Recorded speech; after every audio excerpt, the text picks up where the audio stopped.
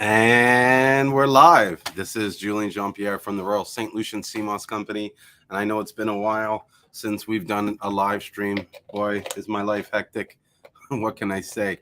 But we've made time for you, and we're doing our best. And today, um, what we're going to be talking mostly about in Seamoss is going to be about marketing.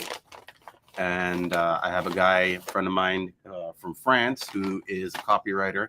He's going to be joining me later. I'll have Ricky come by later, and he'll talk about some of the marketing. I'm going to be sharing some of the stuff I've been doing in the last week or so to kind of like really push up and boost the sales. Um, for the last couple of months, sales have been like, what's up, Merrick? For the last few months, it's been pretty slow for us. And, sometimes you get, so busy you forget to even watch and monitor how much your sales are doing. Hello? What's up, man? You can hear me? Yeah, I can hear you good. No choppiness. Well, that's because it's Instagram. The other thing was like really, and I got a new phone as well. So that's a big plus. Don't blame this on Facebook. It was some. What was the platform we used last time? It was some weird shit. Or you know what it was? It was Restream. Maybe. Restream.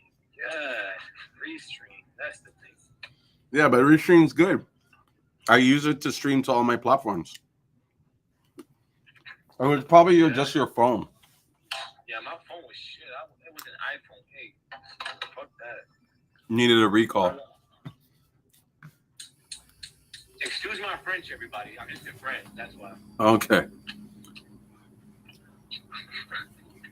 Nice. Not much. I'm just here chilling, fucking working.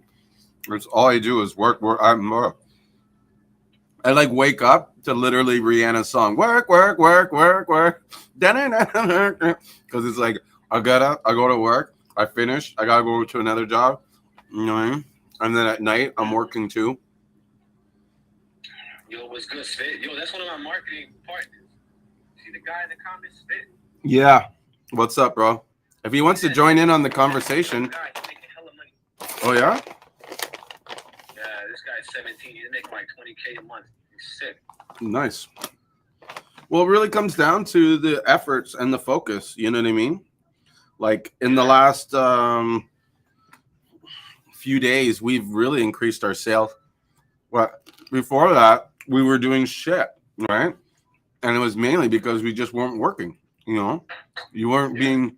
It's what I said today. Some guy, consistently persistent. That's what you got to be. Consistently persistent. Yo, I could not put it any better way.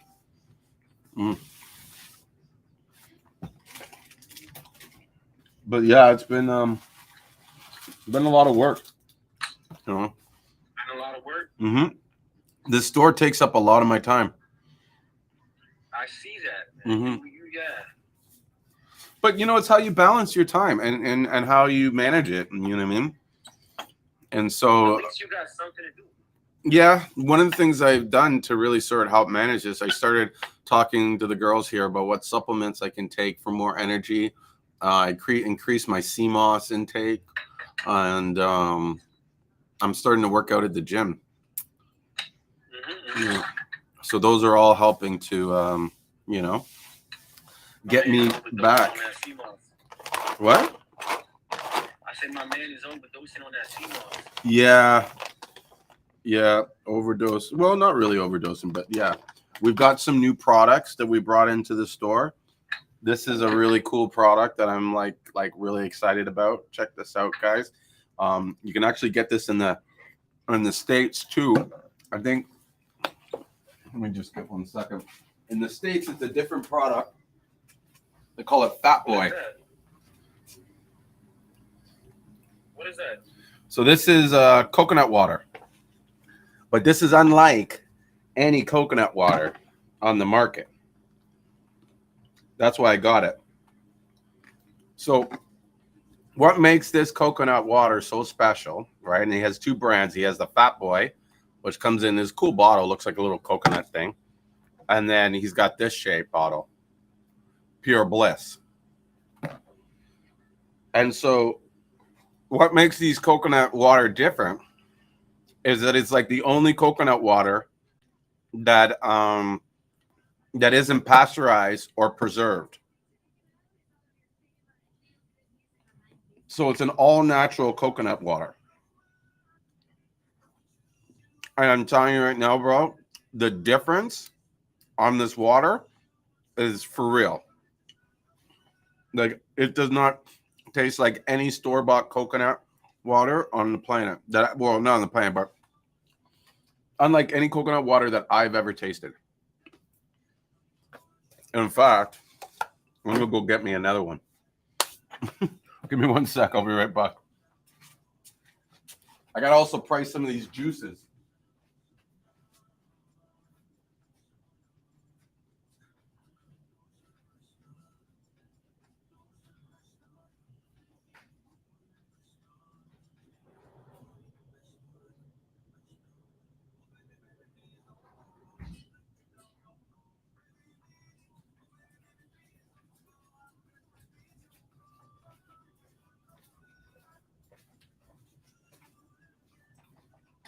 Yeah, man, this is like premium coconut water. Check it out. Here. Pure Bliss. And so he's actually launching this in the States. And so you can get this in the States, but you know, I'm like one of the few stores in Canada that's selling it. So it says perishable, keep refrigerated. If frozen, defrost, consume within 24 hours, thaw completely and shake before drinking. So, and when you look at it, you can see like it's coconut water, like it, you know what I mean? Like the real deal. Yeah, it looks like real, like the one when you straight up open a coconut, right? Mm-hmm. So Merrick says, what do you think about blending the Seamoss with the coconut water? Why not? Yo, you're smart as fuck. Actually, guys, I'm not even gonna lie, yo. This guy is actually smart. Like, when I be having conversations with this dude, like, he's a real hustler. Who? You know, Me? like, straight up. You. Yeah, but I didn't come up with that idea. I just read it in the comments. Oh. Yeah, I said, what do you think about blending the Seamoss with the coconut water? Like, I'll take the compliment. Hey, I'm a fucking hustler. You're right. But you're a fucking this guy. He's like the king of thinking outside the box. Like, this guy, honestly, bro. Like, because that's where all the magic really happens. Like, this guy is creative as fuck. I don't know if it's all that Seamoss should be overdosing on that got your brain function going all crazy. Bro, it's practice.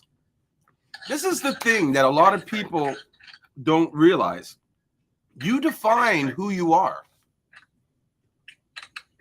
Okay, so to say I'm as creative, you can be as creative as fuck. You know what I mean? If you want to be.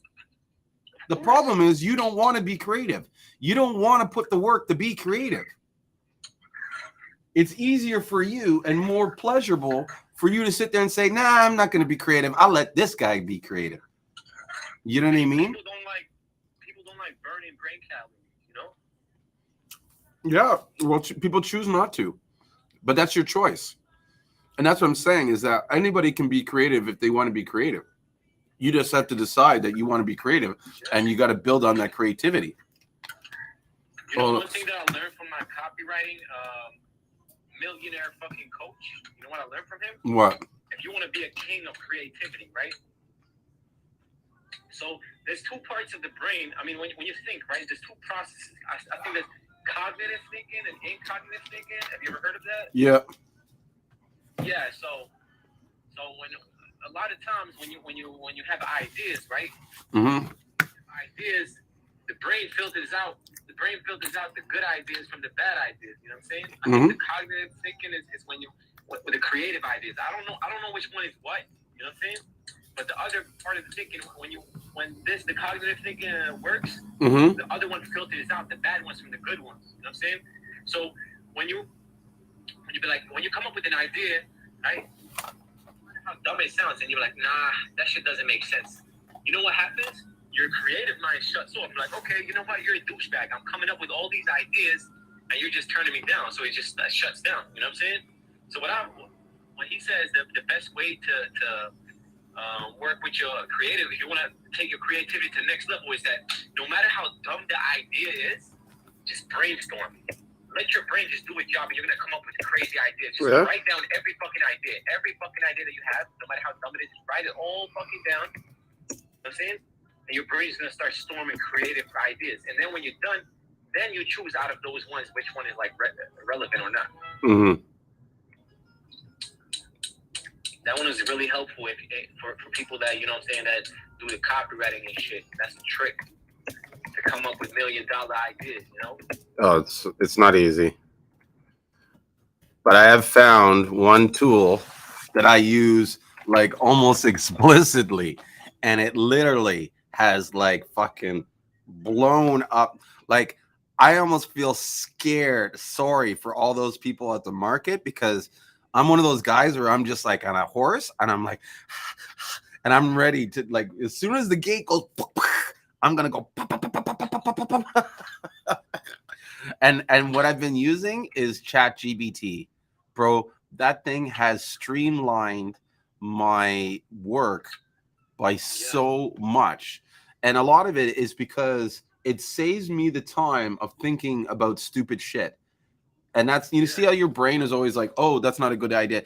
Like, when a lot of times you have to kind of just ignore that when you're writing and just write, right? And whatever you write, it's going to be fine. But it's like getting over that hump. Whereas in the chat GBT, it's like it's like your fucking bitch.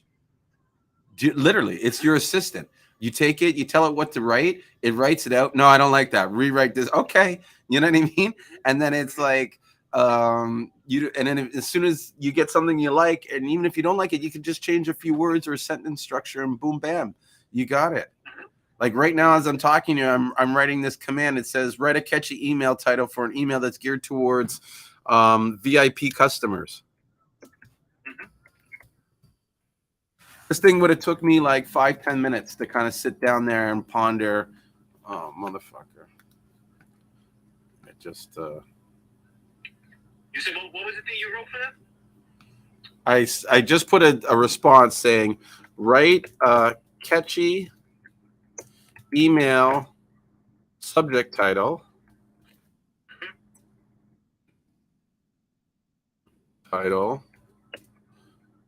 for an email that is meant for VIP customers.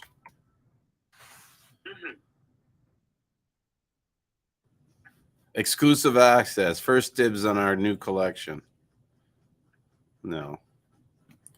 You know exactly the things that you're doing right now, right? Yeah. That's what copywriters do, is that we use ChatGPT, you know what I'm saying, to brainstorm ideas. But then, you know, it's not a human, right? It's a robot. Yeah. So it's gonna have imperfections. So what we do is that we use it, you know what I'm saying? We do just like you, like, oh, how can I make this email sound friendly? Or can you write me a friendly email? Can you give me 10 subject lines that are friendly or whatever, attention, cat grabbing or whatever? And then you filter it out with your marketing knowledge, you know what I'm saying, as a human that actually knows. Mm-hmm. And you see the imperfections, so it doesn't look generic as fuck. Because if you just strictly use ChatGPT, it's gonna look generic as fuck. You know what I'm saying? It's gonna be like super salesy and shit like that. So, but you can even go and tell it, say, make it less salesy, and it will make it less salesy. Yeah, but it's still gonna sound like a fucking robot. It's gonna use somewhat overused what you would call it, overused lines. You know what I'm saying? Yeah. But it's great for storming ideas. It's great to use it as a partner for you to come up with ideas. You know, you make it come up with ideas, and then you change it in a way that you know what I'm saying, that you think makes it makes sense and it doesn't sound stupid or whatever, right? Looks more human. Yeah. No, totally. That's what you do.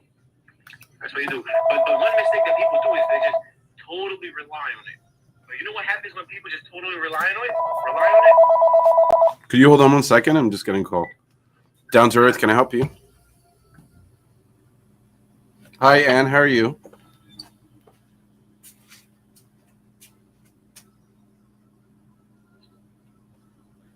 Today, so I have the and the throat relief spray that you wanted. The throat spray, was that from Dutchman's Gold?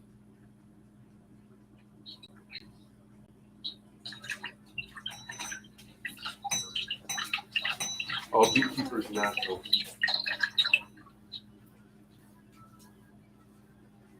Yeah. Hi. Hi, how are you? Thank you. This is the propolis spray, right? Yes.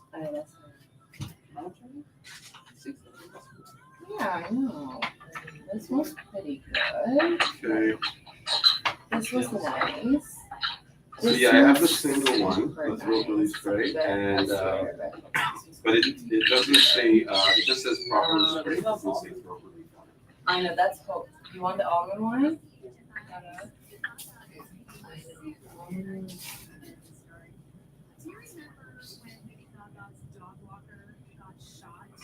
Okay. Wow, yeah, it's good for hair. Argan's Maybe. But I know.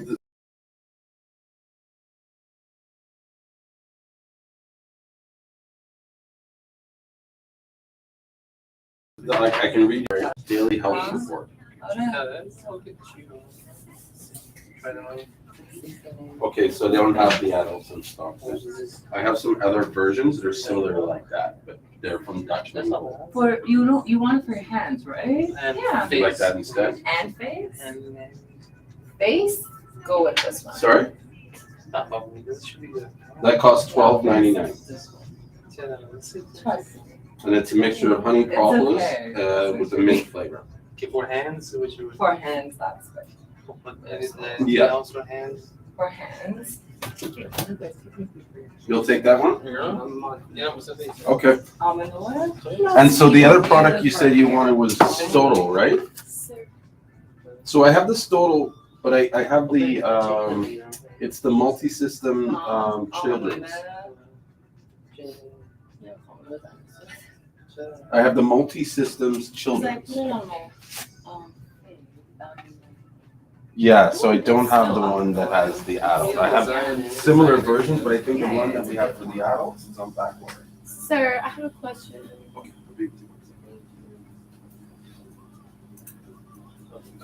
They're both good.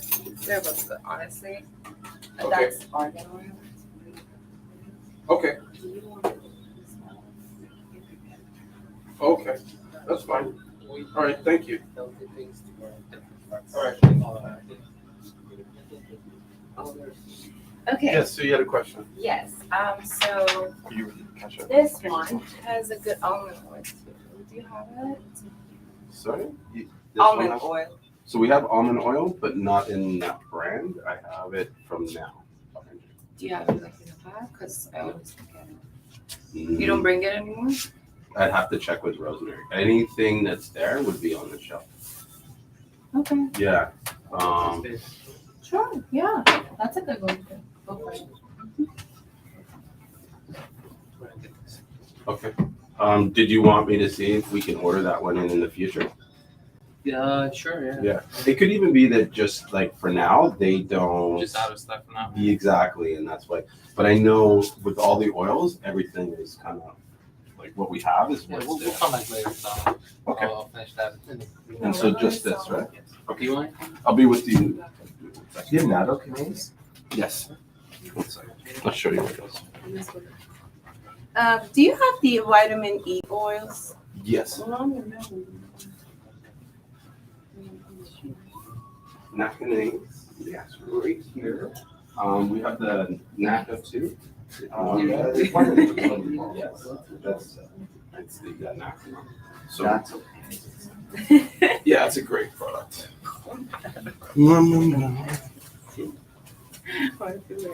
Oh, It's good for COVID, eh? Yeah, I found I was taking it because I was worried about blood clots. Yeah, that's right. Then we had some. There's a K2, kind of similar. K2 they use a lot with B12. Oh, Yeah. so K2 is also. I'm not sure. I have to check. But let me just. So you don't have that now? I might. I think I have some in the past. Okay.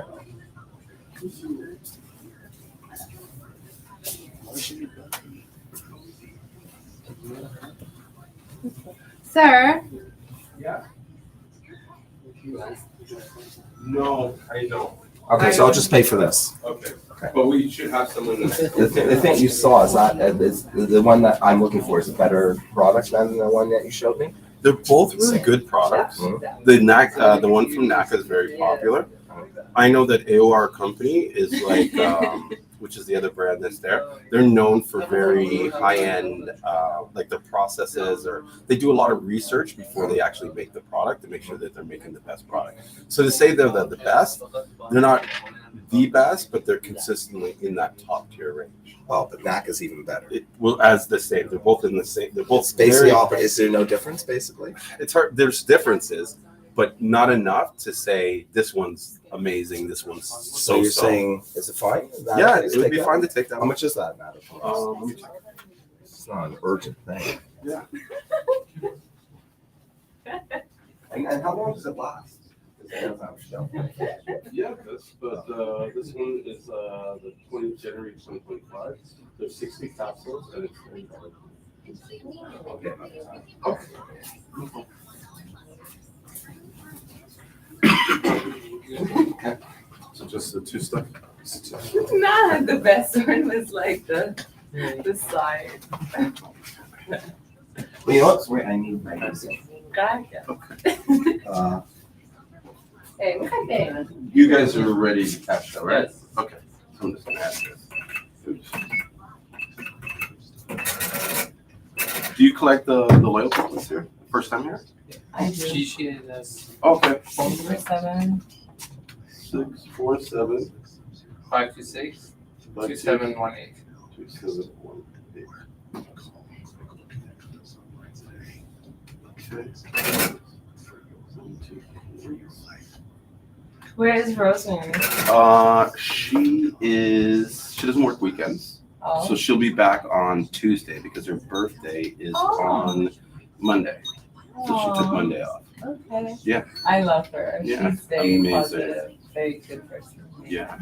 Yeah, she's awesome. And I'll mention to her that you know what I mean, you prefer that almond oil. And then I already told her the other time. okay. And she was like, I've ordered it, so it hasn't come yet. Okay. I'll come to you. And you were looking for the vitamin E. Were you able to find that? Or No, that should be there too, so I'm assuming maybe you guys are. you want to see? Check. Did you want me to show you where it is? It should be there. Yeah, it's not though.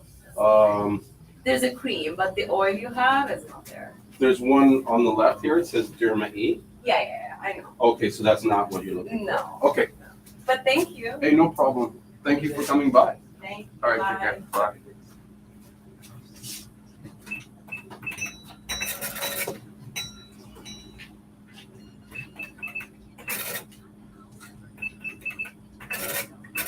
And then you collect loyalty points, or Yes, I did. 905 905 884 884. 9741.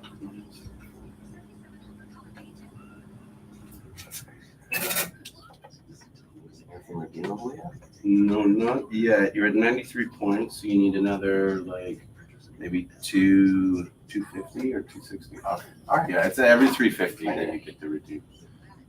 Would you like it it? redeemable? Like $10 or something? Yeah, it's $10. Okay. All right. So 5, 8, 9, 7. Would you like a bag for this? Hmm? A bag. Yeah. Okay. Not here? Yep.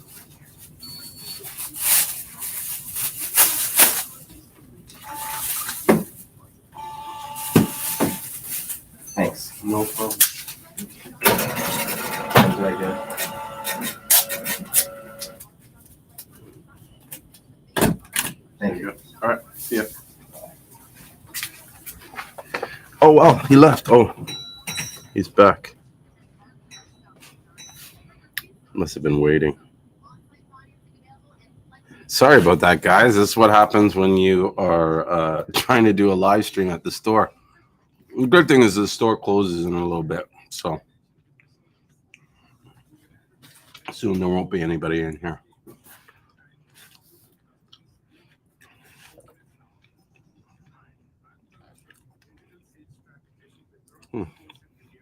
He left, it looks like. I wonder if his phone died. Anybody remember what we were talking about before he left?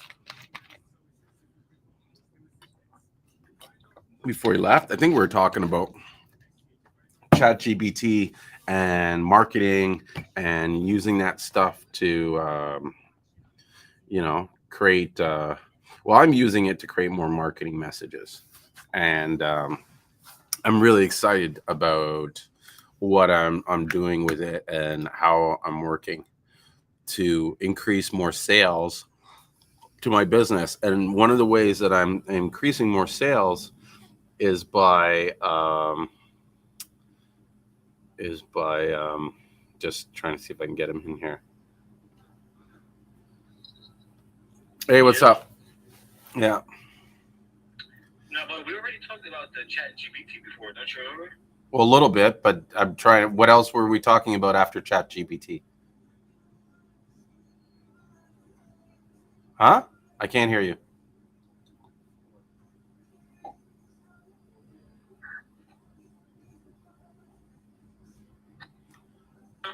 What? Can you hear me now? Yeah, I can hear you now. So we were talking about the ChatGPT and a few other things, and then it was like, then the customers came in. No, I'm not talking about now. I'm talking about the last time we were live. Okay. I'm talking about ChatGPT then. Don't you remember? Yeah, a little bit. Well, to be honest, I don't remember, but either way, I'm sure we were talking about it a little bit. And but I don't know. I'm telling you now, like, because that's part of what I'm doing. Like, even right now, I'm working on. You remember how you've been bugging me all this time about creating that reach back email and stuff like that? So one of the real reasons why I never jumped on that system, that idea that you had, is because I really didn't believe in it, mainly because most of these people, right, aren't like answering. Like, I know who's not answering my emails in a sense, and I have to create things to sort of segment the emails so that I'm building more contextual emails for them. If I were to send this one email to everybody to see who responds, I'll get a very low response, and I could potentially be cutting out people that that I can nurture into buying new sales, right? Because some of these people, it's not about the message, it's that I need to make the message contextual to them, right?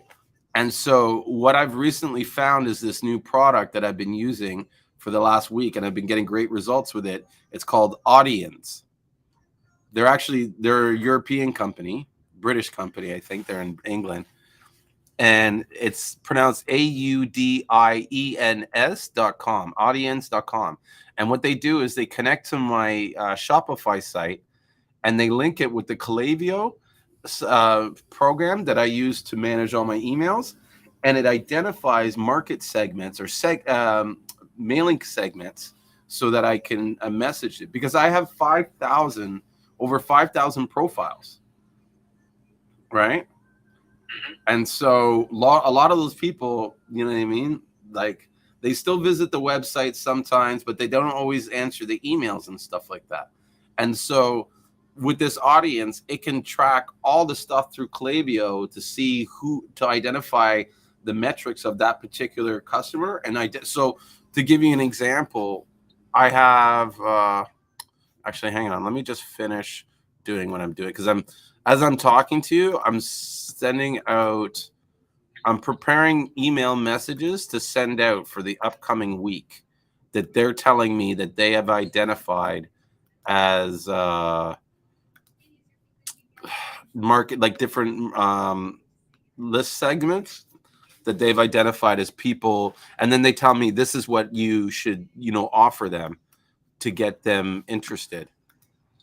Yeah. Yeah. So, I mean, well, go ahead. it's really not about who answers. It's about who opens. You understand me? Well, that's Open rate. yeah. Open rate is what fucks up your sender score.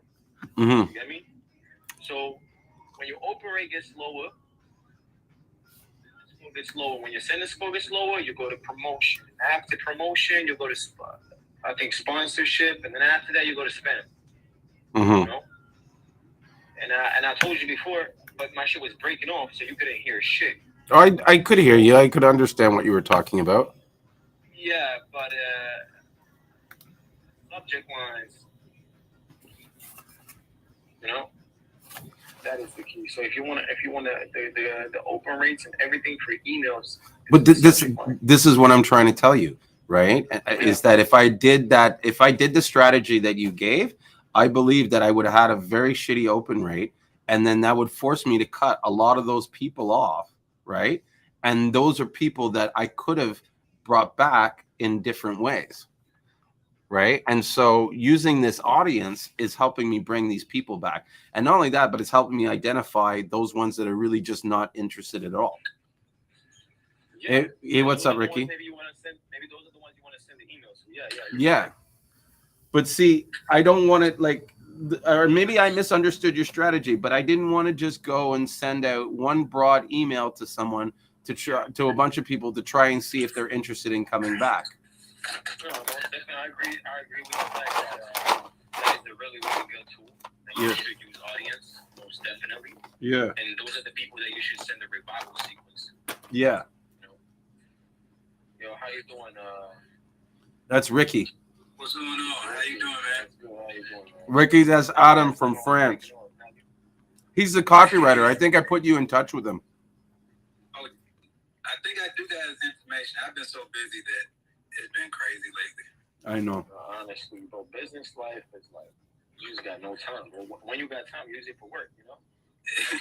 Exactly. It's more like when you got time, there's time to catch up. Mm-hmm.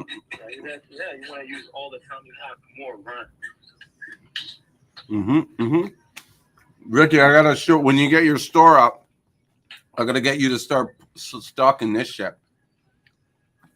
It's badass. The water company that you were speaking about? Yeah, the coconut water company. Yeah, I definitely need that. Oh, Pure man. Bliss. So they have this, right? And then they also have this branding. Same stuff. This is a good bottle. Yeah, I know. I like that. To me, I know you put this in a shelf, people are grabbing this just to grab it like that. Like, quickly. Uh-huh. Uh-huh. Yeah, I like that. I definitely like that. Hey, Rick, have you ever flew with Seamoss gel? What's that? Well, Candy, she wants to know, do you know if you can fly with Seamoss gel, perhaps in a check bag bubble wrap?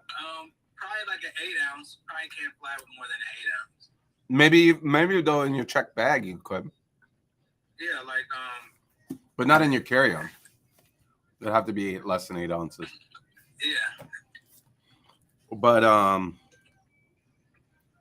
Yo. bring the powder. Fuck the gel. Yeah. Make your own gel when you get there. Oh. What do you want to say, Adam? What powder? What are we talking about? Hi, how you doing? Powder? Good. You guys talk among yourselves. I'll be right back. Yeah. I think Sorry, it's doing a about live Seamoss powder. The omega 3, it's right there. Yeah, it's like a Is this the best one?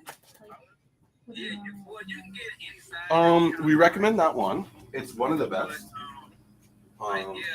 They're all really good. Like, you can actually say, like I usually make these 1 ounce But, I sizes want more for people that are actually traveling or, just for their daily routine. 1 ounce of Seamoss powder actually lasts for like 2 weeks. So, if you want to get 8 ounces of Seamoss powder, then it's going to last you for a few months. 8 ounces? A few months? Yeah, like, the powder lasts forever. Yeah, you don't really, like, you just really need like 2 small scoops of Seamoss powder, and that's your daily dose. I'm talking like a fourth of a teaspoon. That's it. Yeah, like a capsule. Yeah, not even like really almost not even a capsule. It's exactly less than a capsule. I'm sure it could actually be that, You know, but they put that high yeah, it because works out. you, It works out wonderful. for the brain. That's typically what Mhm. if I But if you travel. want That's to what I do travel with. the maximum amount of I food actually- for your brain, The Yeah. crazy this thing would be about it is, like, I don't even Okay, make and is there Jello. one that's not I as make high, Jello but higher powder. than DHA and Yeah. EPA? You make Jello powder?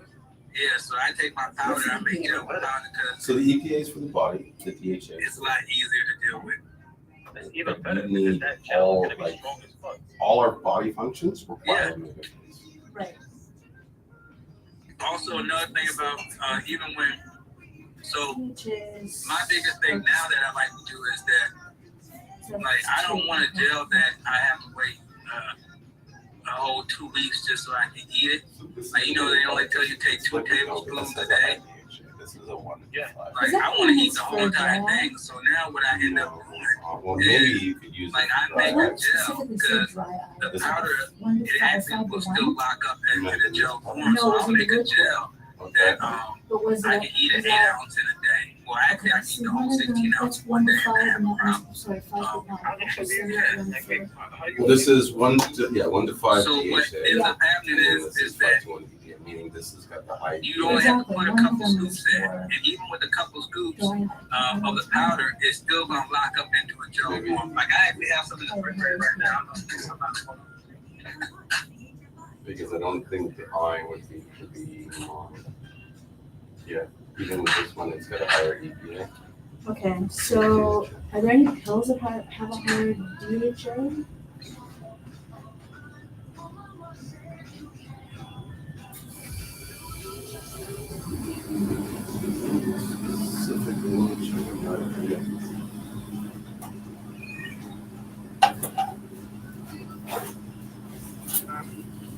Because we have a whole like line section. Okay.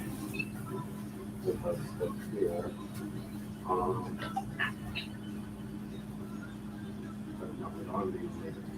Alright, so I took it to my biggest spoon. So this is actually a 16 ounce of the gel I talked about. Now this is actually But have you ever tried for your brain like line? soursop, strawberries, and dates. So what I ended up doing, this was a few days ago. I ended up making about 60 ounces of this, Okay.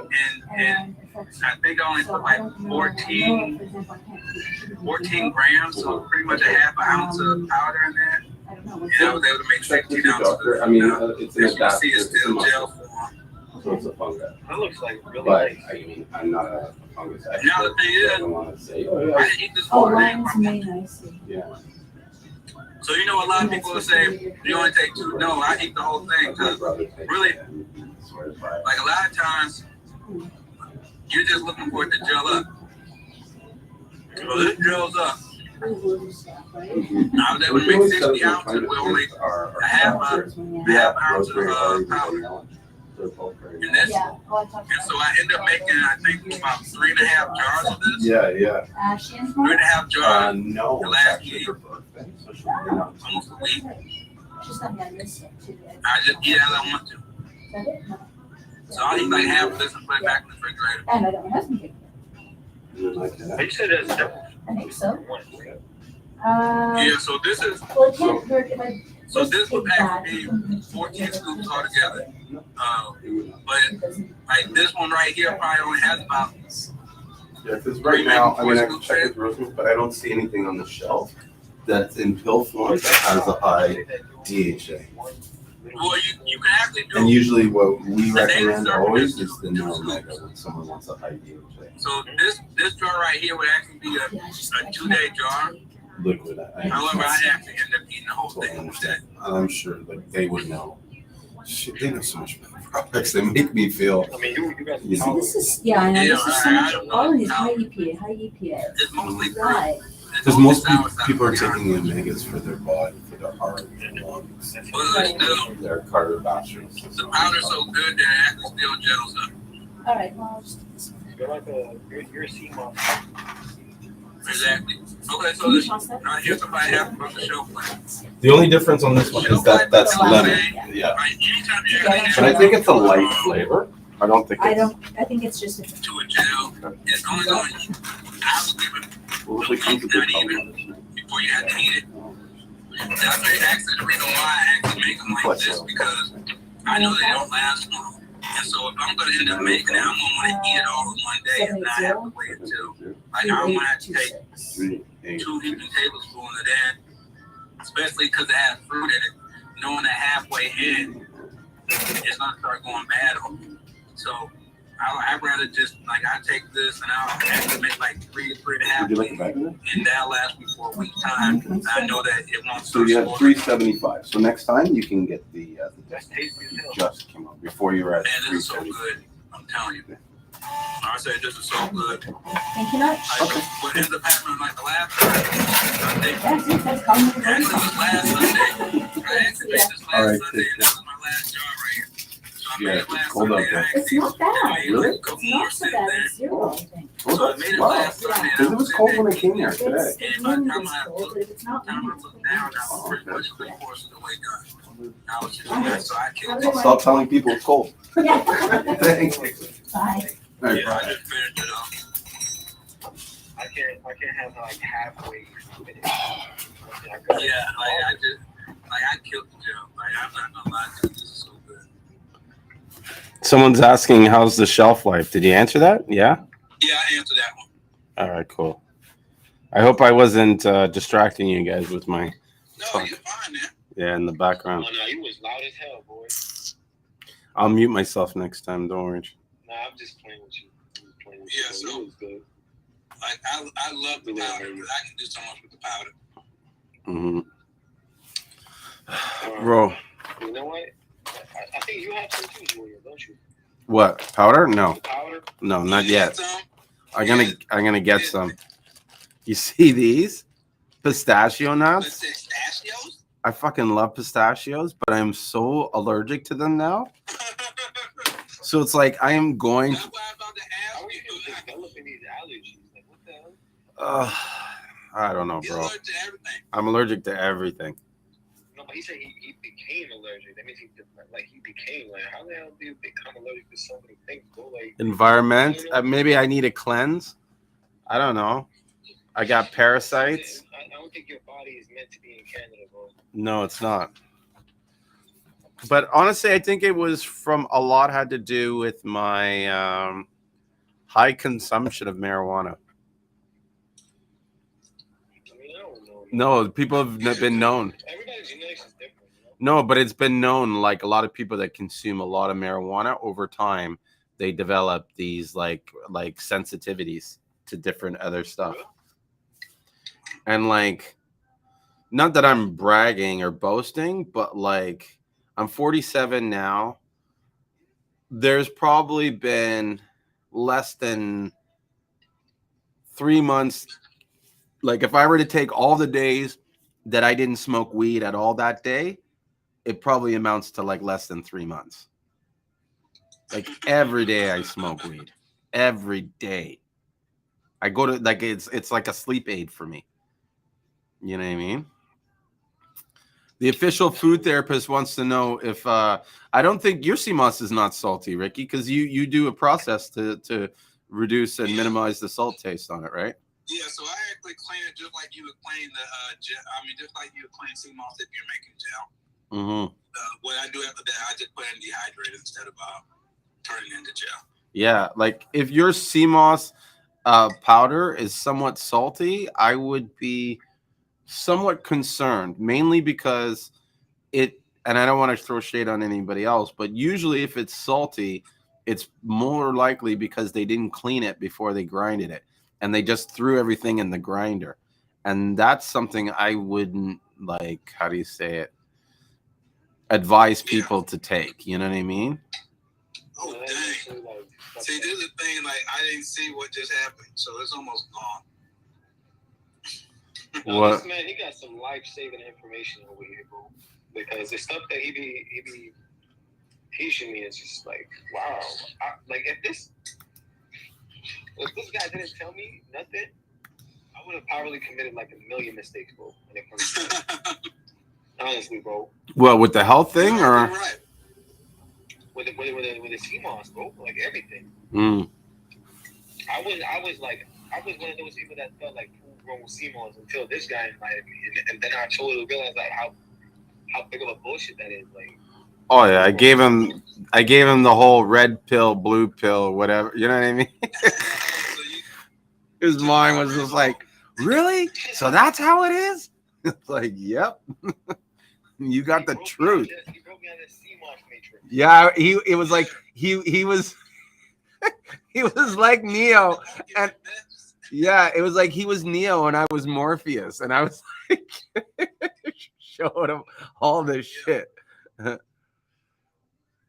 like, walk with me. So He is really Morpheus. Like, look at him. I'm gonna do some videos where they superimpose me, make me look like Morpheus. Be like, "There's no Seamoss in a pool."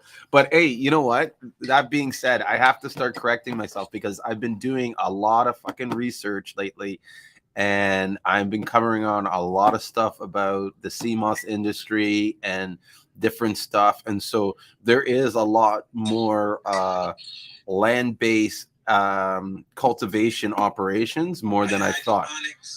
But most of the products that they're growing aren't the Seamoss that we're consuming. It's not Eukinema. They're doing like kelp and other sort of species, and they're more directing it for biofoods and stuff like that and extractions. You know what I mean? So they're Really, I think it's a lot of extraction that they're actually using. Yeah. For. It's not what we're thinking. No, none of it's going into a commercial market, period.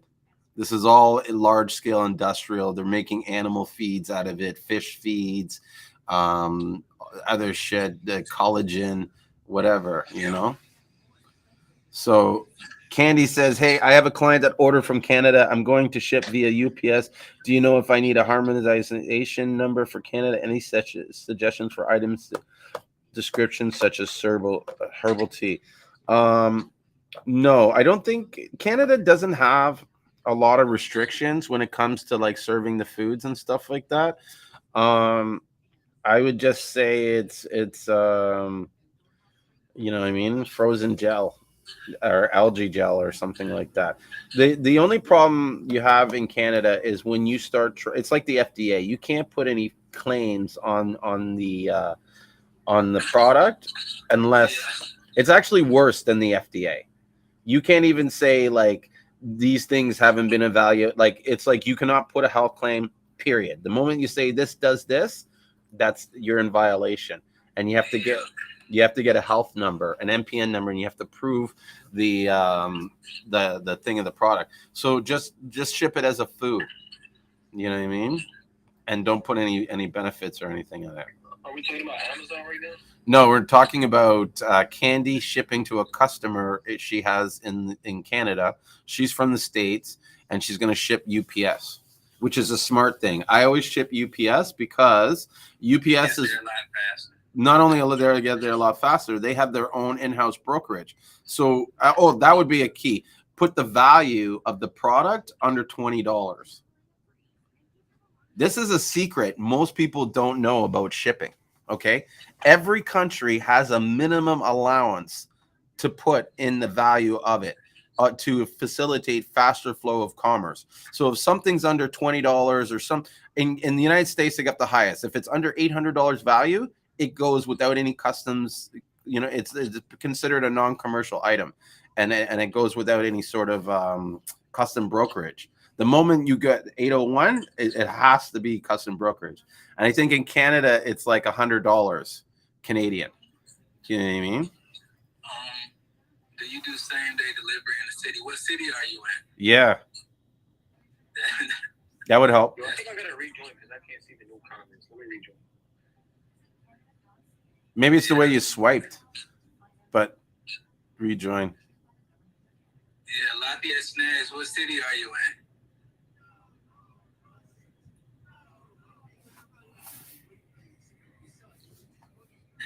Like if you're in Atlanta, yeah, just hit me up. I pull up. Yeah, Atlanta. Yep. You know it. You know it. You hit me up on a certain day that I'll try to get it to you as soon as possible. The depending on what you're buying.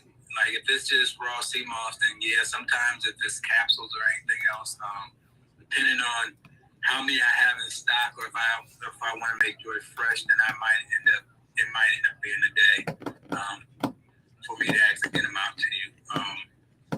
And then also, if I actually have my person that actually does some deliveries for me, I do have a person that does deliveries. If they're actually working that day, then they'll go ahead and deliver it to you same day if I can actually get them in time.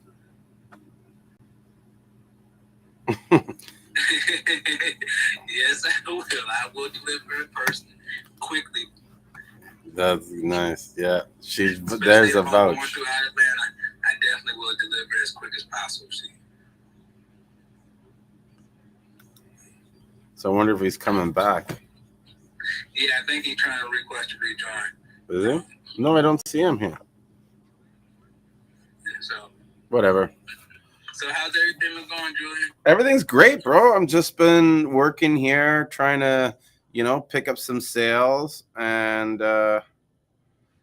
yeah, that was a major shipping tip, to put the shipping value for $20 or less to avoid your brokerage. Yeah. Oh man, it saves me so much. That's the one trick, that I'm able to ship to Canada, to the States, and no one has to pay any import duties. I put everything down as the value is $5. And so it goes in. And even when I ship to other countries, it saves, you know what I mean? Because if you put it too much, like I did one mistake where I forgot to change it, and the person called me, like I had to and there's another thing too. If they call and complain about the customs like being too high, resubmit a new invoice with a lower amount, and they'll be able to take it. Like, you as the shipper should be able to call the customs and say, oh, and which is funny, right? But you could call them and be like, oh, that's not the right invoice. That's a mistake. This is the right invoice. And they have to accept it. That you said that, I actually sent something to the UK this week. It was like something that was worth like $130. And they just got upset because, and this is the first time it's really ever happened to me, where this person ended up having to pay brokerage fee when they got to Canada. I mean, when they got to the UK, they were like, "Yeah, I had to pay an extra." Like the driver said that I needed to pay something extra. I'm like, "What?" I'm like, "This is the first time that this has happened to me going to the UK." But I think it's because what they ordered, and it was a certain amount of money, that ended up being a situation where they end up having to pay another fee on. Totally, or it's like Brexit or something like that. That's happened. It's like it was an import fee. Crazy. Like I was like, an import fee. I was like, what in the world? An import fee? That shit is crazy. Insane. But yeah, so they were kind of like, they were like, you should let me know. I said, I didn't know that you had to pay an import fee. Like, that's something that kind of goes with. Like, that's something that I'm thinking that you would know. I didn't know about the import fee when it comes to UK. Yeah, Europe in general is very, very complicated and strict when it comes to bringing anything in. Because Europe is just a complicated continent. They like to complicate every fucking thing on earth, bro. Yeah, and then even if you have a gold chain, if you wear a gold chain, right? Yeah. And you enter Europe, you can only weigh a certain amount before you have to pay customs. Crazy. Wow. Because that means the value of the gold is past a certain extent, right? So if it's more than 2 pounds, depending on certain countries, you know what I'm saying? If it's more than 2 pounds, then it's gonna cost maybe more than I don't know how much, you know what I'm saying? Maybe it's gonna exceed the limit of the value, and then you're gonna have to pay customs. Even the watch. So when you come in with a watch to Europe, you might have to be careful. It depends on what country you go to. So it's bullshit, bro. Like, fuck Europe. Okay, I'm also sending first time to the UK, UPS. I typically, you know what, to be honest with you, it always depends on how much I'm actually sending out. If I'm actually sending out something small, I actually will use USPS before I use UPS. If it's something that's, I would say if it's over 1 pound, I end up using UPS because it's actually better. And use Pirate Ship as your application to buy the thing, to buy the labels. Do you hear me? No, I didn't hear you. I said use pirate ship. See, I don't really use pirate ship ever. I have it, but I never use pirate ship. So pirate ship's better when you're going overseas. Everything. Right? Because they're buying the cheaper labels. Like Well, sorry, go ahead. Like I actually did some, like, I guess with my Shopify labels are actually, some of them are cheaper when I'm actually using Shopify than pirate ship. Really? Yeah, like I get cheap labels using Shopify. Oh, maybe they don't like me. I've never seriously, bro. I've never had I've done extensive cheaping, like the Shopify, and I had the best plan. Like I have the $80 plan, the one short from 200, and it was just I don't know. Maybe it's because I'm in Canada. I know what I really think it is. I think it's location. It could be the location. Because that's what I really looked at on pirate ship. Because when I was doing it on pirate ship, I was like, there's really not that change. There's really not that big of a difference that I'm seeing when you're using pirate ship compared to. Matter of fact, I think actually, especially if I was doing anything over a pound, that UPS was actually cheaper than pirate ship. Interesting. No, every time I've always used the third-party labelers, whether it be Pirate Ship or Net Parcel, or I'm using Click Ship now. Always been cheaper. Is that gel? Yeah. Bro, I sell a lot of gel in this store, you know that? You never told me that you were selling gel in the store. Oh yeah, of course. From day one.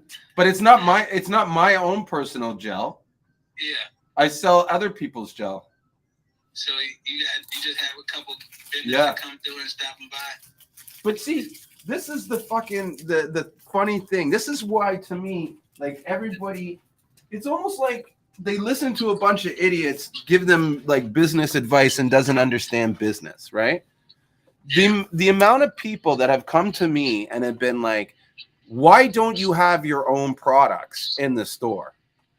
Why are you selling these other people's products? And I'm thinking in my head, fuck, they are my products. It's all my Seamoss. You know, that's the funny thing, because somebody was asked me if I was gonna sell gel in my health shop. I'm like, I'm not gonna sell gel, but I'm gonna have some people come and drop their gel off. They're like, why would you do that? I'm like, because why wouldn't I do that?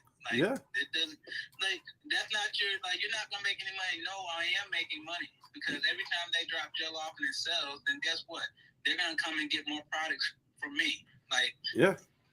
Not only I supply them with what they're making gel off of. So yeah. I actually want a couple different stores that they can actually go in and drop their gel off to, so they can actually make more money. Yeah. The more money they make, the more money I make. That's it. And I'm fine with that. I don't need to take every last dollar. No. That's the reason why I don't sell gel now. Yeah. I could have sold gel a long time ago and pretty much cashed out. Yeah. But that actually negates the whole reason why I would I'm not gonna what do you call it, compete with my customers. I think that's the most awkward thing to do. I think that is just so. Mm-hmm. I don't know. When I see somebody that actually will sell you a product and then go around and actually try to sell the same product that they just sold you, and knowing that they can actually sell it to somebody else for cheaper, it kind of I end up having a conversation with somebody that I end up doing that post, and I seen people started trying to sell their product underneath my post. I told them that's disrespectful. So I actually had a conversation with one of the people that was doing it, and I was like, okay, so why would I buy 1,000 pounds of Seamoss from you, and then you go underneath my post when I'm trying to sell it, and you try to sell your Seamoss underneath it? Yeah. I'm like, that defeats the purpose. I said, I'm not gonna buy 500 to 1,000 pounds from you. I I said, because I'm not gonna be able to sell my Seamoss if you coming underneath my post trying to sell your Seamoss. Yeah. If you're the plug and I just buy Seamoss from you, why would you come underneath my post and sell Seamoss? No, that's crazy. That doesn't make any sense to me. I'm like, you're poaching my customers. Yeah. And so now I'm not gonna be your customer. Yeah. I didn't understand it. Yeah, it makes no sense. Yeah, it just doesn't make sense. Like, I do what I do for a reason. I do what I do so people that actually are in that have 3,000 pounds to sell. Why would you want to sell 5 pounds or 10 pounds? Mm-hmm. That doesn't make any sense to me. Like, that's the reason why I buy 100 to 200 to 500 pounds, so you don't have to do that. Exactly. Like, it just, a lot of times, I don't know if people kind of understand the process as far as what you call it, the pyramid that you're supposed to be on when you actually are buying and selling products. Like, I'm not going to make gel when I know I sell to everybody that does make gel. Yeah. That doesn't make any sense. Doesn't. Not Like, at all. we're sitting right next to each other, and you're looking at me like, damn, I know you can just drop the price whenever you want to. You know? Like, yeah. Like, it's not really a good competition, because they're going to be, I'm not discouraging anybody that I actually sell to. Like, what I end up doing, and kind of like somewhat like you, is that I'm always trying to figure out how I can make y'all more money. Yeah. Like, okay, so you guys got gel. Okay, so now we got powder, we got capsules. Like, we're going to figure out, we got soaps. Any other thing that can help my customers make more money. That's what I'm here for. Yeah. That's our job. You know? Fucking thing. Yeah, I watched this video the other day that clearly like kind of spelled it out, where the guy was talking to this Jewish guy, and I think it was, I can't remember exactly how it started, but it was like, you know, how are these guys able to make so much money, right? And he's like, because when a Jewish man makes money, 5 other Jews make money too. And he went on to the story to say, like, you know, when you know, one Jew makes money, there's a guy at top that's make money, and there's, you know, their employees make money, and this and that. And he's like, but like, if, you know, in other cultures, they have it so that, like, especially in Black people, where it's like only one guy can make money, and he makes sure no one else, like, he's the only one that can make money or makes the bulk of the money and stuff. And so what happens is no one wants to do business with you. Exactly. Like actually, I seen that post, and that's why I ended up reposting it, because I was just like, you know what, that's the smarter thing. Like we all should be making money with each other and stop trying to be the only one making money. Mm-hmm. I always say, find your lane and give something to offer. I'm proud because I actually see a couple people that I actually sell to on here, because I know that the people that I sell to are making money. Mm-hmm. They're happy. You know, and that's the biggest thing, is that I get excited because the people I sell to make money. I know they're making money because I see them everywhere. Yeah. You see the marketing. Like, I know that they're making money. I love that they're making money, because really, be honest with you, like being a wholesaler, we don't make a lot of money off of 1 pound of Seamoss. No. Like, that's not our goal, is to make a whole bunch of money off of 1 pound of Seamoss. Our goal is to get rid of as much possible Seamoss as we can. As quickly as we can. That's the goal, is to find people that want to buy as much Seamoss as they possibly can. That is true. And we make sure they always got it. Yep. That's it. But you know what, I've really been on this, like in the last couple of weeks. I somewhat talked to you. I think it was last week about it. Okay. For anybody that's looking to get into the Seamoss industry, really get into the Seamoss industry. One, I'm gonna give you one piece of advice that I wish I would have known when I first started, and this is with any industry. First thing is fix your personal credit. Yeah. Fix your personal credit. While you actually are getting to the Seamoss industry, learning the Seamoss industry, everything of that nature, get your personal credit straight, and then once you get your personal credit straight, make sure you have your LLC, your EIN, a business phone number, a business email address. When I say a business email address, not an email address that ends with gmail.com. A business address that actually ends with your business that you're in. A business address as well. All these things. And then you start going to get business lines of credit and business loans and things of that nature. Oh, that's nice. Yeah. This is from a company. That's good sour sap. Yeah, from World Moss. Seamoss sour sap thing. That's some information I wish somebody would have kind of broke down to me because, man, like, I'm going to be honest with you. For the last 3 years, I've been using my own personal money to fund my Seamoss situation, and it's hard when you're using your own personal money.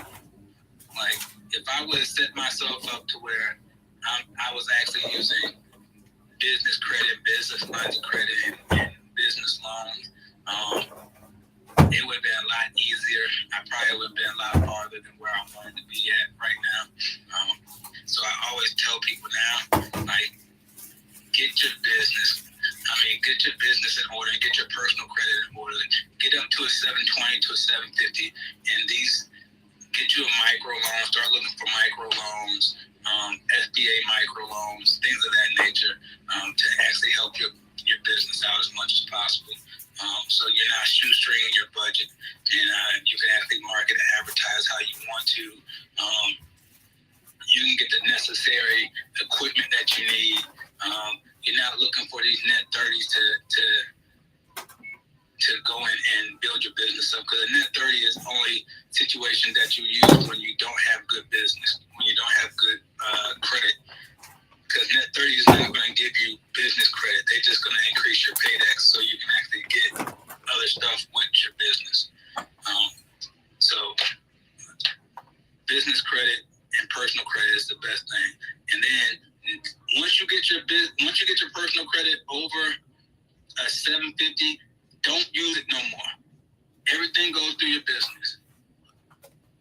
When I say everything goes through your business, everything goes through your business, except for paying a couple bills off with a credit card. And then when you pay that bill with your credit card, then you just put that money right back on.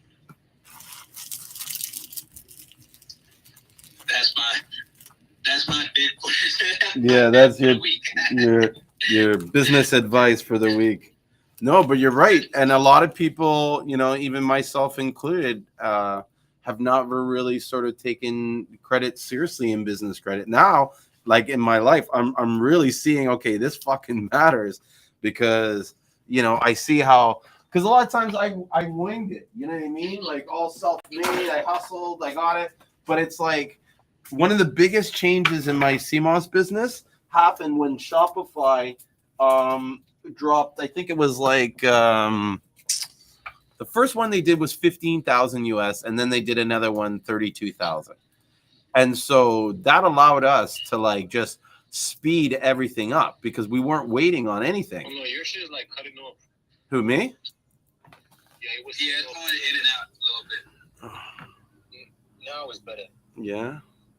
All right. Yeah, just speak like this. So I was saying is, the Shopify money really helped, accelerate my activities, Says, do you have any issues sending Seamoss or Seamoss gel from Canada to the U.S.? Is there a better way to ship to the U.S. with no issues?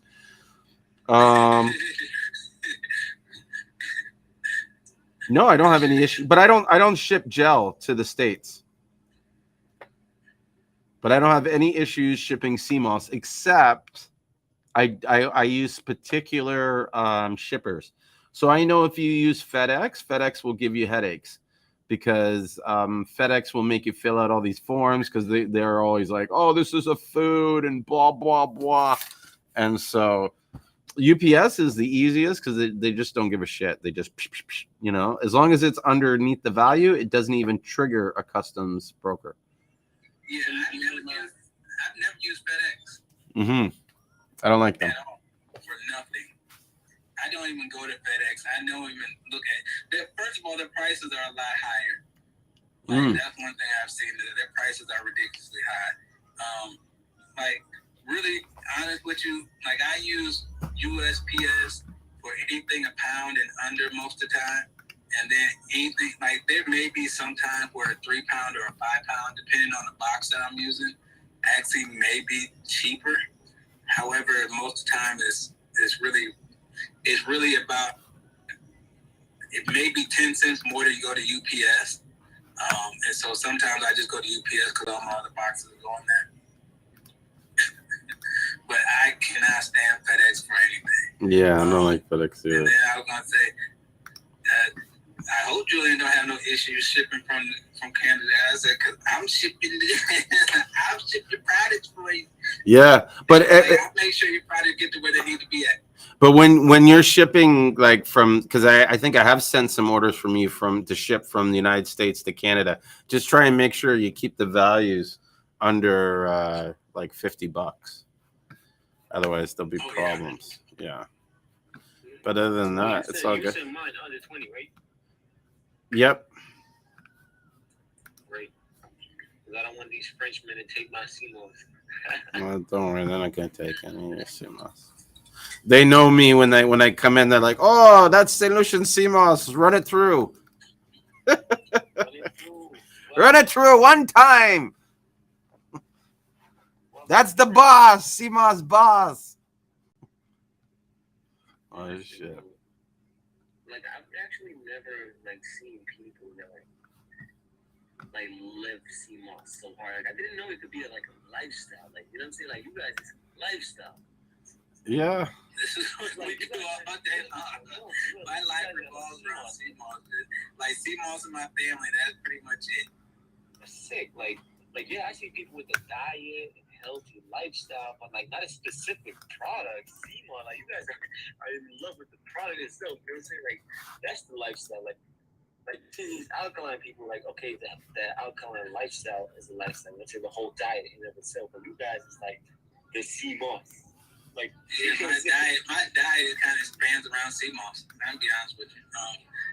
But it's like, okay, so I always like to break stuff down for people that, especially people that are new to the Seamoss industry. Like Seamoss is not one of these cure-all type of situations. Seamoss is actually a nutrient supplement. That's what Seamoss is. It's a nutrient supplement. Like we don't get the proper nutrients from the food that we eat right now. And with that being said, is that you need a supplement that's going to give you nutrients. And Seamoss is very dense, so you don't need to take a lot of it to get the nutrients that you need. So that's why the 2 tablespoons really, and a lot of people I tell them, you know, take your Seamoss right after you eat, because a lot of the food that we're eating is not going to give us the proper nutrients. And so once you take that Seamoss after you eat, then it's going to curb your appetite even more. So you're not hungry, right? Like a lot of times when you eat, like you'll relax for a little bit, then you're like, dang, I'm hungry again. And you're trying to figure out why you're hungry because the food that you just ate didn't give you any nutrients. Like your body's still looking for something. And so once you take that Seamoss afterward, then your body, you might go about 6 more hours before you even realize that you're hungry again. I haven't even barely eat, besides snacking on a couple nuts and shit like this. I haven't had a meal today. Yeah, like I just ate this, and I probably will actually tell Crystal that I probably won't be eating till like 9 o'clock. Mm-hmm. And I won't even, and I'll just make myself eat at that time just so I actually have something on my stomach. But I can really go for the rest of the day and not eat. You're true. Facts. I mean, that's what Seamoss does, isn't it?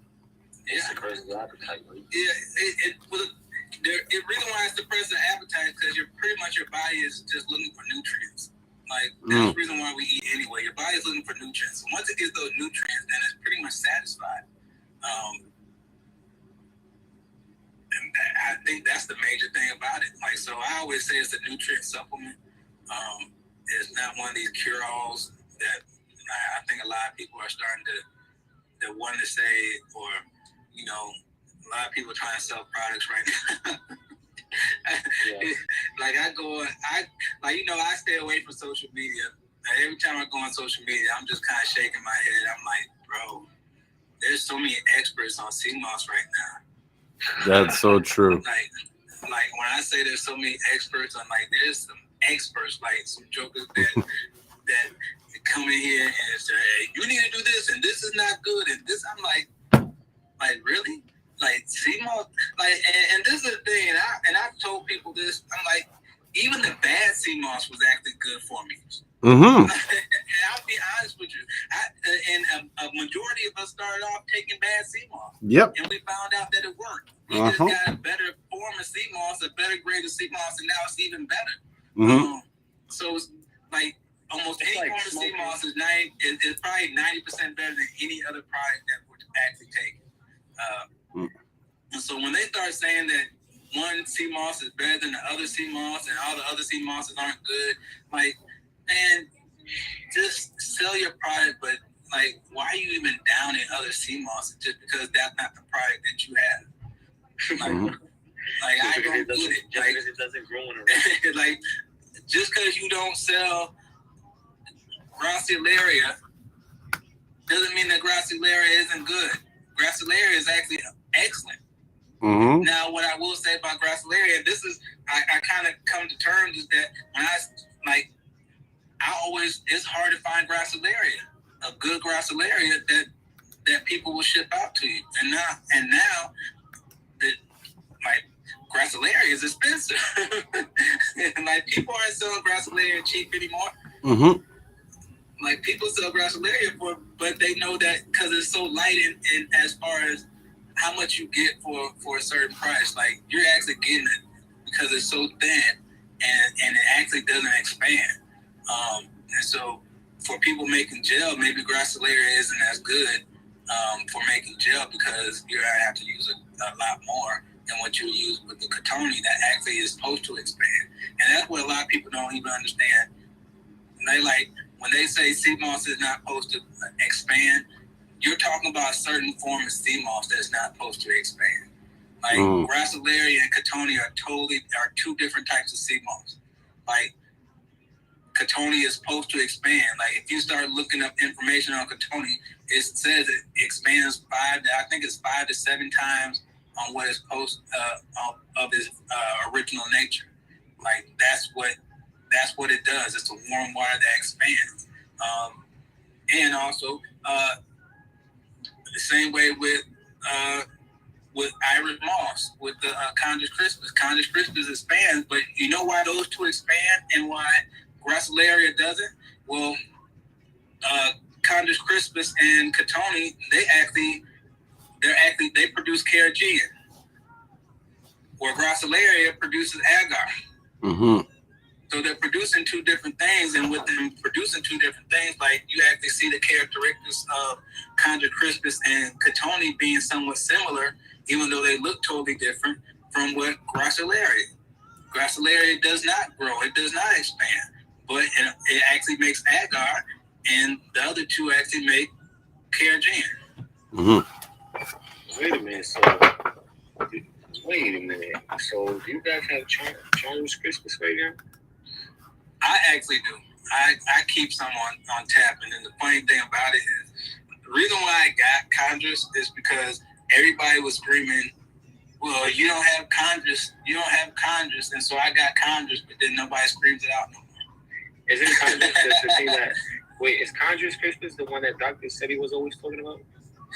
Okay, so that's a rabbit hole situation, because he says Chondrus crispus. However, when he describes the Seamoss that he was using, he was describing Gracilaria. For real? Yeah. So if you listen to what he describes, he describes the Seamoss that he's using as stringy, looks like spaghetti, but he calls it Congress Christmas. So there's a Congress Christmas is thicker. Yeah, it's like crumbs. It looks really different. Matter of fact, I actually have some home.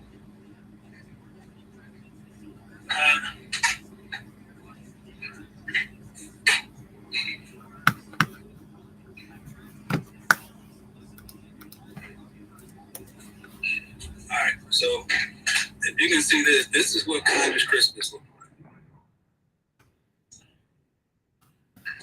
like. Okay, the best way I can describe it, Congress Christmas looks like weed. Yeah. Looks like a loose form of weed. Yeah, okay.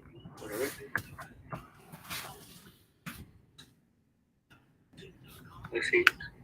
Yeah, so this is Congress, and it actually grows. It looks different. Like, it just looks different. It doesn't look like Gracillary, or it doesn't look like Catania. Is it better? Is it stronger? I wouldn't say it's better or stronger. So like depending, and this is depending on who you're getting it from, but what ends up happening is that Congress is actually dried a little bit different. What I will say is that purple Congress and purple St. Lucia Seamoss to me is pretty much almost the same. They give me the same, like I feel the same when I take one or the other. Same way with the full spectrum of Congress and the full spectrum of St. Lucia Seamoss. They're really the same. A lot of times the Seamoss is really based on color.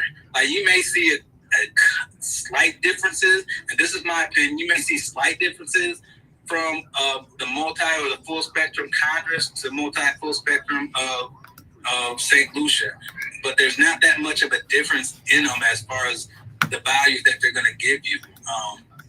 And I always say that it's really not based on the species, but based on the color that you're getting. Like gold is gold, but you don't get the reason why a lot of times they say that Congress is better than St. Lucia is because they're comparing purple Congress to a gold St. Lucia. And it's going to have a little bit more nutritional value as far as with the purple Congress because purple St. Lucia has more nutritional value than the gold St. Lucia. Gold St. Lucia is what everybody starts off with. Like it actually clears the gut. It's good for topical products and things of that nature. It's really good for balance. But what you have as far as when you start delving into the colors, like purple is really what you take when you're sick. Like you want all your antioxidants and anti-inflammatory and all these things that you're gonna actually need as far as to get yourself healthy again, then you're probably gonna want to take a purple. Gold is really for pretty much getting balance back to your life. Like what I said, if you're eating a lot of bad food, but you want to actually throw some gold into a smoothie, so you can get some nutritional value back and kind of clear out that gut from the stuff that you've been eating. Like that's perfect for you. Mm-hmm. The full spectrum, I always say, it's like the best multivitamin that you can get is something that you can take every day. And with it cleaning out your system, it's also going to add some more nutrients to you. It's going to actually be anti-inflammatory. It's going to actually clean, like detox you a little bit as well. So it's kind of like an all-in-one. Purple really is, if you're feeling sick or anything of that nature, you want to have some purple. Like you want to have some purple. That's what's going to get you better. That's what's going to pretty much fight off any colds or anything else like that. You want to keep those around. So I always say it's really based off color and not more or less the strand that you're actually getting. Well, I'm not even gonna lie. Your brain and Julian's brain is like a Seamoss documentary. Hey, the funny thing is that you should hear when we actually talk to each other. Like these are conversations that we have.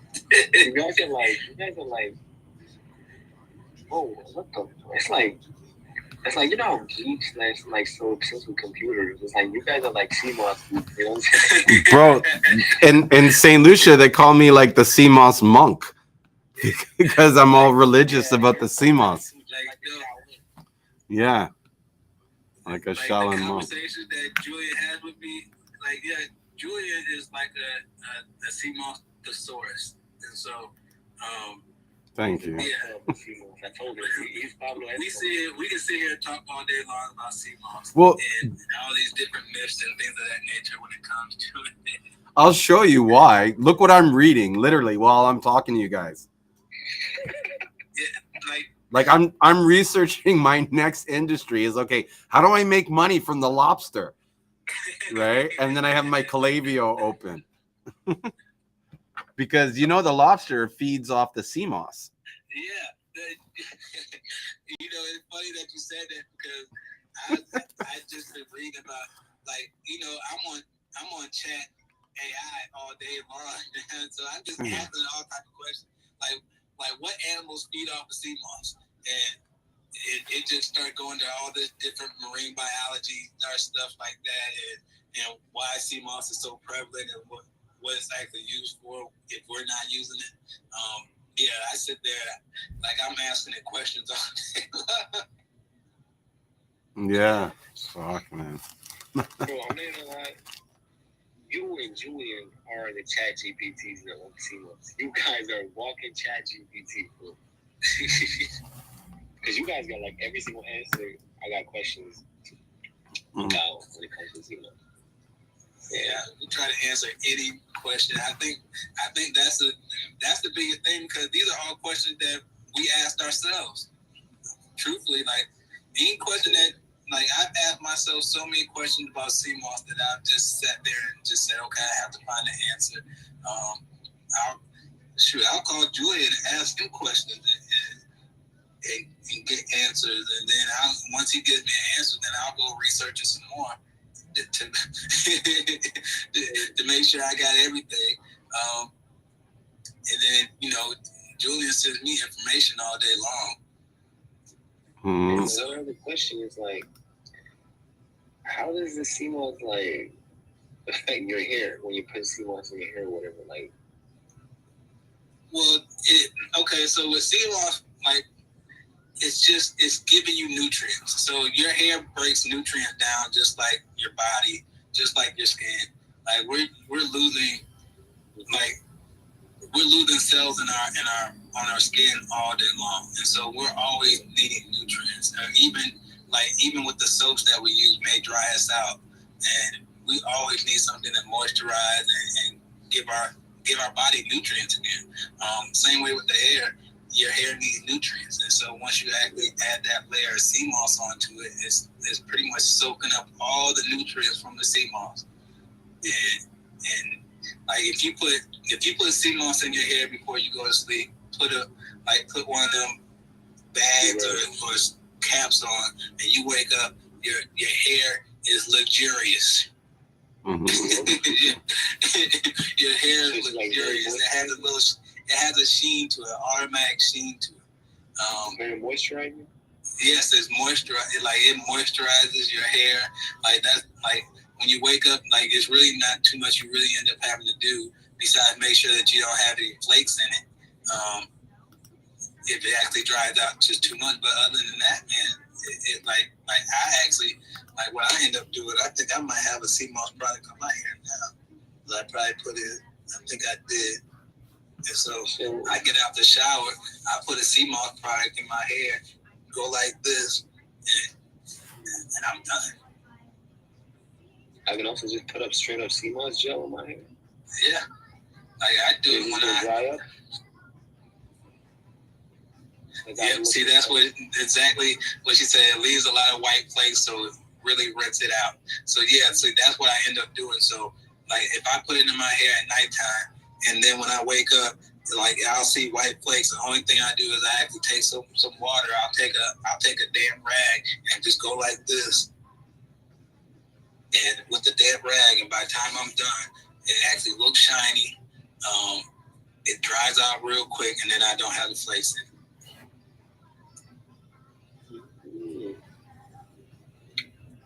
That is actually interesting. I need to do that on my hair. I need to do Seamoss on my hair because, like, I've had problems sometimes in my, like, naturally dry hair, you know? So I'm going to use that. Yeah. Now, the only way you get around it not actually leaving flakes is sometimes we'll add oil to it. Like if you put the Seamoss and add an oil to it, then you actually won't get any flakes. It'll actually soak up. I do that every now and then. My black Jamaican castor oil and I mix it with the Seamoss, it'll be perfect. Yeah, like matter of fact, we do actually have castor oil that, like, I put in castor oil. I've been actually using black seed oil lately because I love black seed oil, so I actually mix it in with some black seed oil. Put it in my hair when I'm about to go to sleep. And the crazy part about it is I don't even put a bag on my hair. I just put it in my hair. Let it somewhat dry out. Wake up in the morning time, take a wet rag, just do a little bit of this with the wet rag, and then I'm off. I'm out. Yo, that's your natural hair, bro? Like, your hair is like that? Yep. No texturizing or nothing? Crazy, bro. Like, I'm light skinned. You got more, like, bigger curls than me, you know? Yeah, like, the only thing I got more black hair than you. That's crazy, bro. Like, you're this is it's crazy. like, you got that Italian hair, bro. I don't even know. You got that. Like, this is Like, my hair. Like, I just do like this. What do you mix with, man? Nothing. That's the crazy part about it. You just black with hair like that? Yep. What the hell? Oh, that's crazy. Yeah, it's like, I'm telling you, it's crazy. Like, and the thing is, like, my whole family, if you see my sister, if you see my mom, we all have the same hair. For real?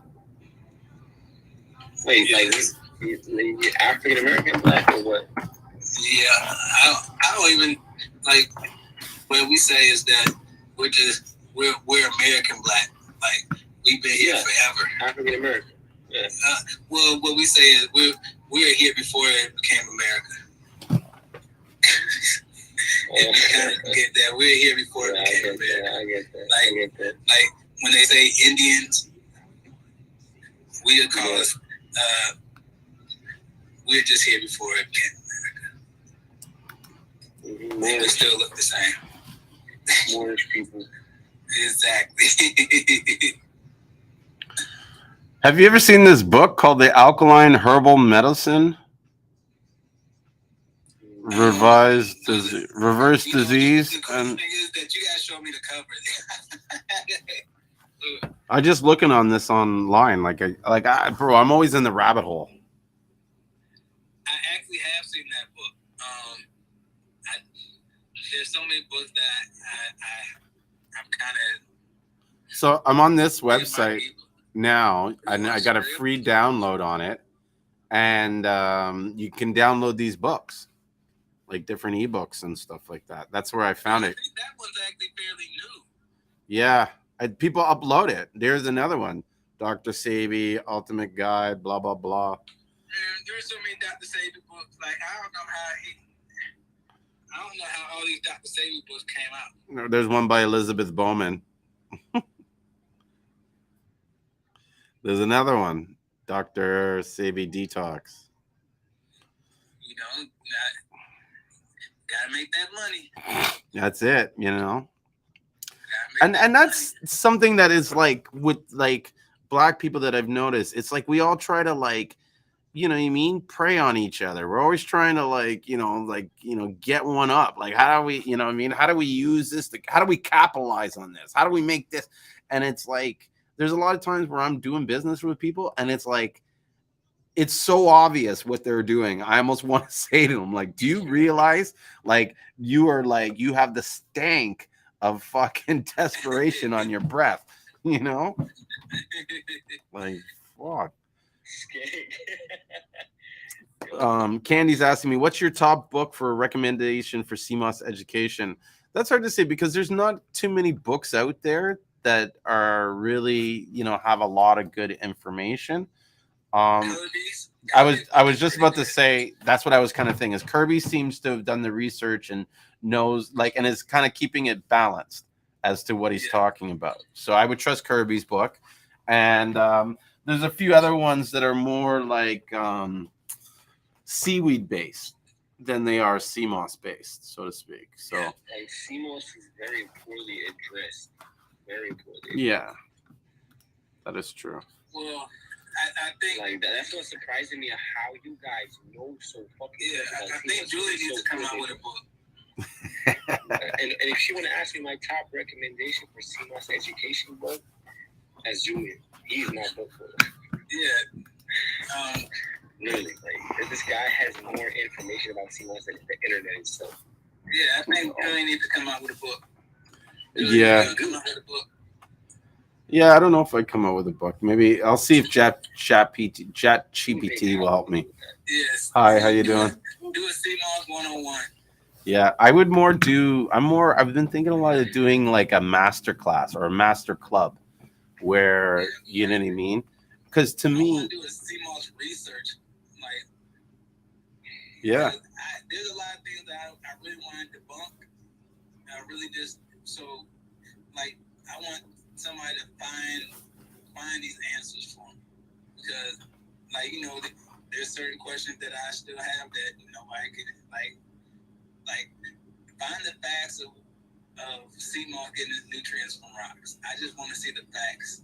I want to see like a marine biologist clear this up or anything of that nature. Somebody that actually their job is to study the ocean and all these things, and they say yes, that Seamoss does get its nutrients specifically from the rock.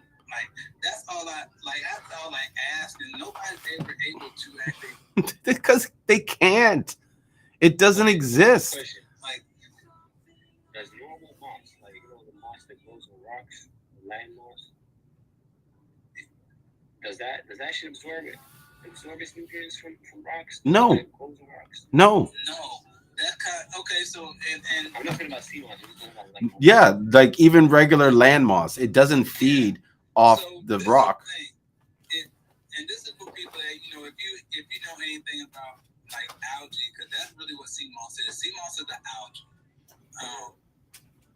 and you actually for people that actually have ever had a fish tank. Did you need and you've seen algae grow on the glass of the fish tank, right? So you to the point where you have to scrub off the algae on the fish I tank. have flaxseed, but not Do you believe that that algae got nutrient from the glass from the fish tank? So we have But that's what the rock situation sounds to me. And I'm not. But do you understand the notion of that?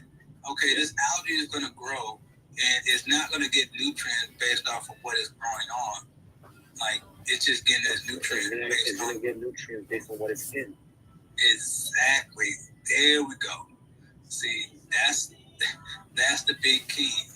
It's not getting nutrients for rock. Okay, so this is another thing. So I always have the same question because people always want to show where the rock, it came off this rock, and they show a piece of the rock, and I'm like, okay, so that rock was so brittle, was so that it just, you just pull it off the rock and the rock broke. What type of good nutrients is that? I'm scared of those nutrients. That rock was able to break. You broke it off a rock. And the rock broke. What type of rock was you getting it from? How many nutrients was what type of nutrient was on that rock? That don't seem like some nutrients I want. crazy. I don't know if it's just me, but I'm kind of scared. Well, when you show me a rock attached to it is the Seamoss, I'm scared because you were able to pull that Seamoss from a rock and break the rock. I honestly think there's guys that just hot glued the rock to pieces of Seamoss and throw it in the bag so that people are like, oh, see, look, this is real. You know what I mean? Yeah, like, you know, and this is the thing is that, like, I actually have some conjures. Now, the thing that I see that the conjures that I actually have, and this is actually one of the reasons why I trust the people I got the conjures from, because I don't see any broken rocks. What I do see is these little small pebbles that actually grew on, and it's still stuck to the small pebble. Like it's not a rock that was broken. It's like a little, like one of them skip rock that you actually used to skip in the water. It's like a little bit small rock like this size, and it kind of just stuck to the Seamoss or stuck to the Irish moss. I think those are actually not even rocks. They're shellfish, because the Seamoss grows within the shellfish, and with the condors you'll clean it and have these little kind of like little slivers of stuff. Yeah, so you know, I always have like I'm scared. Like if you attach to if I see a rock attached to yourself, like that's not appealing to me. Like first and foremost, what ends up happening is that means you don't really know how to pick the Seamoss, because you should never actually just attach it to the rock. You should actually be able to cut it so it actually can grow again. Like, and do you collect the loyalty points? That's the loyalty points. Is this your first time here? Like the okay. divers that I know. Would you like a bag for this stuff? Yes, please. Okay. What I say, experts, like they'll get mad when they see that it's like you're not pulling it away from pull it off away from the rock, because now you're not going to get any Seamoss to grow back in that same place. Like, so you told me that if I cut Seamoss, it would grow back. Yeah, it's algae. Would you like your receipt? Okay. Like the water and the way the water moves, it's gonna grow back. It only just needs that little piece to start off with. And with that piece to start off with, like it's gonna get its nutrients from the waters, and then it's gonna start growing back by itself. It doesn't like you won't need to replant it or anything like that. You just cut it, and then it starts to grow back. And the thing is that it like what people don't understand about wildcraft Seamoss, it takes like 4 to 6 months for that Seamoss to grow back. I mean, so I don't understand why you guys are so obsessed with Seamoss. Because like Seamoss is so fascinating. Yeah, really like know about it. It's like fascinating as hell. Like it is. Yeah, so when somebody says like that's crazy, when I hear somebody say they have thousands and thousands of pounds of Seamoss, and they say it's all wildcrafted, I just laugh now. It's full of shit. Like it's funny to me because I'm like, where are you getting this from? Like where do I have that much ocean? And how far out are you diving? Mm-hmm. Like, cause you don't have to dive out. Cause you gotta understand, 100 pounds is like, okay, so and Julien can actually answer this a lot better than me. 100 pounds of dry Seamoss is about almost what? Almost 1,000 pounds of wet. Mm-hmm. Yep. So you're saying that you got 1,000 pounds of wet Seamoss from the ocean to make 100 pounds, but you got 1,000 pounds of dry Seamoss or 3,000 pounds of dry Seamoss. That means you got that's a lot of Seamoss. Wow, that's you a lot of wildcraft. you And then you can supply me with 5,000 pounds per month, but it takes what? Like most of the time, and Catoni actually grows a lot faster than any other strain of Seamoss. So even with Catoni, it takes what? 4 to 6 months for it to grow back. Yeah. Like in the wild, yeah. Colonized country for them to grow that Seamoss. And it's mainly because in the environment that it's in, it's slow growing, right? And it's usually the water temperature, and that there's not a lot of nutrients in the wild area, you know. It's almost like the best Seamoss that would be grown in the wild has already been taken. Do you know what I mean? So now we're at a point where all the Seamoss that's coming, at least this is my opinion, that the majority of the Seamoss that is coming that is in fact actually wild is coming from areas where they haven't harvested yet, because it's not like how do you say it? Like it doesn't grow in abundance. So they're searching for these little areas to get the stuff. And it's like almost like this is where, you know what I mean? Like the worst, not the worst place. I don't want to say the worst place to go, but it's not the best place to grow, and it's not growing in abundance, and people are just, you know what I'm saying? Like, I don't know. Like it's wildcraft, not to mention,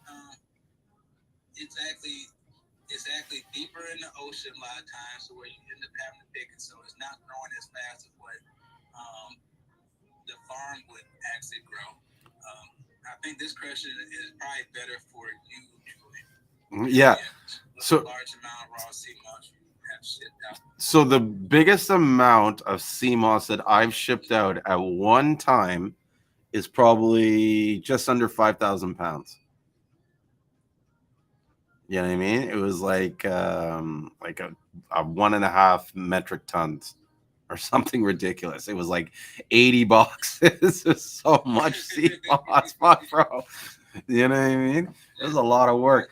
But to answer your question, because I get this question a lot of times, because it's the number one question, and it kills me kind of because they haven't even got out the gate, and they're just like, they're always like, is there going to be enough supply? Is it? Fuck, bro. There's enough. Do you know what I mean? Like the amount of people that I know in Seamoss, okay, and let's not even say, okay, I know a lot of people in Seamoss. Ashen knows almost everybody in Seamoss. And if he doesn't know that person, he can know that person. It's not difficult. You know what I'm saying? And so when it comes to supply, I can easily, comfortably say that I have access to an endless supply, because if there's not enough Seamoss, we'll just find people to go make more Seamoss. There's hundreds of people waiting in the wings for the market to get right to jump back in and make Seamoss. You know what I mean? And through my partner, he has access or the ability to set up farms pretty much almost anywhere on the island. Very true statement. Facts. Yeah. So call us. Let's do it. Like that's sort of like our like, I guess 5-year plan or future growth plan is to set up an industry or set up a business or industry in the islands in St. Lucia where we can comfortably market and supply large customers like that. Because a lot of these customers, they're going to Asia, they're going to the Philippines. What's up, Yusuf? You know what I mean? They're going all those places because these guys, like, they're drying their Seamoss with machines. They're producing it at the megaton, you know?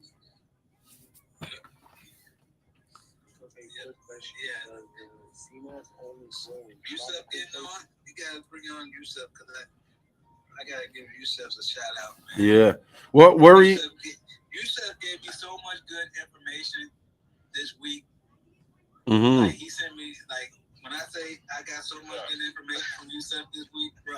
Like Yusuf sent me over, I would say it's probably about 120 different things for me to look at.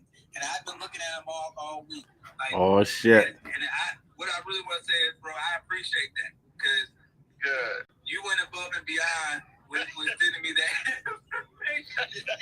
Like, I actually say a lot of that stuff to my son and everything. So that's been a topic of discussion on, because I've been trying to get him into his own business. And a lot of that he's actually just soaking in right now. So, man, I appreciate that. I have a lot.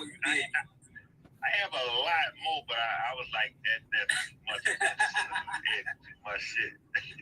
But that's why like I'm taking my time with what I'm trying to do too, because I have to kind of set everything up.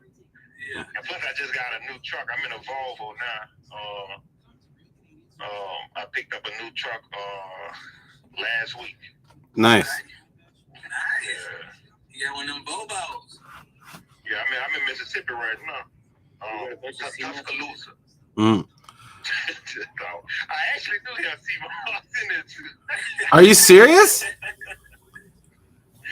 Seamoss said, that's my stash in case I get real hungry. I just wipe it and wash it all with some bottled water and just start chewing on it. What's going on, Giovanni? What? What are you saying, Adam? You guys speak louder. You're too soft spoken. I said, you guys, I'm telling you, like, you guys got Seamoss everywhere around you. You guys, like, you guys got Seamoss toilet paper, Seamoss fucking pillows. Oh shit. Seamoss shit, Seamoss eat Seamoss, bro. Like, damn, what the fuck? I would sleep on Seamoss. That would make a fucking amazing bed. What are you talking about? What do you mean? These guys shower with Seamoss gel, Seamoss shampoo. Man, I do that Seamoss gel. I do that Seamoss. I know. I looked at your website. That's what I'm saying. Yeah. Like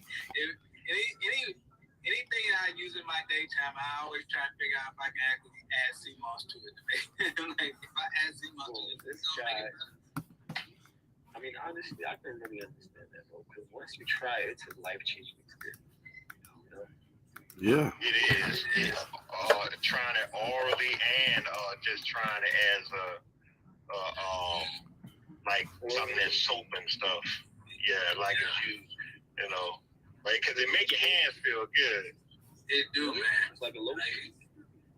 Like my hands feel a lot better than what they used to before. Like my hands used to be hard.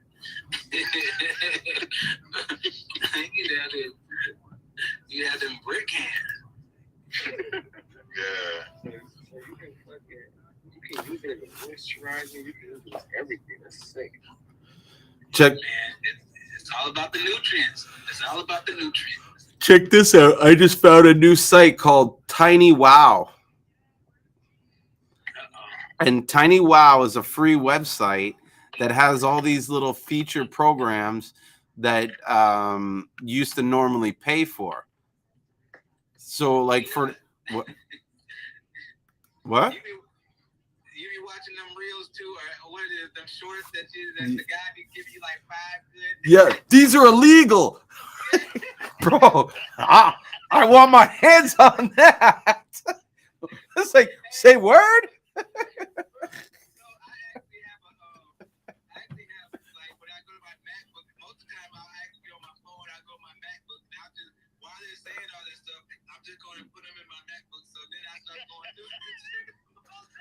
Hey,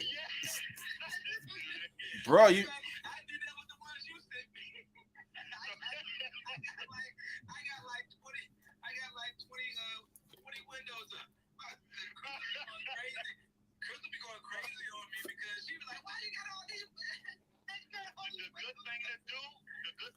Go to all those websites and then make a file on a desktop and put them in categories. But you know, just make the shortcut. That way you ain't got to keep typing in. Mm-hmm. No, that's what I end up doing. Like I go through and see which ones I like. I'm like, oh yeah, I like this one. Like I got a whole AI. I got a whole AI. It's like that folder is long. Bro, Yeah. See that AI stuff? That AI stuff? Go on, bro.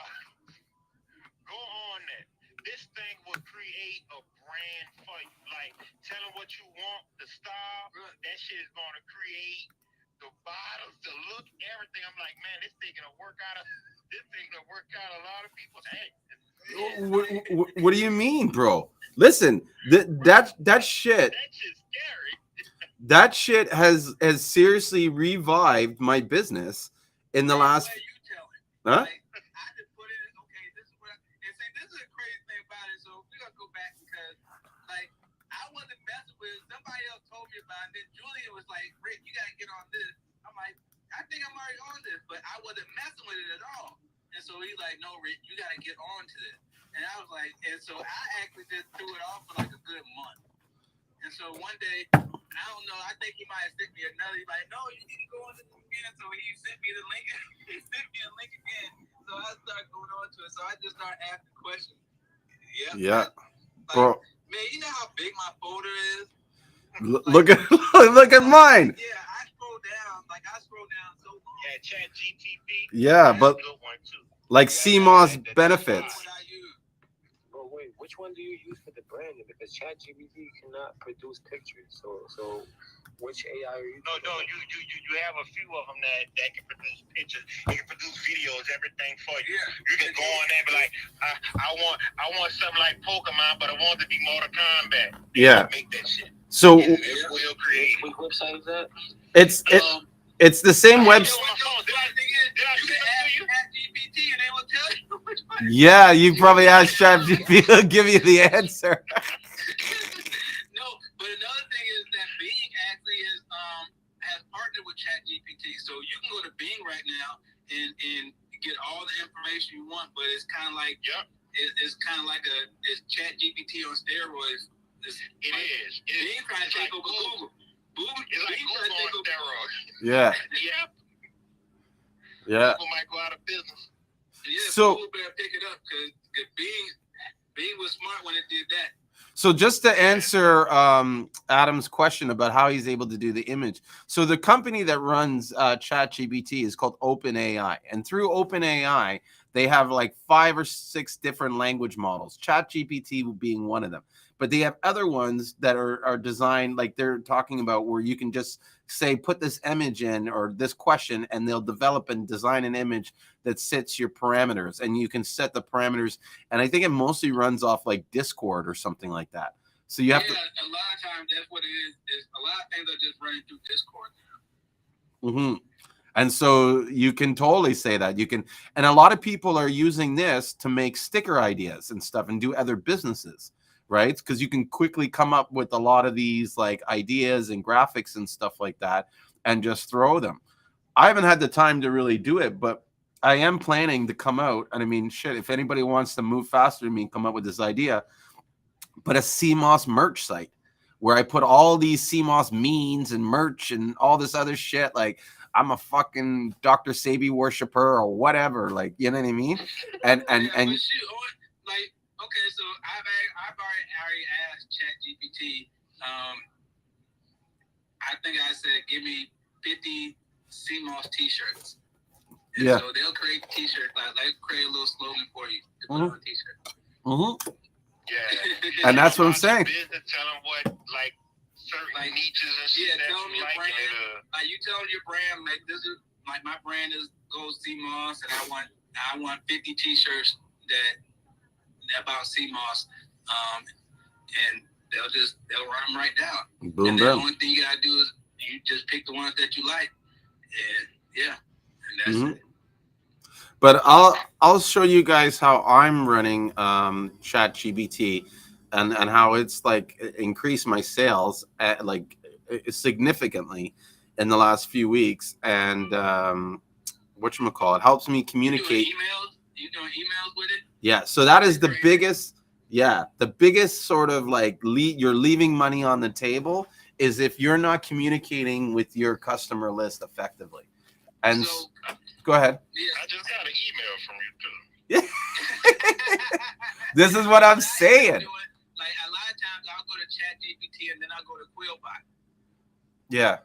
So I'll end up doing ChatGPT, and then from ChatGPT I end up going to Quillbot. What's And then Quillbot? I let Quillbot kind of take the ChatGPT and get a little bit, and get a little funky with it, and then that's how I create. Like, man, I wasn't creating no emails, and like the last week I'm doing like 2 or 3 emails a week now. Like, because like you say, I'm just leaving money on the table. Like, Bro. every time I create an email, like now my emails are not like, they're almost like newsletters, and so Mine. You create it yourself?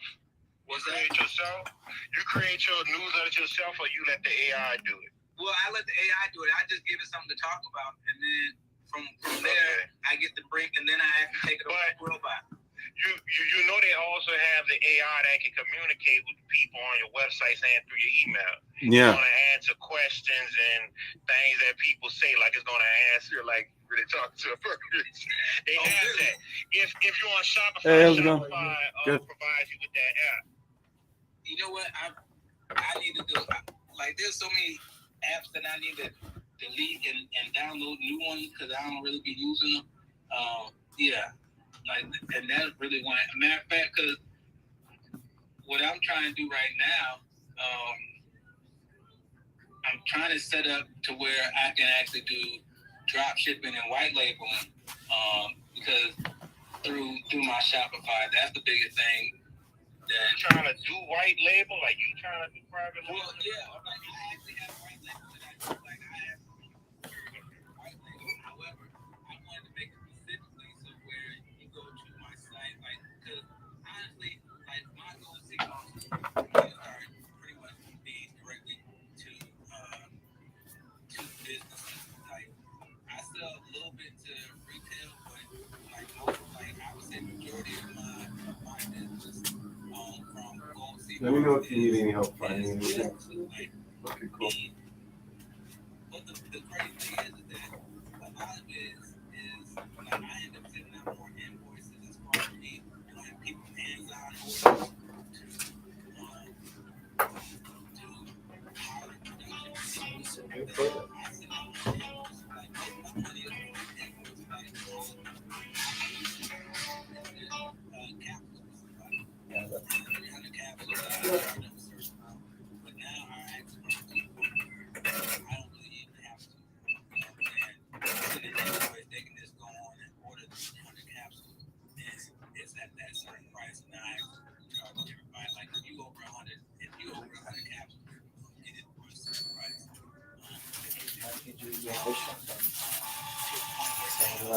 Like I kind of have.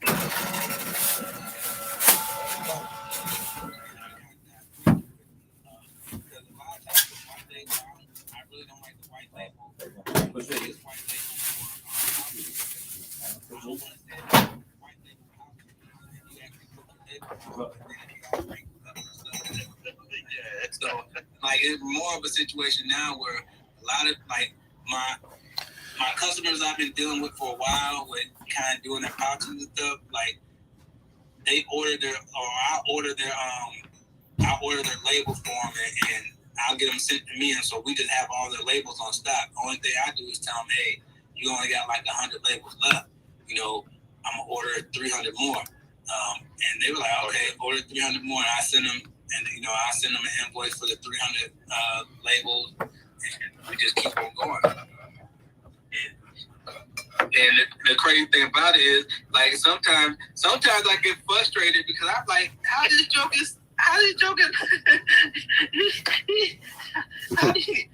sell 300 2-ounce pouches? I'm over here struggling to sell 1 2-ounce pouch. And so sometimes, like, man, what am I doing wrong? I'm like, as long as I'm still making money, I'm okay. But I'll be like, dang, like, I need to figure out this marketing technique because these jokers is killing it over here. I'm like, dang, you want to do how many pouches in a month? I just sent out 300 pouches. You talking about you need to re-up, and that was 2 weeks ago? Wow. I was like, man, this is crazy. Yeah. And I don't be mad, but I mean, if I get frustrated, I'm like, man, why ain't my shit going? Because let me tell you what was. Let me tell you how a lot of people do, and especially in New Orleans. The most effective way to sell Seamoss in New Orleans is to sell it like you selling on that picture that you got on your story. When you put in that bag, yeah, that's how you sell it in New Orleans. You be like, you gotta sell that shit like it's keys or something. Yeah, bro, I'm telling you. So, like, I had to start getting over to myself. I'm like, man, I need to get online a little bit more, man. These jokes don't even know who I am. I was like, man, because if that's really what it is that, like, you know, the people that I sell to, they actually are online. I see videos all day long of them. I'm like, you know what? That's just what it is. Like you just online every day. I said, I don't have time to be online because I'm making your products all day long. If people know you, they're gonna buy from you. People know you in your city. If they know you from online, they're gonna buy from you because they see your face all the time. And then your picture on your product, that looks just like you. Exactly. So, like, yeah, as long as you get out there, more people gonna start buying from you because they see you. I just kind of been fine with saying, you know what, I'm gonna stay behind the scenes and just, you know what I'm saying? I'm not even gonna work for this, man. I want to see how this marketing thing go. Like, I really want to master marketing a little bit. Like, that's my thing right now. Like, you know what? I might do it for a good couple months, and then I'm gonna go back to my old me. But I want to see if it works. I'm starting to do a lot of like high level studying on Google AdWords, and not only Google AdWords but Google video ads. I think video ads is where the money's at. And that's the perfect thing because my marketing agency, we got everything you can think of. We got guys that do crazy video editing and stuff like that. You know what I'm saying? I got a dude that he's sick at video editing. I can even send y'all like samples and shit if you want to do the ads. I got guys that do lead generation as well. I mess with the algorithm and stuff. I do the copywriting part. Whatever you can think of. If you got any questions, you know, just let's not forget we have a marketing expert on the group here with Adam. He's in France though. What's the website? I forgot the website name where it's like freelancers, and they'll do the promotion, like they'll make the commercial or the videos for you or the ads. You got Upwork, you got Fiverr, and Upwork. Man, those people are good, man. You send them the right pictures and stuff. Yeah. Tell them how you, man. All right, so you know that, yeah. I mean, so Julien, can you go into more details on how you use AI to increase sales? And Ricky, can you break down your white label promotion on your website? All right, so my white label promotion is, I think it's kind of fairly simple. Is that like most of my products, I feel like you can actually have them with my label on them, or I can just send them out just in a bottle that does not have any label on them. I would say that I do that for pouches as well, as far as you want a 2 ounce or 8 ounce or even a pound pouch of Seamoss. However, I do not like sending out the white label pouches because when you actually apply your own label, they kind of mess up. So a lot of my clients that I actually do the pouches for, I actually have their labels on hand. Now, another thing is that even with my white label, sometimes I say it's white label, but some of my clients keep, like, I don't even want to show their labels, but I'll show, like, just a little. Some of my clients leave their labels with me. And so they may order white label, and then I just attach their labels to their products and then ship them out to them. I'm actually getting into more drop shipping. I actually will start doing drop shipping really soon.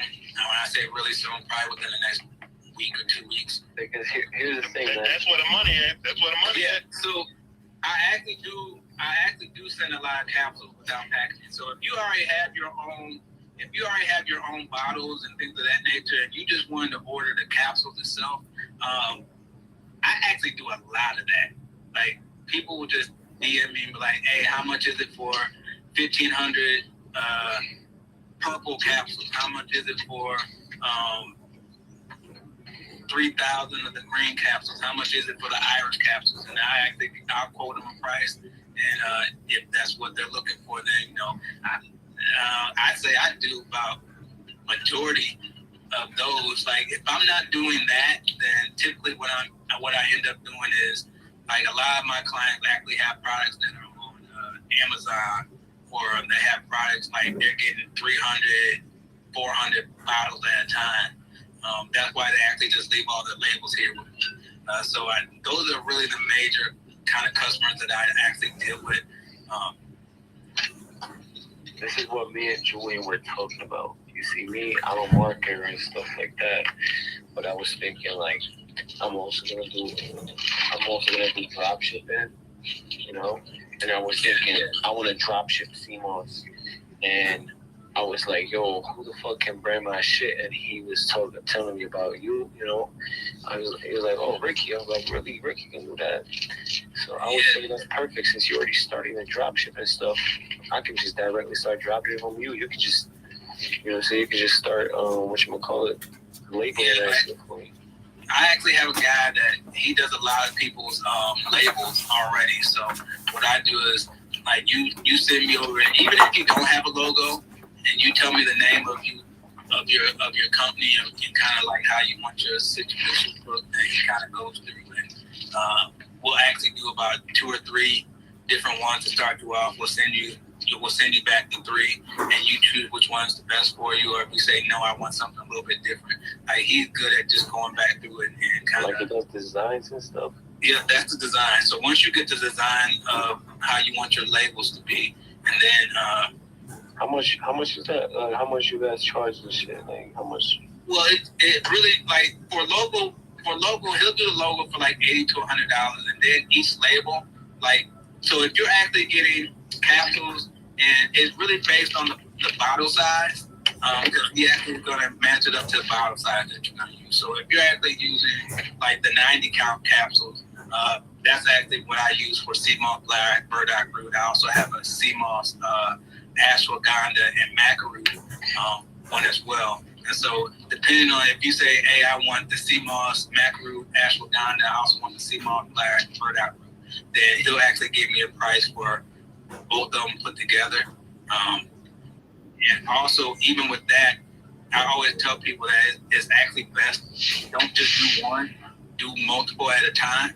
So even if you want, like, okay, so like with the gold capsules, I sell a lot of gold capsules, but I also sell a lot of Irish moss capsules as well.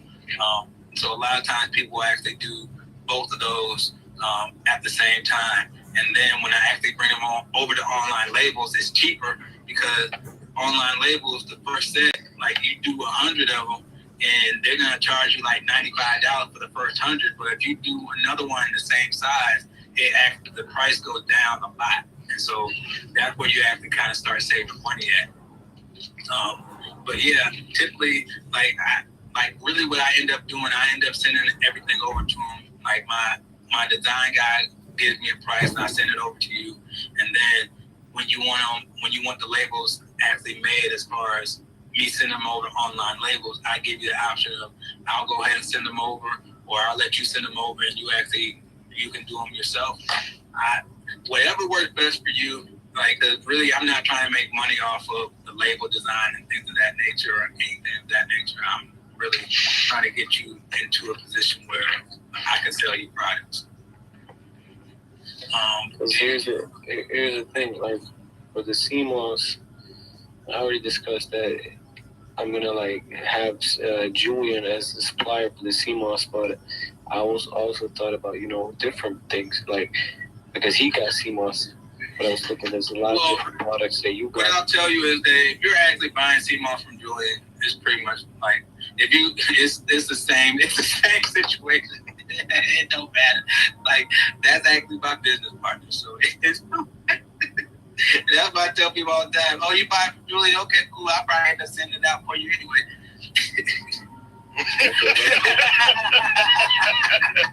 That's really No, like my Seamoss is actually Julien's Seamoss. So if you say, hey, like Julien is getting paid. Oh, okay. Cause I just don't want to, saying. Facts. We actually give them. Yeah, I heard that. Do you remember that? What's that? Burst Burgers. I heard that. You remember that? Okay.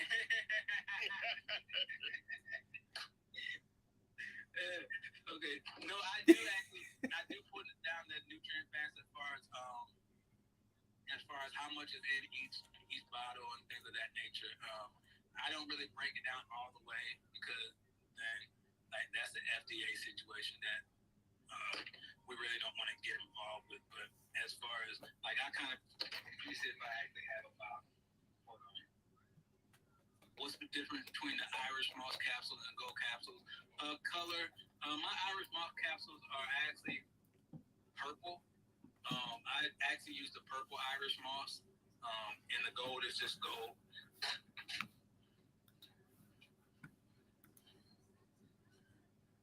Wicked.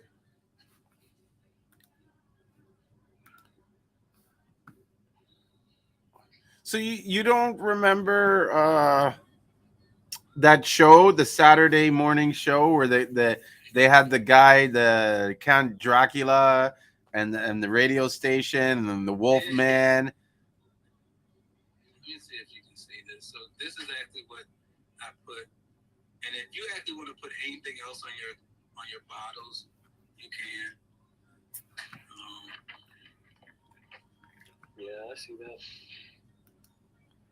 Like we try to keep it as clean as possible. So this is actually a 90 count bottle. This is actually a 60 count bottle. Kind of the same exact setup, even down to. So we try to keep it as uniform as possible. Yeah, I see that. Add all your information on there. Yeah, he's really good at setting up bottles. So he can really like the same kind of design for me. Yeah, like really, like it's the same design. Like if you want to change some stuff up, like he'll change it up for you as well. Like really, we actually have a couple different templates for the raw pouches as well as the capsules. We also have a couple of templates for if you actually just want to sell the powder. You can actually sell the powder as well. We have a couple templates for that. Well, so you kind of choose which one works best for you. Well, that's really dope. But in terms of marketing, like what are you guys doing right now? Man, this we come up like this. It was good marketing still. Like no, I may make a post like I would say twice a week. I may like now I just started getting because of chat GPT. I do a lot more email marketing. I'm seeing that I kind of like the email marketing a lot more because there's never been a time that I sent out an email that I didn't make money. Yeah. And it doesn't really cost. Like I'm already paying Klaviyo anyway, so I might as well go ahead and try to get the most out of them as I possibly can. You have to be doing what I'm doing to get the most possible of what you can. How many people? You don't have to give me the exact number, but how many people approximately are in your Klaviyo? I think it's like 1,500. Okay. So when you get up to that number, that high of a number, it's hard to sort of create there's so much different people in there, right? So, there's wholesalers, there's retailers, there's guys that buy once a year, there's guys that buy every week. How do you, separate them? And that's the thing that I'm actually getting to right now. So really, and that's the reason why I'm actually gonna start turning my Gold Seamoss into mostly for business. Reason why is because I have Ricky Ray's Health and Wellness that I'm just now starting to add different herbs and things of that nature, and really products that may not actually involve Seamoss, that don't have Seamoss in it. However, it's something that you want to mix, like ashwagandha powder, moringa powder, all these different things that you can actually say, okay, I want to get. Let me get some raw Seamoss, not to mention some moringa powder. Let me go ahead and get this, but I figured out a way to actually get more emails, and that's going to be so when I actually start promoting the Ricky Ray's Health and Wellness, I'm just gonna I just say I'm giving out something for free. Mm-hmm. And for the free, and with the free situation is really me getting your email. Yeah, that's the reason why I'm getting it, and so as I'm trying to capture as many emails as I possibly can. Because once you get them in your email bank, then you're set. Then that's when you have to start making a little bit more money. Hey, I just launched this product right here. Because I actually got my black seed oil that I still haven't came out with yet, but it's going to be on the site. So, I'm getting excited about the black seed oil because I love black seed oil. So, I actually got my own black seed oil right now. You know what I'm saying? Yeah. I'm happy about that black seed oil. Do y'all send out text messages? Every now and then, yeah. My text message situation is not as big as what my I only have I think 300 people on my text. But the thing is that I send out the text too because that actually makes me money too. Anything that all these things is a lot of these things that I was just kind of just not even worried about. I ain't sending out no text, man. I'm sending out text 2 times, maybe 3 times a week. I want to get to a point where I'm sending one out every day. Bro. I just I'm really gonna start end up doing that more with the new site. When I actually have a lot more products, so I'll be hey, I got a discount going on moringa today. You get such and such % off of the moringa, and just kind of start going from there. But Like, cause I don't be wanting to put this Seamoss on sale all the dang time, cause then people don't want to come to you unless you got sale on Seamoss, and then I'm like, man, forget y'all. So bro, I'm gonna show you something that's gonna fucking blow your mind. Okay. There you go. So I'm using this thing called Audience. I was talking about it a few times before. So Audience goes out and discovers these segmentations, right? Right now it's searching on a few segmentations here, right? These are the segmentations it's identified that it wants me to do, right? I haven't done these ones yet. So what it does is here, promote pure purple Seamoss and St. Lucian salt as a bundle to these customers. You go in there, it tells you the number of people that are in there. So it's found 557 emails using this segment, you know what I mean, that is, you know, that are interested in purple and Seamoss salt. It then creates 3 suggestions of emails that you can send to them, a time that you can send the email to, and then it gives you a sample of what your thing could look like, right? You can push it automatically to Klaviyo. So you can tell it create the thing in Klaviyo right now, and it will pull Klaviyo and create the audience thing.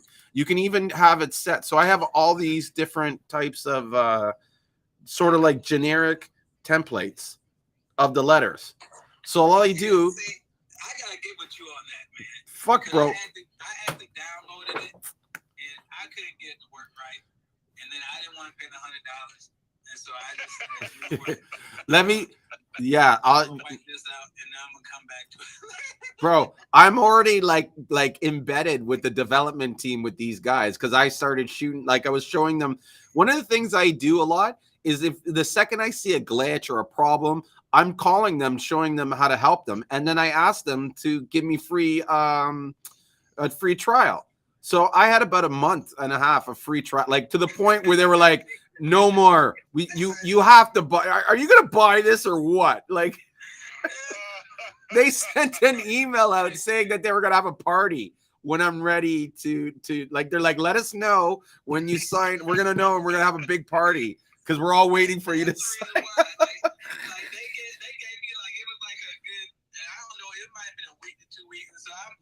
Yeah. And I messed it up, but I still have the audience. I still had them in my Klaviyo, and so I was trying to use it, and then I kept on messing up because they were actually, and I'll be honest with you, they were actually giving out, like, it was good situation that they were giving out, but then when I actually would try to go to Klaviyo and pretty much link it to make sure that I was messing it up. Yeah. Like, okay, I can't do it the right way. It's not syncing the way I want to. I was like, it must be something. So I was actually, I think I had like 2 days left. And I was like, man, I ain't figured this out yet. I don't want to pay the $100 right now. So we fixed all those problems, right? We fixed, because that's where I got all my free, because bro, I was having like maybe 1 or 2 meetings a week with them where they were kind of like pushing me, like, or not pushing, but probing me for questions and what makes this product good, and you know, why should people buy it, and how can we improve it. Like, no, I'm going in, I'm looking at the reviews and everything. I'm like, hold on, wait. I'm like, oh, that's Julien. Yeah. Bro, I got 2 free weeks for that review, bro. 2 free weeks. Every time I go see, I'm like, oh man, that's Julien. And you love how I wrote the review, right? And I'm all like kiss it out. It's a funny one. But no. That's one thing I do. I'll go read the reviews. I'm saying read the reviews. I'm like, oh, this is good. I'm like, man, that's Julien. So, bro. I was like, I figured you did because you want to send me the link for it. You still in a free trial because you actually sent me all that information. It's like 2 months ago. Yeah, no, I finally had to pay it. Bro, they cut me off.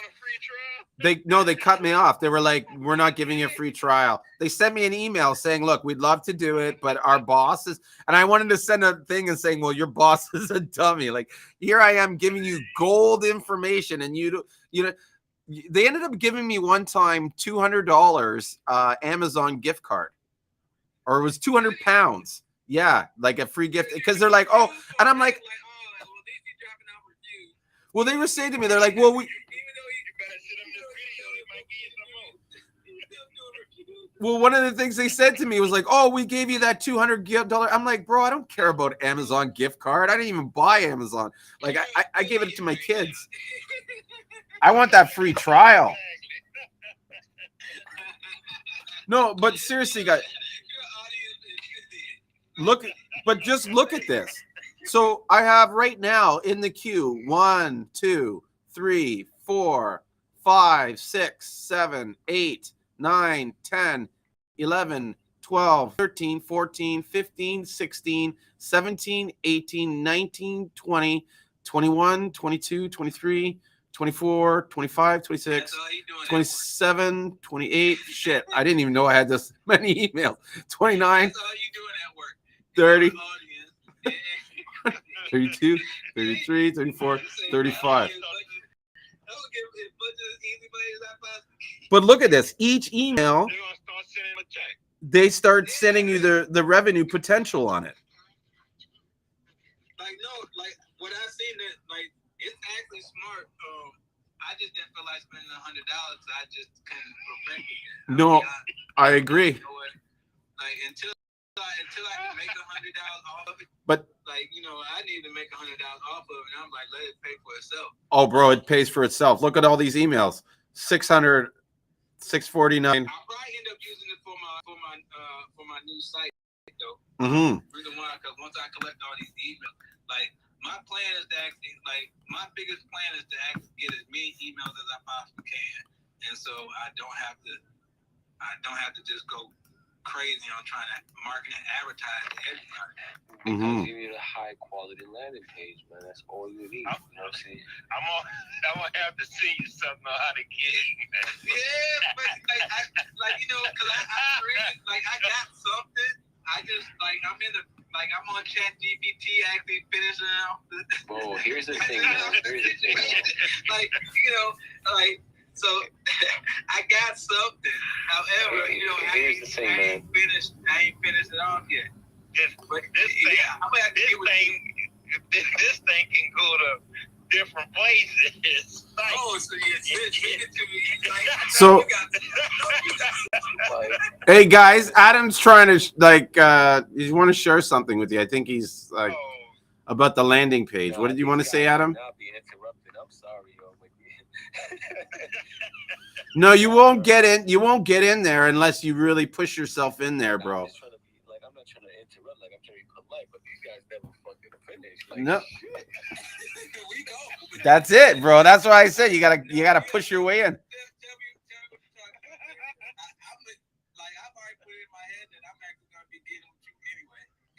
Yeah. All right, so here's the thing, man.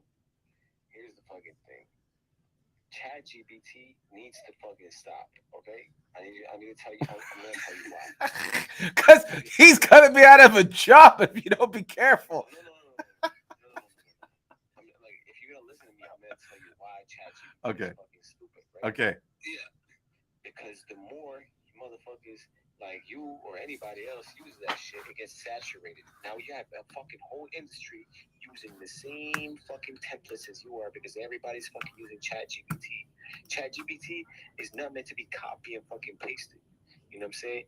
You're supposed to have somebody who actually knows about fucking marketing look at it. And if you are that one person, you're supposed to go and re-edit it because otherwise you're just gonna use the same template as everyone fucking else, and then your shit is just gonna be, the market is gonna be saturated, and nobody's fucking strategy is gonna fucking work. It's gonna look like everybody else, and then you're not gonna stick out. You're just gonna look like shit. You know what I'm saying? So your business is gonna look mediocre. That's why. You're actually right. If you actually copy and paste and ChatGPT, that's why I take mine over the Quillbot. right in a sense. But the more ChatGPT, like the more it does it, the more it's gonna change. It learns. Change. It's not gonna keep doing the same thing. Yeah. Which I think it's stupid too. No. This is what I will say about it is that like I'm learning this stuff right now. However, if I get a marketer and I know that they're using the same stuff and they're just going ahead and But now the thing is that now they're gonna be able to create even more for me.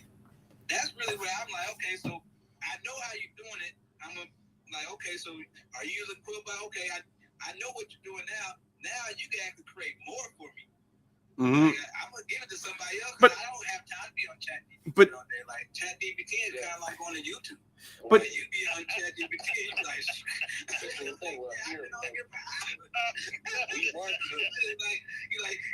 the crazy thing is because I did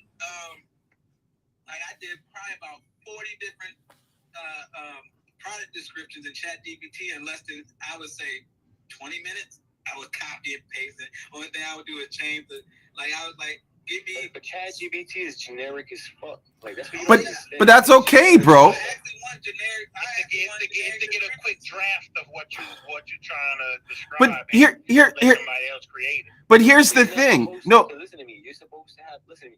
I'm gonna tell you why ChatGPT is not good for the second time because when somebody writes, right? When somebody writes, everybody has their own style. So if you hire Dan Kennedy, which is one of the world's biggest marketers, right? And then you hire Alex Hermosi, their styles of writing is completely different. Their flavor, you know what I'm saying? Their swag when they write. Like when you dress, you can tell that, oh, this motherfucker's trying to dress like Wiz Khalifa. Now, when everybody's using ChatGPT, like, okay, this is ChatGPT style. Everybody's fucking using it. It's the same style as everyone else. So even if it's not the same text, the style of it. You know what I'm saying? No, let me say something. That's where you're wrong because the AI algorithm is able to different. Even when I'm making the messages, I can change the tonality of the message and the information. So really, it comes down to like what you input into the ChatGPT. It's a tool, right? And so if everybody were to just do the basic thing and not upgrade it or not change anything, then yes, all the messages, and especially if they're all saying the same message. But I've used the chat, and that's a question I want to ask you is how much time have you actually spent using ChatGPT yourself? Because when I use it, almost every message I put out, there's a new email. And it's it's completely rewritten from the previous email, almost as if someone else did it. I know that. That's not what I'm saying.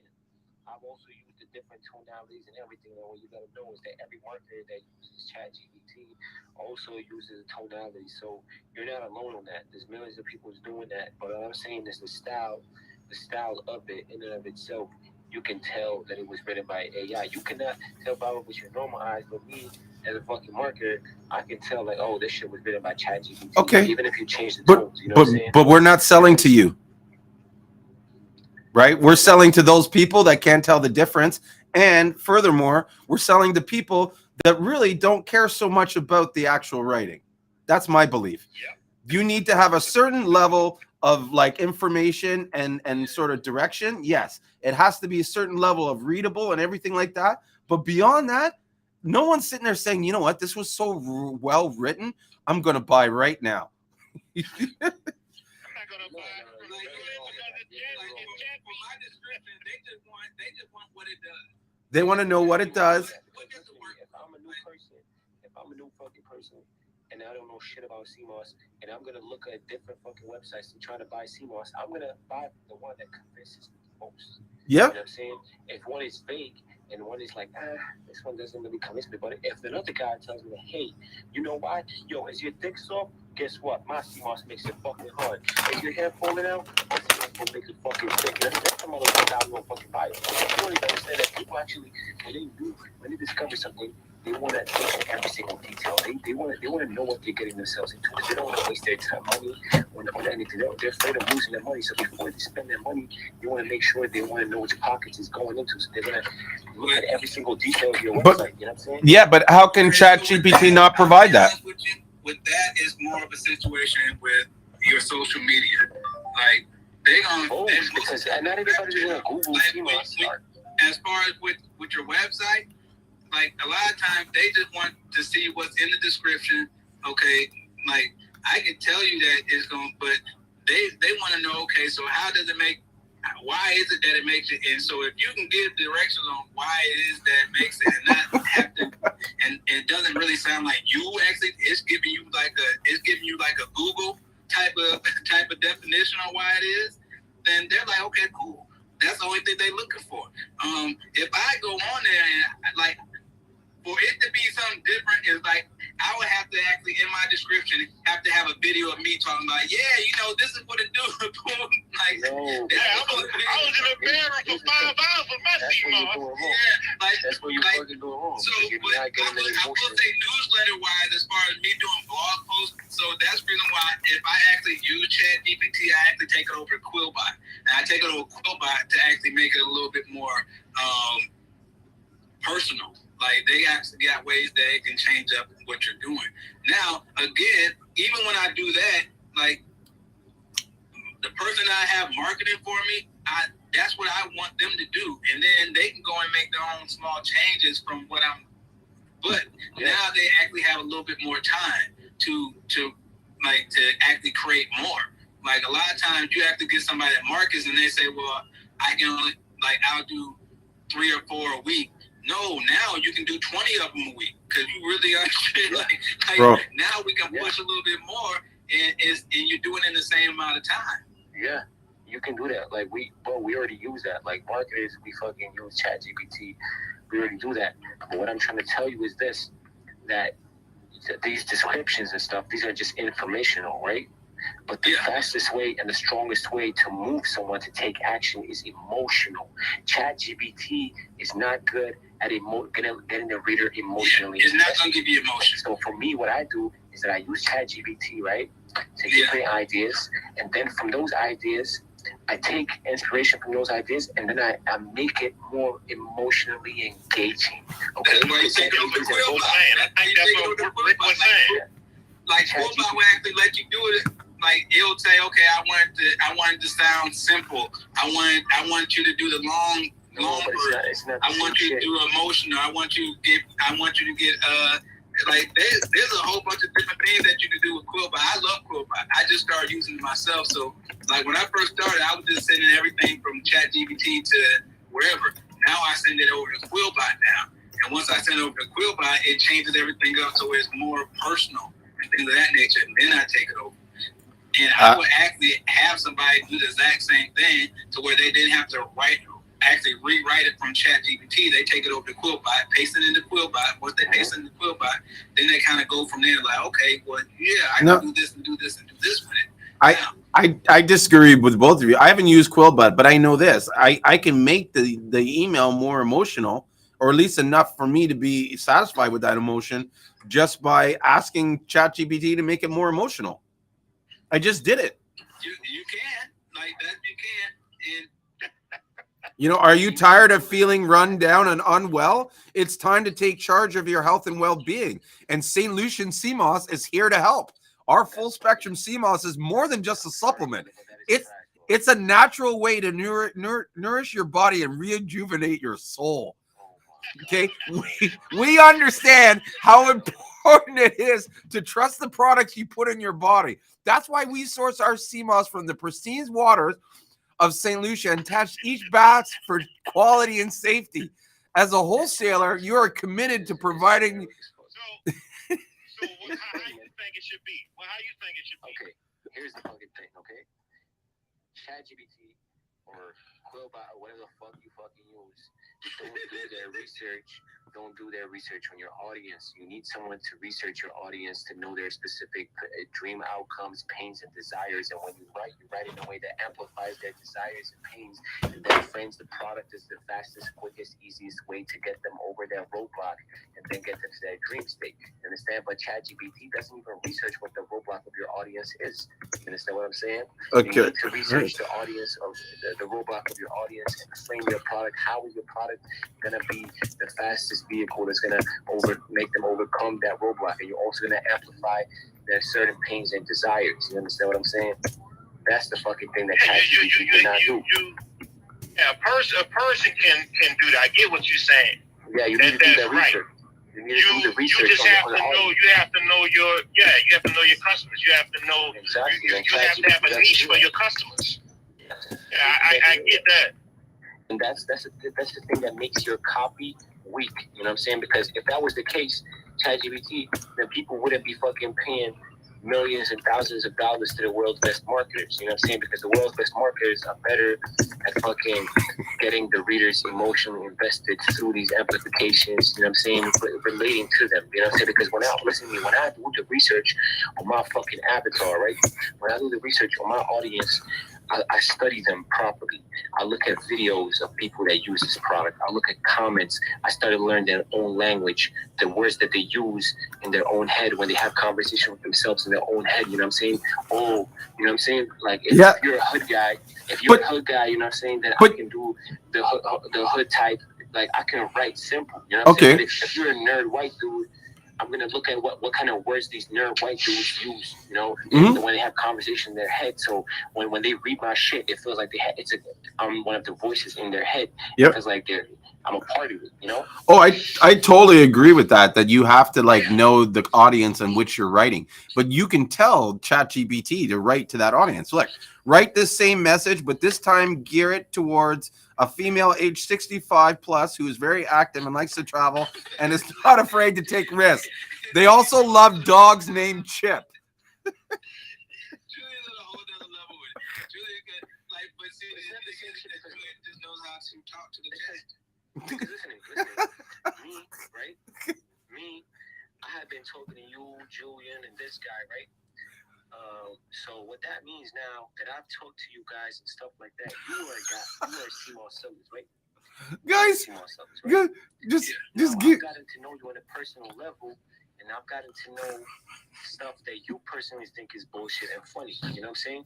Like I know that you guys think that the funniest thing on earth is Seamoss absorbing nutrients from a fucking rock, right? But we all started laughing. If I write a copy, I can make it personalized and they're like, yo, you probably think that look at these fucking idiots talking about Seamoss get its nutrients from a fucking rock, right?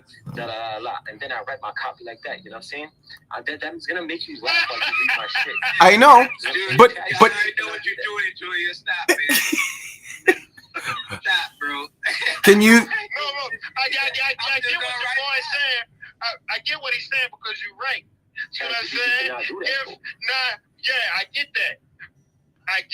But you're gonna have to, like he said, you really have to know each and every single one of your customers. Because I would buy from somebody that says some shit like that. Yeah. That's just me. That's what I'm saying. shit funny. Okay, so and ChatGPT doesn't have no access to YouTube videos, so can't watch them. Then again, I'll buy something from somebody that really has the facts and they can tell me scientifically how it works. But you can But listen, you have to do both. Because when you listen to me, when you read something, you wanna buy from someone that knows their shit. They know the shit that you know, plus they know better than you know, and plus someone that you can relate to. You feel like you're one of them. Hey, that's my people. They know what I know, and they know even better. But you know what I'm saying? That's ways to earn their trust. Yeah. And that's the kind of people you're gonna buy from. Right? But what you don't realize, you can program all that into ChatGPT. You can give him all the information. I could give him a website. No, it's not the same shit. I'm literally. Okay, so you want to hear my response? Look at this. As a woman who loves to stay active, travel, and take risks, you know how important it is to take care of your health and well-being. And that's where St. Lucian Seamoss Full Spectrum comes in. Our Seamoss is sourced from the pristine waters, and each batch, we take pride in only the highest qualities. It's too commercial. And I think it's too commercial. Okay, make it less salesy. Make it less. Make it sound less salesy. It's too commercial. There's no framework to it either. It's not a DIC framework. It's not an HSO. Because I didn't program that into them. You know what I'm saying? It just sounds like I'm watching a TV commercial of a fucking. It's because I'm reading it like that way. But all that stuff worked though. They still selling cars and Doritos is still in business. So all of that shit worked. The reality is, all the stuff still works. The reality is, regardless of how trash it is. Here's the thing. The reality is this. It doesn't. It really doesn't matter the message as long as you're putting out a message. They just need to see your activity. Do you know what I mean? Some people are going to be turned on by what you say. Some people are not going to care. But the fact is that you have to be out there. You have to be consistent and persistent. That's how you make a deal. Any deal in any situation. Facts. Listen, you have to be precise to the top. I think I agree with you when you say that, you probably need both. Like you want somebody to go in and I'll use ChatGPT to get the frame. I don't know. That, let you come in. I'm using. Clean it up. You know what I'm saying? Clean this up. These are the facts. And along with the facts, I need you to add the personal touch to it. Like I understand what you're saying when it comes to that. But here's sometimes some. And this is truthful. And as you can hear, it just depends on how much I got paid to do that. But here's the thing too. That's really what it is. What is your budget? Here's the budget. If you and I'll be honest with you, this is where it all messed up because you get somebody that's doing marketing and they're gonna charge you $2,500 a month, and you be like, bro, like you really didn't do too much. Like, and I'll be truthful. They be like, you didn't do too much. How you ask me $2,500 and then you say you want 10 to 15% after you get to a certain point. I'm like, only thing you're doing is you're just coming up with something, but it's not really. And the thing is that a lot of these guys got lazy. They weren't actually doing it as far as like they weren't actually setting up stuff that was directly meant for you. They were just setting up stuff that was just in broad and hopefully they just spend a lot of your money with ads. And then after they spend a lot of your money with ads, then the more ads you run into everybody, of course you're gonna make money. But how much money you spend on ad spend, and then how much money you spending as far as when you hire the marketer, and then is it going to like as far as with your like now you got to take your product and now you got to have a bigger higher margin because now you ain't making no money off your product because you done spent $8 on ad spend for each product. Like, so now I got to spend $8 on ad spend for each product. So now it didn't add up. And they're doing it, and they were doing the bare minimum. Now, because ChatGPT is around, guess what? You gotta work. But here's the fucking thing, right? Me, when I'm speaking to a guy like you that says that little is enough for him, you know what I'm saying?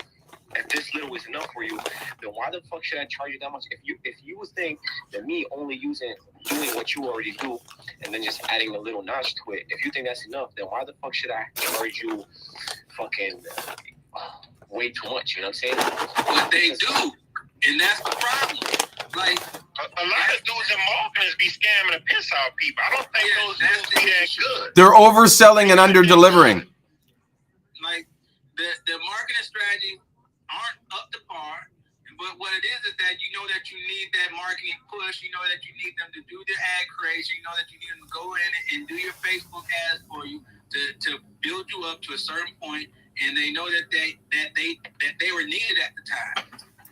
And now it's one of them situations where really jokers is starting to create their own ad spend, and they actually doing their own marketing, and they actually doing their own ads on Facebook. And so now you have to show your value. Okay, what value am I bringing to the situation now? Because now I can create like even if it's generic email or even if it's generic ads, but I can create 100 of them. Now those 100, some gonna hit. Yep. And if I don't have to pay $2,500 to figure out that it's gonna hit or not, I'd rather just keep that $2,500 in my pocket. Like that's the real big thing. Like you start looking like, okay, I'm $2,500 in the hole before I even start making any money. And I gotta hope that you're gonna make something that's gonna hit. And this is not a drop shipping situation where you have to get products from China. This is Seamoss, where you actually gotta know Seamoss. And a lot of these people don't know Seamoss. They just create generic ads for you. That's the biggest problem. They create generic ads. What they're just being ChatGPT for you. So it's like you might as well just use ChatGPT for free because ChatGPT is doing the same fucking shit as these guys. And now that's why they're working harder. Now you're starting to understand, like you have to have a conversation. A lot of them be so overbooked, or they don't want to spend no time. They don't know exactly what you like until they actually create an ad. Be like, oh no, bro, you gotta take that down. I don't even agree with that. that, like, because they'll actually put an ad out talking about, hey, it has 92 of 102 minerals. Erase that ad real quick, like, bro, that's not true. Like, And that's not what we talk about. Like, you never heard me say, like, you just went online and got some information online, some generic information. You never had a conversation with me on how I feel about Seamoss. Looked at a doctor video. You actually are saying that Seamoss gets its nutrients from rocks, and I end up having to erase that. But guess what? All that stuff that I'm doing, I end up having to pay for that because now you're trying to create something else, and that takes time. Whenever I work with a client, what I do is I literally sit down with them. I have normal ass phone conversations with them. You know what I'm saying? I get to know their normal day in the life. You know what I'm saying? Everything, like the way they think and everything. You know what I'm saying? Mm-hmm. And I want to know everything. I literally let them mentor me about their industry. You know what I'm saying? Just like Julien, he mentors me on his industry. You know what I'm saying? And I could literally be on the phone with them for hours, just talking about their normal fucking life, not even about business. You know what I'm saying? Just getting to know how they think and what they like or not. You know what I'm saying? And getting to know them as a person, becoming actual friends with them. You know what I'm saying? Because what better way to get to know each other than being friends? So actually build up that relationship, and building up the relationship, I get to know their personality and stuff like that. You know what I'm saying? Well, sorry to cut you off, but to me, that's how you would get my business. And that's the thing. You're doing more than just doing. You're a marketing manager, and that's where I see a value in like doing my marketing is not a fucking value. I can do my own marketing, but I need a marketing manager who's going to take my idea and manage the growth and the planning of it. And that's what you're supposed to do. You're supposed to give the customer what they want, not what you want. And these marketers, they only give them what they think is the best. No, it's about what the fucking company owner thinks the best. The client, what does he think is the best? Because you're fucking marketing for him, not for yourself. Yeah, like you got to see what you say. You come in, he's saying how it's supposed to be, but a lot of those guys don't do. A lot of those guys don't do a goddamn thing. Like, most of them spend all that money. Marketers, Most of these fucking marketers, I actually agree with what you're saying. Like as far as how you would do it, like I would hire you. But like, because I know that you've learned the Seamoss business and you care. If you sit here having conversation with me about Seamoss and we're going back and forth, then I understand that after it's all said and done, that you're going to actually run my business the way I would want it to be run. You're going to market my stuff the way I want it to be marketed. However, what we're really saying is that most people aren't doing that. Most people aren't doing that, and that's the thing. If I could listen to me, I can just literally sit down on my computer right now, and I can open up any fucking webpage right now on the internet, any fucking sales website, and I will tell you that 99% of them, if I analyze it with my marketing eye, I will tell you that they are fucking shit. Okay. 99%. 99% of these fucking businesses, they're getting fucking scammed by these big marketing agencies that just want to fucking. They just want to, how the fuck do you want to say? They just want to scale, just work with a bunch of fucking customers, just get some work done. Listen, for me, it's quality over quantity. Me, like I you know what scaling is. You know what scaling is, right? Yeah. It's taking all your money and just throwing it at people. Exactly. Some of it hits. Exactly. Like, that's all scaling. Like that. Like if I spend $10,000 a month on scaling, trust me, it's gonna scale. But now I'm $10,000 in the hole. That's how it looks like. Sometimes it shouldn't take much to scale like that. Like that's how people are scaling. And then, but it is that they gotta keep that same situation up for a while so they can actually start making money. And hopefully they get a big enough email.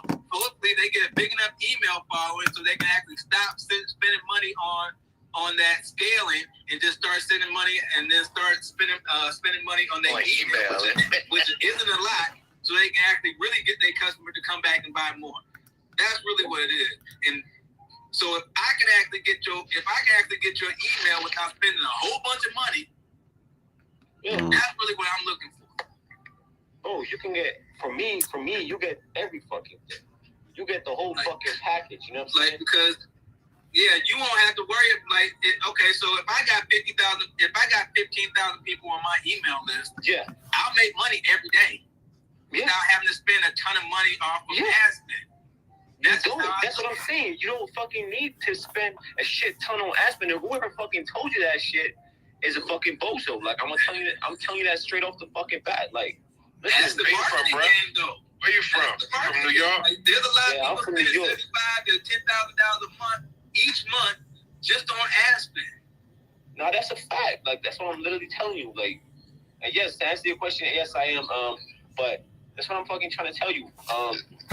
Listen to me. These guys, they forgot the whole point of marketing. I don't even know what kind of marketers these guys are because marketing was supposed to be about what the client wants. How the fuck did they forget about the whole fucking main foundation of marketing, right? Because now these guys are only operating what I want. I don't give a fuck about the client, but then you're not marketing because marketing is what does my client want? I'm gonna sit down and I'm gonna find out every fucking thing about my client. I'm gonna find out all his desires and pains and nightmares. What keeps him awake at night, worrying? You know what I'm saying? Like keep him fucking awake at night. What makes him? How do other people's negatively perceive them? You know what I'm saying? How can I make them look better in other eyes? In the other eyes of people, how can I increase their status? How can I do, like, you know what I'm saying? What do they think? You know what I'm saying? Listen to the thing, you always gotta ask the customer himself, like, what do you think? And most customers, they already know the fucking answer, you know what I'm saying? So you kind of go based off of their fucking answer. What do you think you need to do to be successful? You know what I'm saying? And they will tell you straight up. And you're like, okay, so you know what? This is what we did. Let's work on that. You know what I'm saying? And then I can also tell you, are you already doing that? What have you done that hasn't worked for you in the fucking past? Okay, so let's not fucking do that. All right, you know what I'm saying? What do you like? This is the thing you gotta analyze. You know what I'm saying? You gotta ask them, what is your fucking goal? Okay, that is your fucking goal. What are you currently doing? Okay, so this is what you're not doing, which could help you get to that goal, right? So that's the thing that these guys are not doing. They're not even questioning. They're not even questioning you. They're just trying to sell you. They're trying to pitch you. Like you're not supposed to do that. They trying to get that $2,500 a month. It's like walking into the doctor. It's like walking into the doctor, and it's like, yo, doctor. Doctor, they're like, no, shut the fuck up. Here's your prescription. Go. I don't even know what the fuck is. How the fuck am I gonna diagnose you? You know what I'm saying? It's like, bro, like you didn't even fucking tell. Like, bro, I told you I have a headache. Now you're getting a dick enlargement pill. Like, no. You didn't diagnose. You know what I'm saying? You didn't even fucking let me explain. You gotta fucking diagnose the patient before you give them a prescription. You know what I'm saying? Yeah, Mm-hmm. I think kind of goes back to what Julien's saying. Like he needs a marketing manager. He needs somebody to manage his marketing because he kind of like what it is that because of these situations, like we've all pretty much taught ourselves how to market. Now it's really all businesses know already the basics of marketing. Who doesn't fucking know the basics of marketing? Like you know, there's a lot of people that don't know the basics of marketing, and that's the reason why they spend $2,500 a month. Because but they're not doing so well, are they? And that's the problem. And then what it is, and I'll be honest with you, I was that person. I wasn't spending $2,500, but I was that person when I first started out because I didn't really know how to market too much, and so I was actually using somebody that I wasn't spending that much, but I was spending a nice bit of change on their marketing. And I realized that what it is that when you first start off, it's a lot of okay, let me try this. Oh, this doesn't work. Let me try this. Oh, this doesn't work. I don't want to pay for you to try to find something that works. I want you to have a plan on what's going to work. And if that's the case, then I shouldn't be paying $2,500 or $1,500 for you to figure it out, and then you figure it out in 2-3 months. Shoot, I'm too far in the hole now. Like I'm gonna fire you. Like I'm not gonna fire you. But here's the thing: like when you do experimental shit, right? It should never be an experiment where there's a risk of you losing money. You know what I'm saying? Like if I'm gonna do experiments, it's not gonna be fucking ad experiments. It's gonna be maybe emails. You know what I'm saying? But why the fuck should I be like, oh no, just let's spend $30 to test my bullshit idea out. But, you know what I'm saying? But I think his complaint is also that he doesn't want to pay you to test ideas. The fuck am I paying? You're supposed to know the ideas. Money on that because he's saying that people are be like, oh, let's run this ad, and they're losing money off of that. Like he's losing money off of them testing their ideas. You know what I'm saying? And I'm saying if you're gonna test ideas, there should never be an idea where the customer has to fucking lose money on it. You know what I'm saying? Yeah. This is Seamoss. Like it ain't like it's not drop shipping a toothpaste holder. Like like a lot of these guys have been been dealing with people that are doing drop shipping from Amazon and things of that nature. So everything's cookie cutter when it comes to that. Like you already have a template on what to do. Like you don't have a template on what to do with Seamoss. Seamoss is pretty much a whole situation. Like most marketers pretty much don't know what Seamoss is. Most marketers don't know how to even market Seamoss. Like, they don't do their research. And so with that being said, is that they're gonna give you a cookie cutter situation. They don't even know what audiences to go for. Like, and that's one of the biggest things. Like, you don't even know what audience to go try to some of the sellers don't even know the audiences. Like, I barely know my audience. I be still trying to find out what audiences hit. Yeah, and exactly. What I think is stupid. You know what I really think is stupid, right? Is that these guys, they have you post the ads before you even acknowledge it. Like, instead of like, okay, let's post this and fail. No, it should never be like that. Like me, if I do a project for you, before we even send out the email, even run the ads, I'm gonna give it to you. I'm like, yo, we're not gonna post this. I'm gonna have you take a close look at this, and I'm gonna ask you, what do you think about this? You know what I'm saying? And if you don't think it's good, or no, let's make these changes, then we're not gonna post it until you're fully fucking satisfied. I'm not gonna fucking have you send a single email out. I'm not gonna have you run a single fucking ad until I'm sure that you're satisfied and I made all the adjustments when you feel fully comfortable. You know what I'm saying? You shouldn't have to post it and then be like, no. You should fucking know. You should fucking know from the get-go before you even post it. You should experiment before you post it. You know what I'm saying? Before you launch the ad. You know what I'm saying? Mm-hmm. The ad should never be the experiment.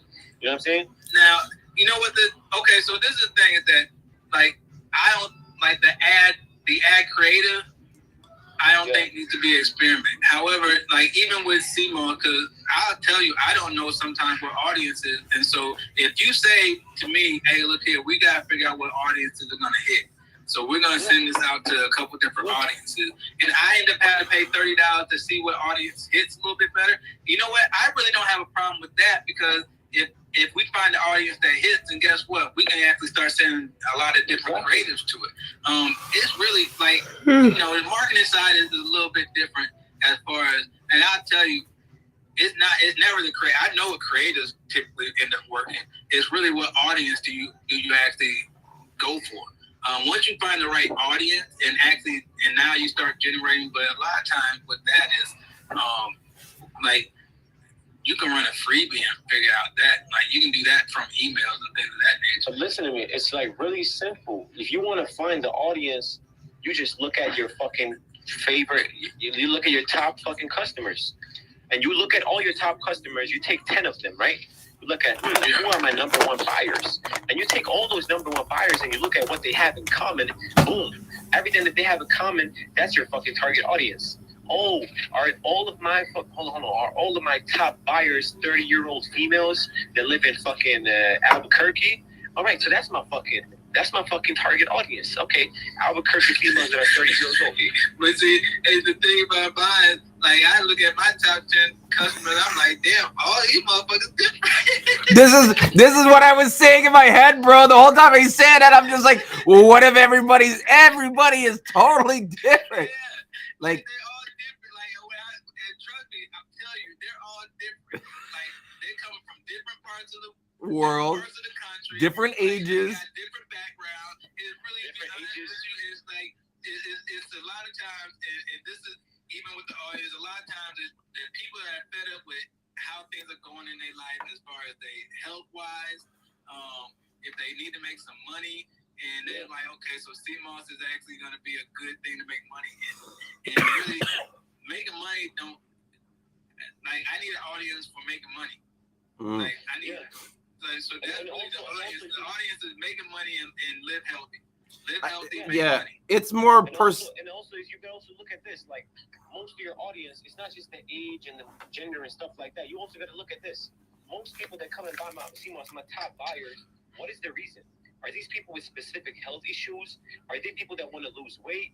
Are they people that want to gain weight? What are their problems? When you find the people, like when you find the most common problem that your product has solved, you know what I'm saying? That's your ideal target market. You know what I'm saying? The target market is the people that gets the most use out of your product. You know what I'm saying? So you got to see what problem gets the most use out of your product. So who is your biggest audience? Is it fat people that want to lose weight?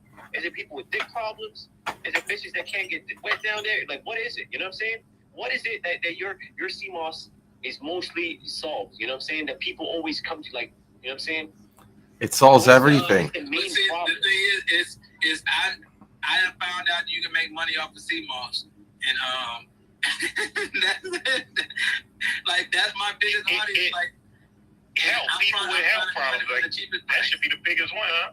But that's the thing. Everybody has health problems. It can be everything. It's everything in anything. It's not like okay, we just talking to people with that's diabetic. Oh, I'm talking to people with HIV. It might be a whole bunch of different things. Like, it can be anything. Cancer, fucking. But there's always gonna be those majorities. There's always gonna be those majorities. You know what I'm saying? They're dominant. I think in the sea. But that sounds like what you're saying. It sounds like some commercial shit. Like all your customers are the same. Nah, customers come black, white, purple, blue, green, whatever. Or you can't market to one group of audience. You just got to market to health, period. Like, fuck all that one specific audience. No. That shit's not like that. You have people come from all different walks of life. Some motherfuckers just want Seamoss. They might just want to cook with it because they like making ice cream with the shit. And see, and that's the reason why Seamoss is so hard to find an audience. Because it's not like a market for that yet. It's not. Exactly. It's just it's not like Coca-Cola. Yeah, it's not like a group that's like it. Yeah, it's too early in a sense. Somebody like me. They sell mostly to businesses. Like, you don't find an audience of Seamoss, like Seamoss business people. Like, there's no audience for that. I can agree with you. Like, Seamoss people that are trying to get into Seamoss business, because that's really who our major market is. I can most definitely agree with you. Seamoss might be way more complicated than any other product. Well, here's the thing too. Sorry to. Oh, okay, you finish your thought, Adam, and then I'll say what I got to say.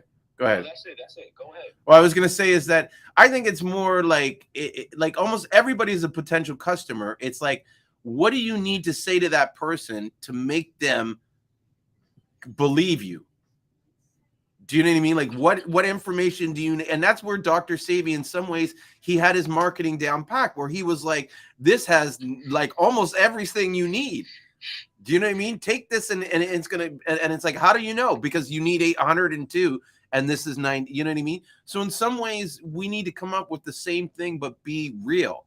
Like, you need this in your body, and this is what Seamoss actually has. Because no one really knows exactly what Seamoss is in. I don't know. When people ask me, well, how much magnesium is in it? You know what I'm saying? I don't fucking know. But I know this. When a customer comes and says, how much is in this xanthine? How much L-theanine is it? I know. Do you know what I mean? And they know exactly how much to take and how much to pill. So that's the main thing, I think, is that stopping everybody from defining the market is that we haven't really like defined the product.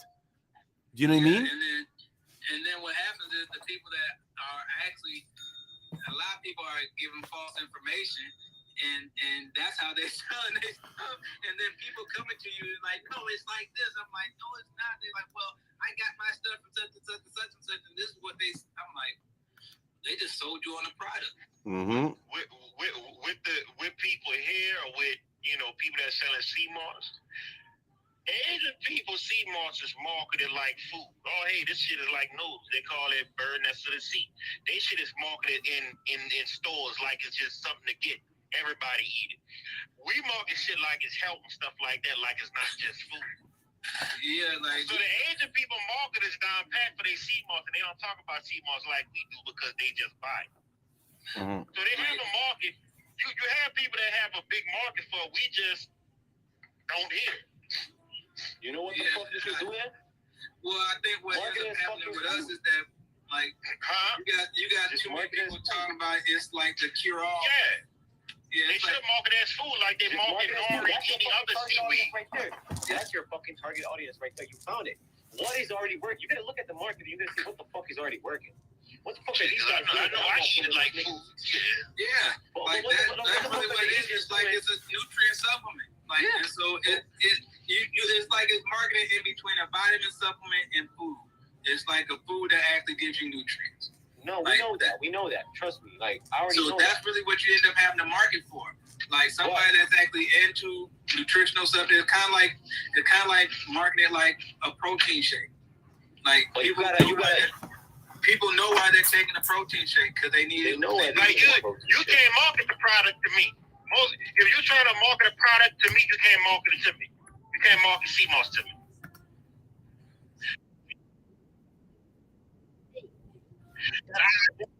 Buy Seamoss from me. Nothing. Nothing at all. Nothing at all. It's how it looks. Where it's from.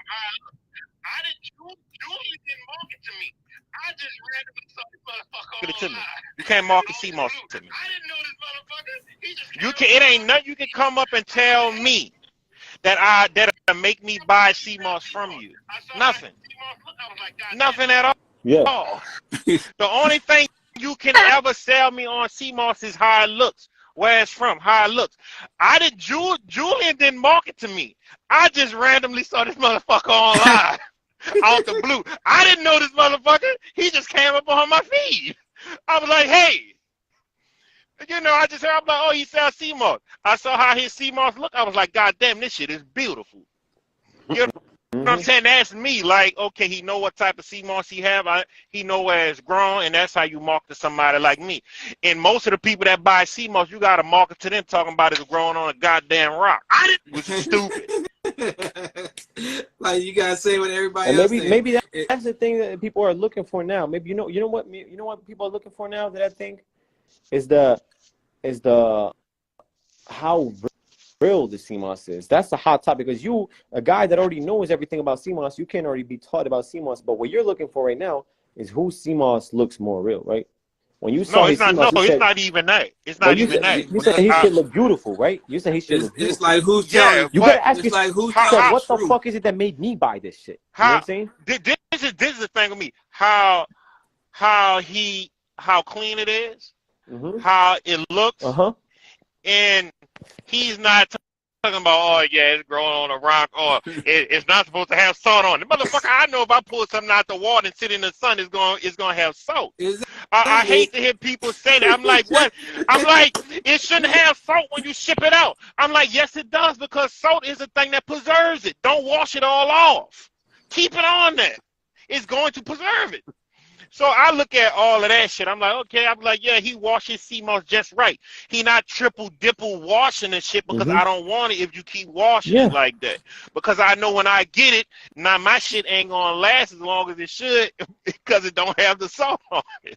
I want the salt on it. See, but you special though. Like that's the thing. Like you special though. That's the thing. Like most people don't even have half this knowledge that you have, you know what I'm saying? Yeah, like that's how you would market this shit to experts, you know what I'm saying? Like you can't even tell them that they're supposed to have salt when it's coming out salt water. Like yeah, I'm like y'all never had Norris sheets. I'm like y'all never went fishing. Fish got salt on it. God damn! Like what is y'all talking about? Salt water, like what the fuck? Salt water. You got salt on you when you come out the salt water. When you fucking dry up, guess what? You're gonna be salty. You look ashy as a motherfucker. And your hair is gonna have salt flakes in it when you're dried up from the ocean. Yep. Yeah, and that's the thing right now. They keep saying all Seamoss is the Seamoss fake because it got it's fucking idiotic. Or the Seamoss. That's not Seamoss. That's lake moss. Then you're looking for lake moss, bro. Yeah, it's like it's not Seamoss because it's fatter and thicker than the other. I was like, nah, you have different varieties of Seamoss. And that's the thing. If I'm marketing something, I'm gonna actually like, okay, this Seamoss. This is where it's from. Warm water Seamoss. Condis Crispus is not warm water Seamoss. It's cold water Seamoss. And get what I'm saying? That I would actually separate everything because Seamoss, I wouldn't even use Seamoss. Carrageenan or Gossalari, that's the names I would use. But Iris Moss is Condis Crispus. Like I want to know the different species of Condis Crispus. I want to know the different species of all of them because all of them don't do the same thing. If I'm trying to lose weight, I'm gonna use the Seamoss Julien have. If I'm trying to gain weight, I'm going to use the Condis Crispus because I know what it do. One is anabolic, one is catabolic. They two different things. You know? So the one that Julien has is catabolic? No, it's an antibiotic. Somewhat because it can help you lose weight. So it depends on how you use it. See, if I use Julien Seamoss, I can lose weight. I can fast with it. I can fast with the chondrotritis, but if I'm working out, I want chondrotritis. I don't want that Seamoss. I don't So if want you're that working out, particular Seamoss. I so want if you want to chondrotritis if I'm gain working weight, out. wait, so chondrous crispus is anabolic then, right? Yeah. Yeah. Okay. So I see. it's all of them do different things, and You all see, of that's the them, thing. You see, good. no. Bro, the shit that you just said right here was fucking genius.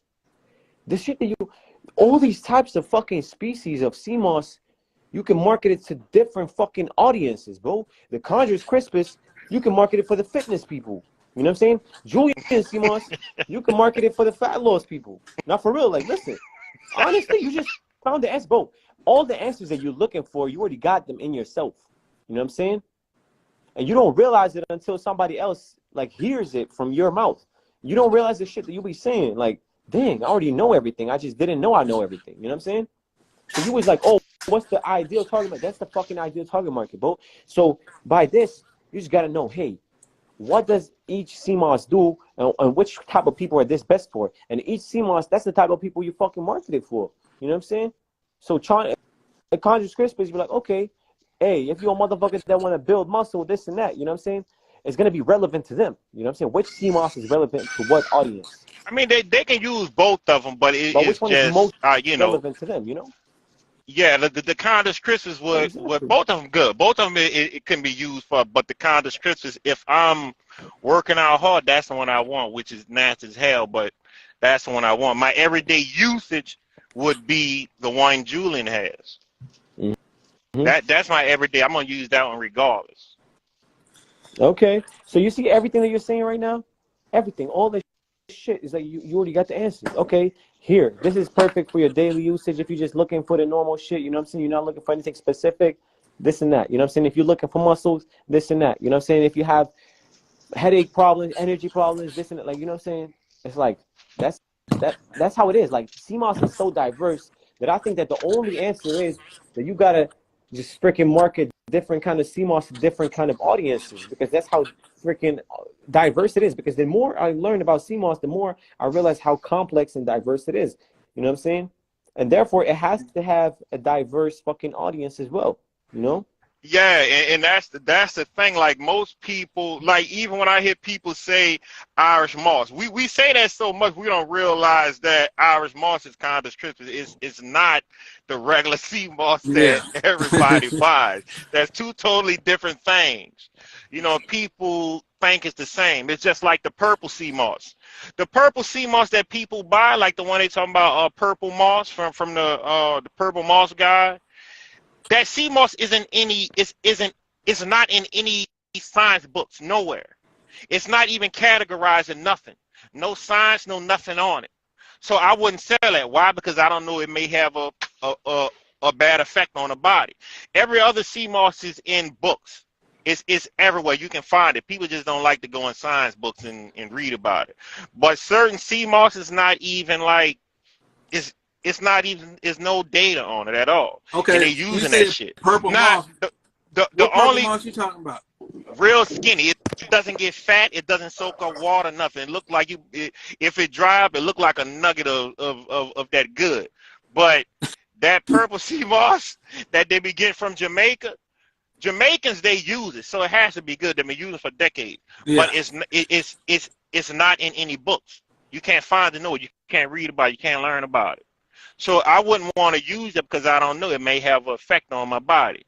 So it's not in anything. It's you can't learn about it.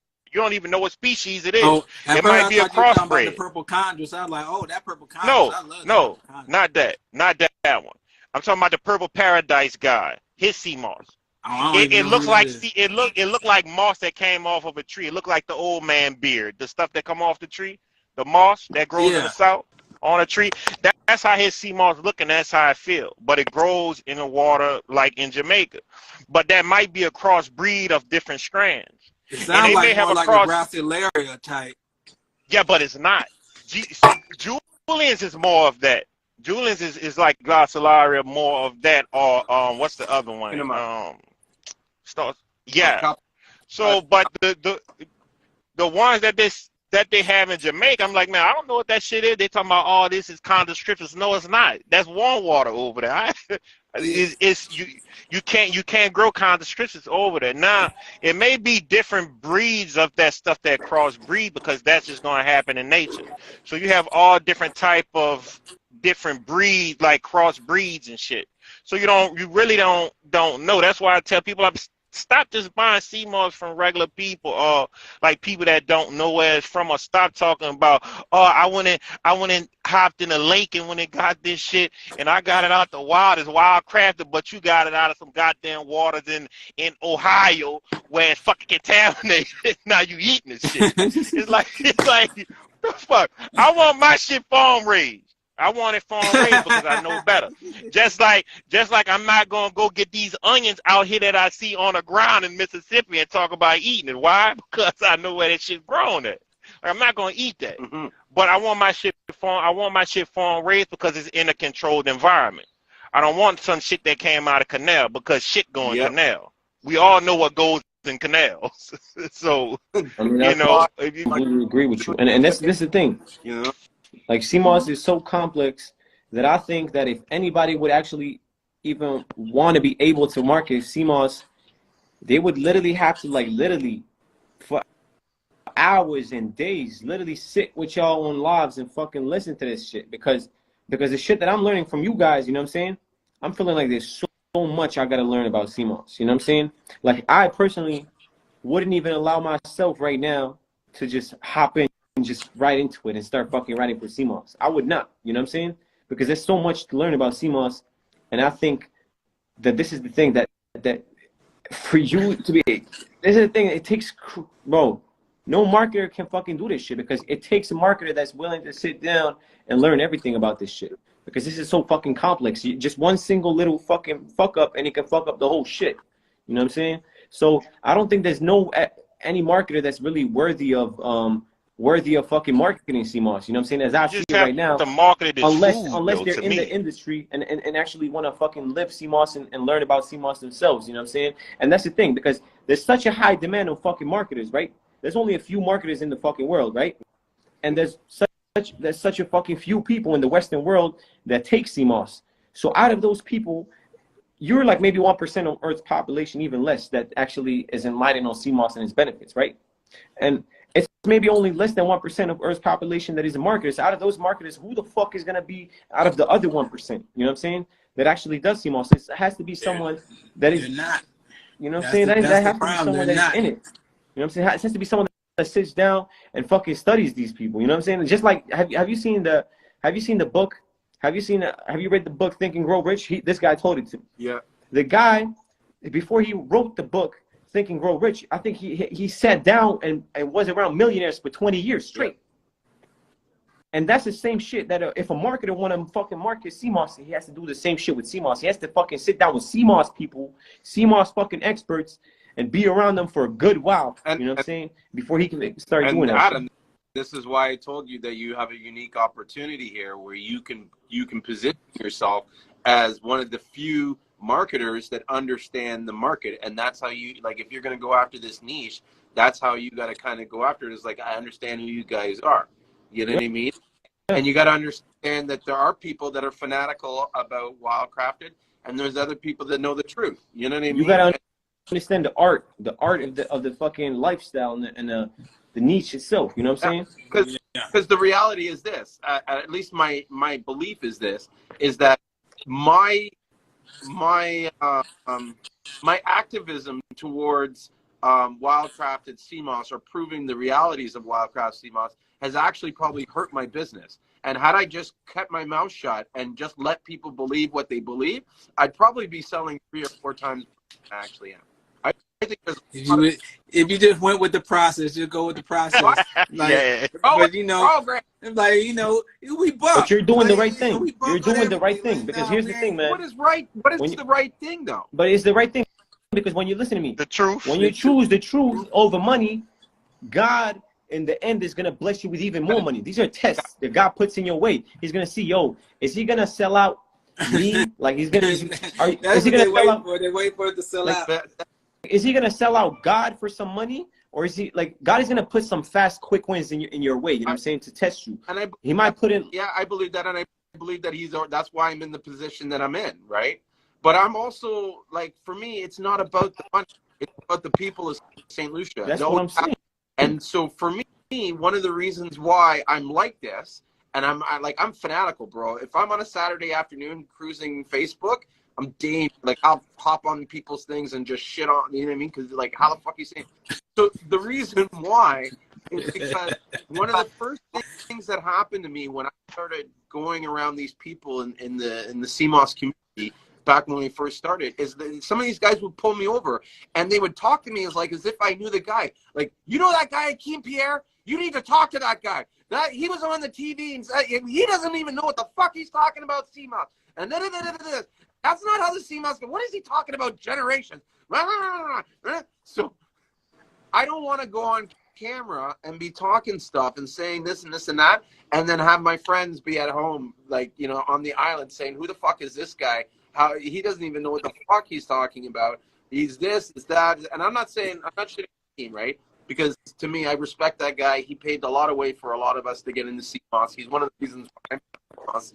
But the point is that I guess my point is that they're scrutinizing everything that everybody's saying. And so I want to be sort of like the voice of the country in the sense that, like, if I'm going to speak for them, I'm going to speak what they, you know what I mean, the truth and what, you know, what's really going down on, you know? And that's the thing about Seamoss, man. It's a deep industry, you know what I'm saying? Just like he said, it's not just like selling clothes. It's deep. Like, this is a culture, bro. Like, Seamoss is literally a culture, bro. You know what I'm saying? But so when you have these bullshit guys that come in, they don't know shit about it. They're just culture vultures, bro. Honestly, because but they experts online, though. I'm telling you, they experts on social media.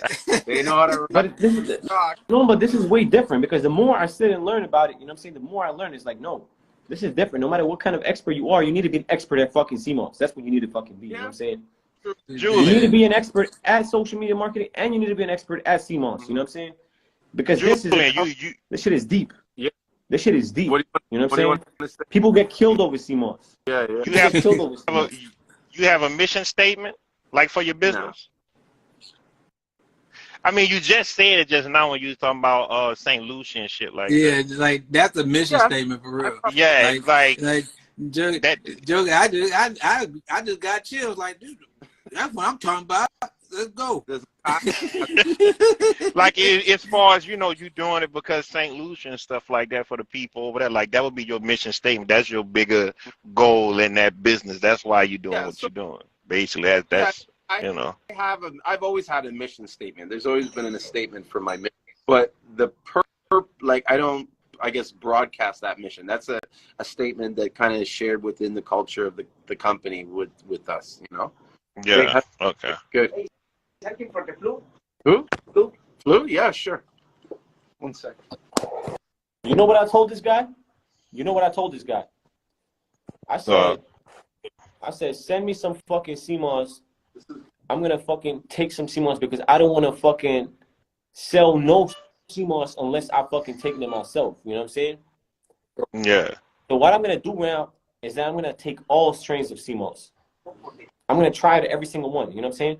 The package is on the way. You know what I'm saying? I'm waiting for that shit.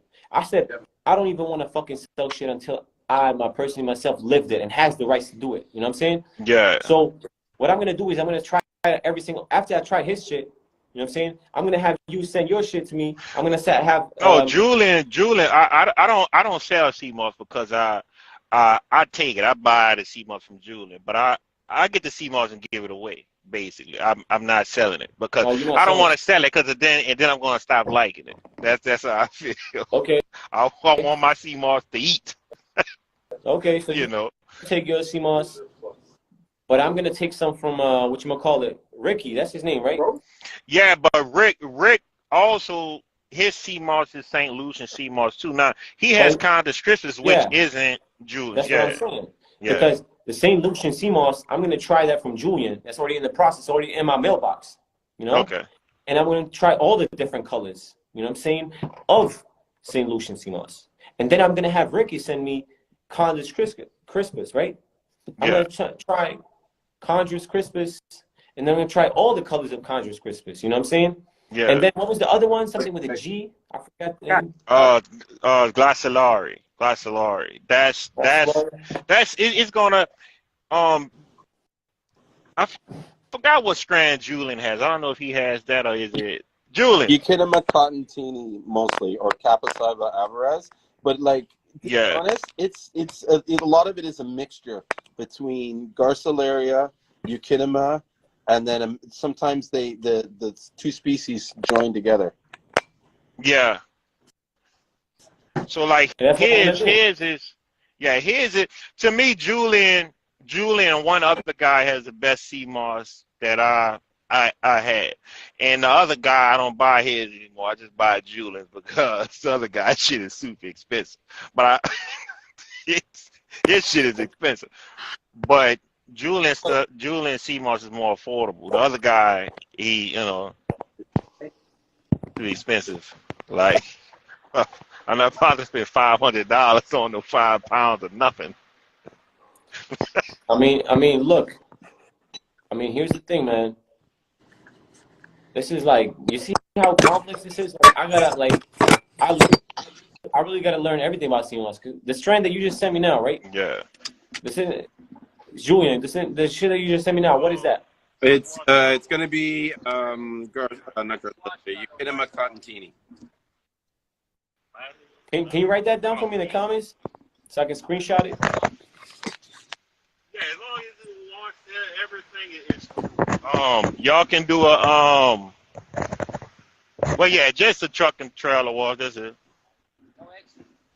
Fuck all that, man. You know I made me spend all that money, man. What's wrong with you? Nah, just regular. Yeah. What happened to Rick? He got lost? He got cut off? I think his stuff I think it cut off. Wait, you wrote it there? Yeah.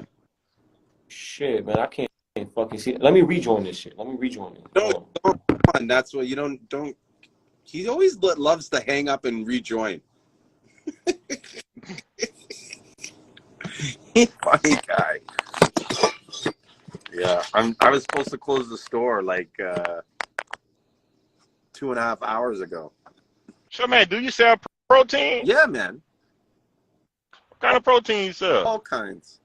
Wheat protein. Okay. Like what else? There's wheat protein and rice protein and all kinds of protein. Here, I'll take you to the protein section. I'll show you my store. Pretty proud of it. Man, that's a big thing. Man, that store is huge, bro. Yeah.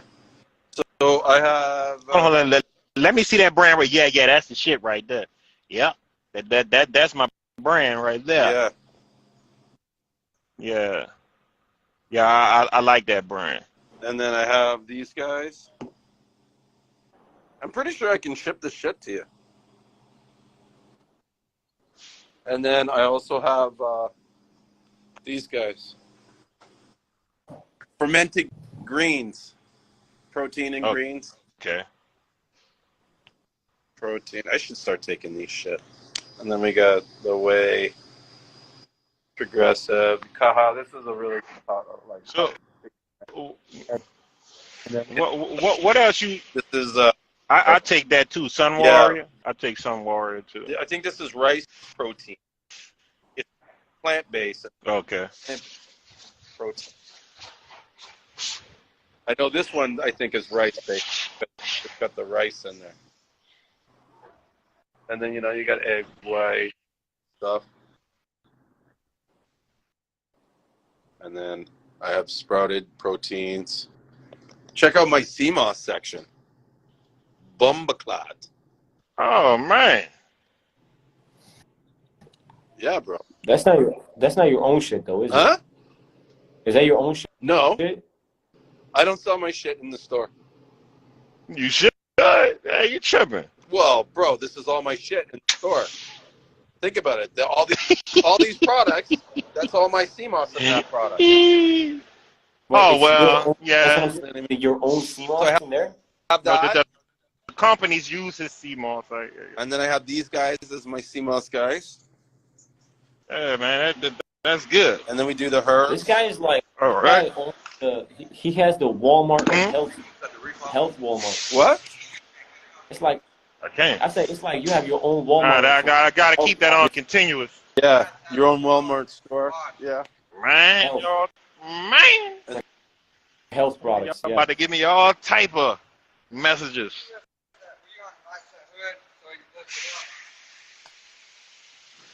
And look at this. This is this I actually.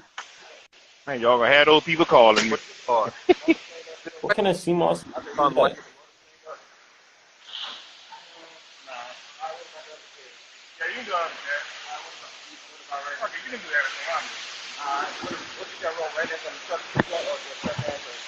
Is that purely CMOS? Yeah, get the Rain-X on the truck, not the trailer. The trailer, y'all can do regular shit. Product The trailer. for All right.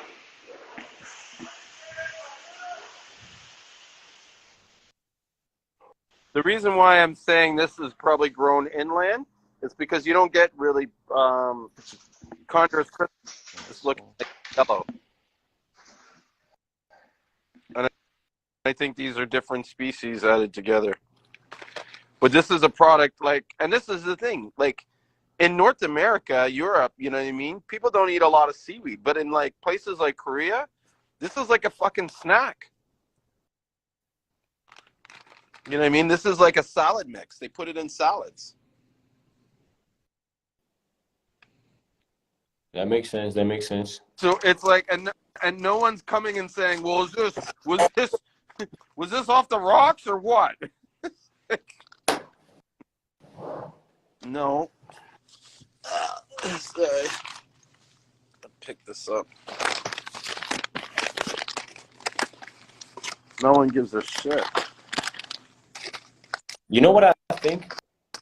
What? Like just by being on the CMOS lives and being in the CMOS thing for a little while, bro. What I've noticed, the main target audience of CMOS is black people, bro. No. Like from everybody that's seen in the comments is black, bro. Okay, so that's not the target people, though. Those are the current people taking CMOS. But there, like, there's lots of people that will take CMOS. Like, even in my plaza here, right? I have a restaurant next door. It's a Mexican restaurant that's run by Persians, and I got all the Persians taking CMOS. It's almost like anybody that, like, the reason why it's concentrated in the black people is because the black people are promoting it within each other. Do you know what I mean? And even still, there's a lot of like non-black people that would probably want to promote this stuff, but they're afraid because they think it's a black culture thing. They've said it to me. I've had people say, "Whoa, how are people going to feel if they see me and I'm a white person trying to sell their product? You know, I don't want to be look like a cultural." And it's like, what the hell? This is not a black like only product. You know what I mean? Yeah, it's just most of us talk about it more than everybody else. That's what I think. Like I literally thought that this was like a black thing now, like CMOS. You know what I'm saying? Because Right, everybody right. that's on the social media is black. I never seen like a white person talk about CMOS on social media. They do, but they're in Florida, and they know a lot But about it. Here's an example too. Like the average American will say that white person is racist, but go outside America and you won't experience half the shit that these Americans are experiencing. Yep. That's why I get in a lot of fights with a lot of Americans because of my views and attitudes and how I like white people. And they're kind of like, you know what I mean? But see, that's because of the South. Like me in New Orleans, me being Louisiana, I do have that. I have a feeling I'm uncomfortable around them. Why? Because they still find people hung in the South. That's crazy. So, you know, my views on that is like, yeah, no, I can't. I'm uncomfortable. I feel funny, especially if they're from the South. You know, but it's just like Texas. I'm not comfortable in Texas. I don't like that place at all. No, I totally understand that. But like for me, who's had so many opportunities given to me by a white person, it's hard for, like, the guy that used to own this business was a white guy. Do you know what I mean? Yeah. He trusted me to sell this business to me and even finance it to me. Right? Yeah. Like, get an owner finance on it. And so, you know, how can... Yeah, a lot of ways how we feel here is because the media, we kind of take on everything the media say. That's what it is. And it's messed up too. That shit is totally messed up. That's what it's really where you live. It's really where you live because different places are different. And even racism wise, different places are racist in different ways. If you go to Sweden, they're straight up racist right in your face. You know what I'm saying? Like, they'll literally call you a fucking immigrant piece of shit. You know what I'm saying? But if you go, not for real, like, but if you go to France, they're more low key about it. Like, racist, like, they will not show you through words, but they will show you through actions. Like, they will, like, if you work at a place in France, the French people will like literally shake each other's hands when they come in. You know what I'm saying? But they won't really say hi or like shake your hands. You know what I'm saying? Like, you know what I'm saying? If you're not French, so it's really different. Like, there's levels to this shit. Yeah, you know what but I'm saying? the question is, why is that? Why do they not shake the hands? I don't know. Like, they say that this is racism. Like, they say that, okay, you know what I'm saying? That there's different countries show different forms of racism. Yeah, but you know what I'm saying? you don't know why they're doing it, then you don't know if it's racism or not. And here's an example of why I think that way, right? When I was younger, right, I used to have this girlfriend of mine, this girl I know, not a girlfriend, but a girl I know. And her name was Julie Patterson. This girl was gorgeous. Like, gorgeous. Like, it was hard to look at her. She was so pretty, right? And one of the things she said to me was that, you know, because everybody would be like, oh, she's such a snob. Oh, she's such this and this and this and that. And she's like, you know, everybody hates me and think I'm a snob and shit like that. But the truth is, like, I'm like this because I'm scared shitless. I don't know what to say around these people, and I'm scared to say anything. And I don't want them making fun of me. And so everybody thought she was being this bitch, you know what I mean? Yeah. And a snob. But really, she was just insecure and scared. And so... And French people are scared of immigrants. Like, they are scared of immigrants because they have... Sorry to cut you off. Go ahead. And it's like a lot of black people or Latino people or anybody, they be like, oh, like, when a white person is like fucking paranoid looking at their back and shit, like, that shit racism. But listen to me, you can't blame the motherfucker if he's being robbed. If he's being robbed by a black motherfucker. Well, this is my kind of point where I'm bringing it out. It's like, if this guy got accosted by a black person at some point in his life or knew someone who did it, and it's not he'd be less likely to shake any black person's hands. Look, I don't have a problem with racism. That's why I know. Like, even people that are racist, they like me. Guaranteed. Like, the thing about it is, racist is like, if you meet somebody and they be like, yeah, I'm a racist. But if you meet people, most likely you have genuine good people, even if they're racist. Because I say that shit too. I say, yeah, I am racist. It's just taught. That don't mean I hate you. Like, that don't mean I hate you. But it's like, if I'm, you just hate am I racist because majority of those people. It's like, no, it's not even that. It's like, am I racist because I only want to help my people, like every other race of people do? Am I racist because I want to do shit for my people, like every other race do? People say that's racist. Be like, nah, I want to make something for my people. But people say that's racist. They also say white people are racist because they only have white organizations that white people join. That is stupid. That is stupid for you to think somebody is racist because they made something for their people and your bitch ass can't join. Yeah. You know what I'm saying? It's like it's like me trying to get into some shit, white only shit, and I'm black. I want to get in there. Why you not letting me in it, bitch? Because it's for white people. They not racist. Bitch, it ain't for you. Stupid ass. Something about all the black organizations. They ain't got no white people in that bitch. Is that racist? Fuck. So it's a lot of stuff that we say racist that's not racist. It's really like, you know, it's really not. But am I paranoid around them motherfuckers? Yeah, because I'm from the South and I don't want to get hung. But at the end of the day, racism is bullshit. Racism is not real. It is. Put it like this. It's bullshit. It's not real. Racism is not real because billionaires, when they meet each other, right? When a billionaire meets another billionaire, he's not going to be like, he's a black billionaire. No. You know what I'm saying? Yeah, They he a just be like, billionaire. oh, he's a billionaire. They just see numbers. You know what I'm That's saying? where the real sort of racism is. It's in the financial area. Like Yes. that's where I That's see the real most racism. discrimination. If you're not Yeah. at a certain wealth level, then the other people are going to That is look at you.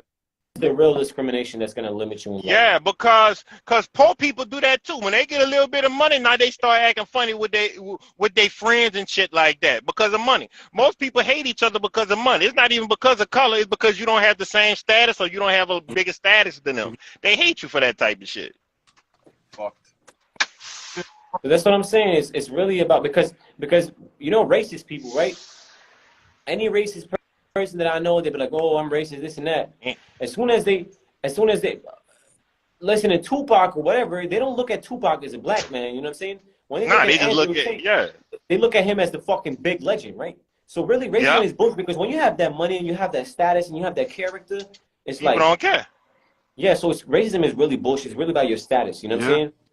They don't like you. It's not because you're a black motherfucker. It's because you're a broke black motherfucker. You know what I'm saying? So yeah, most likely that's what it is. It's like when you're a rich black it's like, motherfucker, when you're rich, everybody forget you're black. They just see you as rich. And sometimes it's just being they're fucking obnoxious. Like, bro, there's certain situations where I'm looking at black people and I'm just like, fuck, bro, why are you doing this? Like, you're embarrassing us. We don't have to act like that. You don't have to act all wild and, you know, fucking ignorant. You don't have to make people uncomfortable, and that's what a lot of us do. Because am I racist because I don't want to be around my own people? Because sometimes I don't want to be around them motherfuckers. No. I'm serious. Fuck, man. Fuck. I'm from New Orleans. I might get my fucking hands busted if I go outside to the corner. Shit. So I don't want to go to the club with my people. I don't want to do a motherfucking thing with them because I know something gonna pop off, a motherfucker gonna get killed, and that's something that I shouldn't be used to. But that's what I'm used to. I go out, 4 people then got shot in the head for nothing because he looked at some girl or he stepped on his shoe or he just looked his way or he looked kind of mean. Yeah. I'm about to shoot him. And that's what keeps he look harder than me. And separated. This is why we can't, like, makes it hard for us to grow. But that's the thing. They really succeeded in that because separation, listen to me. Racism is something that is created by the rich people to keep the poor people dumb and separated. But we allowed that to happen. So, yeah, we did. We allow all that shit to happen. That's what I'm saying. So at the end of the day, rich people, they're on the top together. You know what I'm saying? They're unified. They don't give a fuck about that. But they created these little bullshit ideologies that you can like get distracted from the truth. They put these fake food in your mouth so they can keep you stupid with the food. They keep this unhealthy food, you know what I'm saying? They can keep you weak, mentally weak, easier to control. They distract you with all these social media bullshit. They create porn so you can be on Pornhub busy all day instead of fucking, you know what I'm saying, becoming a more valuable man and bring value to this world and become a fucking millionaire or fucking wake the fuck up. They don't want to put all this, they don't want to make knowledge fun. They want to make knowledge boring for you so that you don't expand your knowledge, so that you stay fucking dumb because knowledge is power. And if you're knowledgeable, then they will lose their fucking power. So they will put this dumb shit and make it fun, you know what I'm saying, in your fucking eyes. Nah, the crazy thing is that's so true because if you knew you didn't have to pay for electricity, would you pay for it? If you knew you can create electricity just using copper pipes in the earth itself, would you still pay for electricity? It's like it's a lot of things that they don't let you know that, and that's where like sacred like geometry come in and all this shit that so-called we forgot. It's like if you just knew you can do shit without them, create water, like if you can do all this shit like what's his name, Moses West do, the thing that creates water from the air, that guy, never heard of that guy.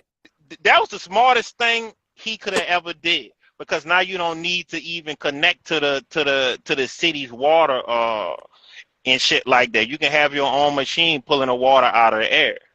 So it's like it's a lot of shit that people don't know. Shit, I know I can make my own batteries. I can do that shit today with simple shit. Copper and goddamn in fucking some type of clay. That's all I need. I don't need that much. Give me some orange juice. I'll make a fucking battery. Yeah. And that's a fact because if you look at it, the AC, right? The AC, what does it do? It collects water over time, right? It collects water from the air because the humidity of the air, right? all countries have different humidity levels. But if they have humidity to it, that means there's water in it. Yeah, simple fact that it's air around, because air is liquid. It's not air isn't something dry. I hate when people say air isn't dry. Air is liquid. It's liquid. Like, what is water? When you look at the molecules of what certain shit is made out of, you see that it's the same thing. It's just missing one thing. But air is a liquid, because you can't breathe in dry. It's like, oh, this is dry. No. Everywhere is air, you can create water. That's why this guy machines is in the desert where the military is at. Like, everywhere the military go, his machines go. Moses West, look that guy up. He the one who brought his machine to Flint, Michigan. He also is bringing his machine to Jackson, Mississippi, because they having problems with water here. And his shit may be in Ohio soon too, because they have water problems there now since they had their water had that poison in it from the train derail. Shit. Yeah. They might want to kill that dude, bro. I'm not gonna lie to you, bro. But he was military. His stuff goes to the military. He's in Dallas right now. And these machines, his machine isn't the only first machine ever. His machine just happened to be the best. Oh shit. Because it only pulls in water. And not the other stuff. Yeah, like his is pure water, nothing else. And his machine is laced with copper and silver, because silver is an antibacterial and antimicrobial. So that's, you know, his machine is good. The one for the house is like $70,000. I can't afford that shit. Goddamn. Oh shit. But yeah, it's a lot of stuff. Just like the black guy in the African guy who created the battery that runs forever. That pulls the energy from the air. You know, it's like vibrations in magnetic fields that your body produces that battery works off of. You also had the guy who created the super soaker. The same guy created the super soaker and a Nerf gun. He created a battery that runs off of air. Mm-hmm. So man, you have so much stuff people don't know about. Yeah, I have to start creating some shit. You about to get off, aren't you? No, not really. Well, not off, but you about to leave. Age the fire. I'm actually. Man, what is this guy doing, man? This guy gonna make me late. Shit. Someone's. So I'm looking. Oh man, this fucking guy is taking all day. Shit. So hold on. What do you do, Yusuf? What do you do, man? Yeah. If you don't sell Seamoss, what do you do? Oh, what you say? You said you say you don't sell Seamoss, so what do you do? I mean, right now I'm driving trucks. Right now I'm leasing a truck. But right now I'm putting money towards a lot of other different websites and products. I'm trying to come out with a few different type of brands and stuff like that. Which is gonna be faceless brands, because I don't want to be attached to it like that, and I don't want a brand where I'll be like, oh, it's black on, this, that, black on. I don't believe in that. I think that's the dumbest shit ever, because if I'm selling something, I'm trying to sell it to anybody or whoever wants it that is gonna, that's gonna benefit from it. I don't want to put a face to my brand. Like, I'm black, just buy it because I'm black. I find most people that do that, they have a badass customer service. And it just doesn't work out. Like, it's places I went to that's black on. They talking about support me because I'm black.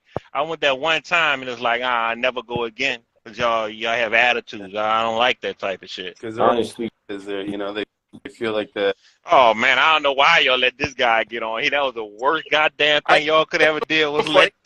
Bro, why is you in this? I'm like about to bro, say, isn't this your partner right here? Bro, that dude is going.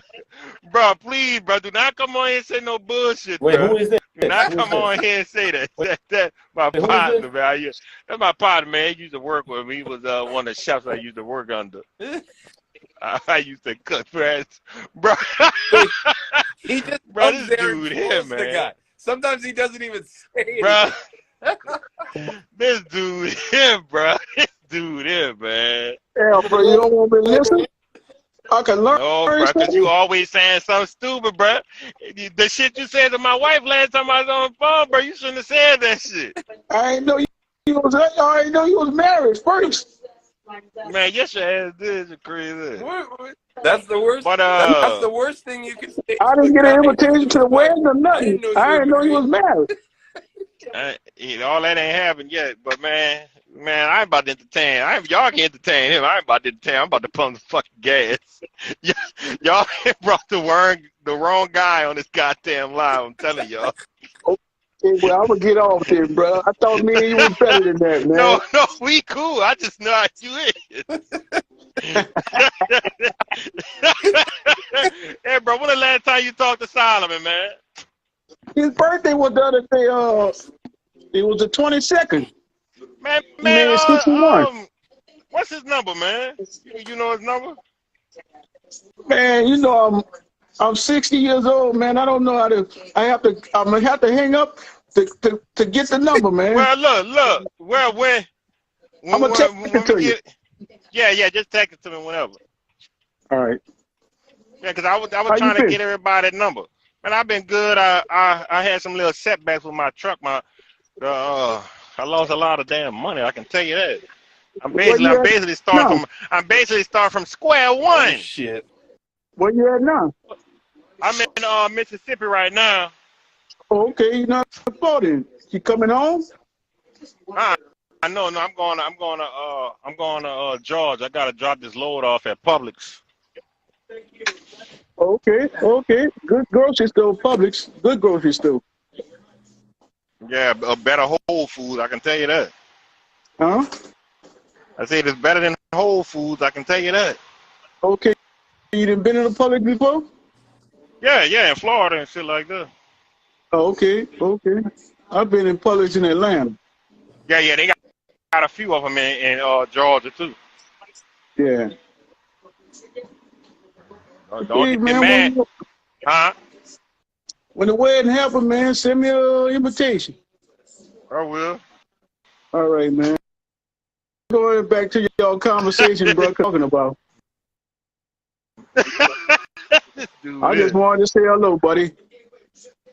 I hear you, bro. But I'm gonna text you Solomon number, yo. All right, man. Take it light. I hit you up. I hit you up once I get back home too. Later. All right.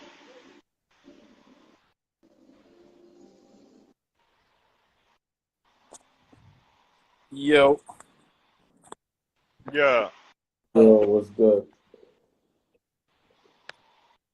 Yo, this guy you said alive, bro. Nah, you look like my cousin, bro.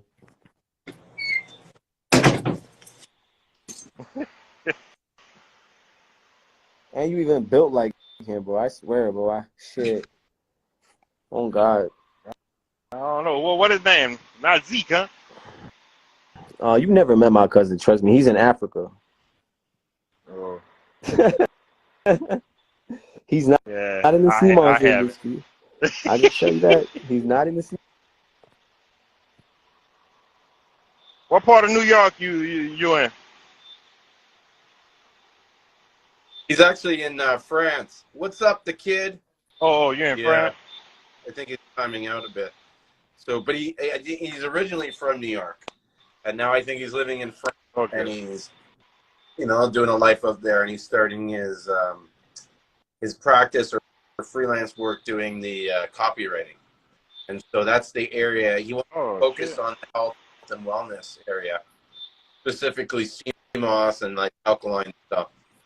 So he's all right, that's cool. TikTok. You'll notice that I've gotten a couple new videos talking about the Seamoss and pool grown and stuff. And with the captions on it, he made those videos. Yeah. Okay. It was cool. Let's see what the kid's saying. See if he wants to shut it up. So when do you think you're going to launch those new brands? Huh? The new brands, the brand ideas you had.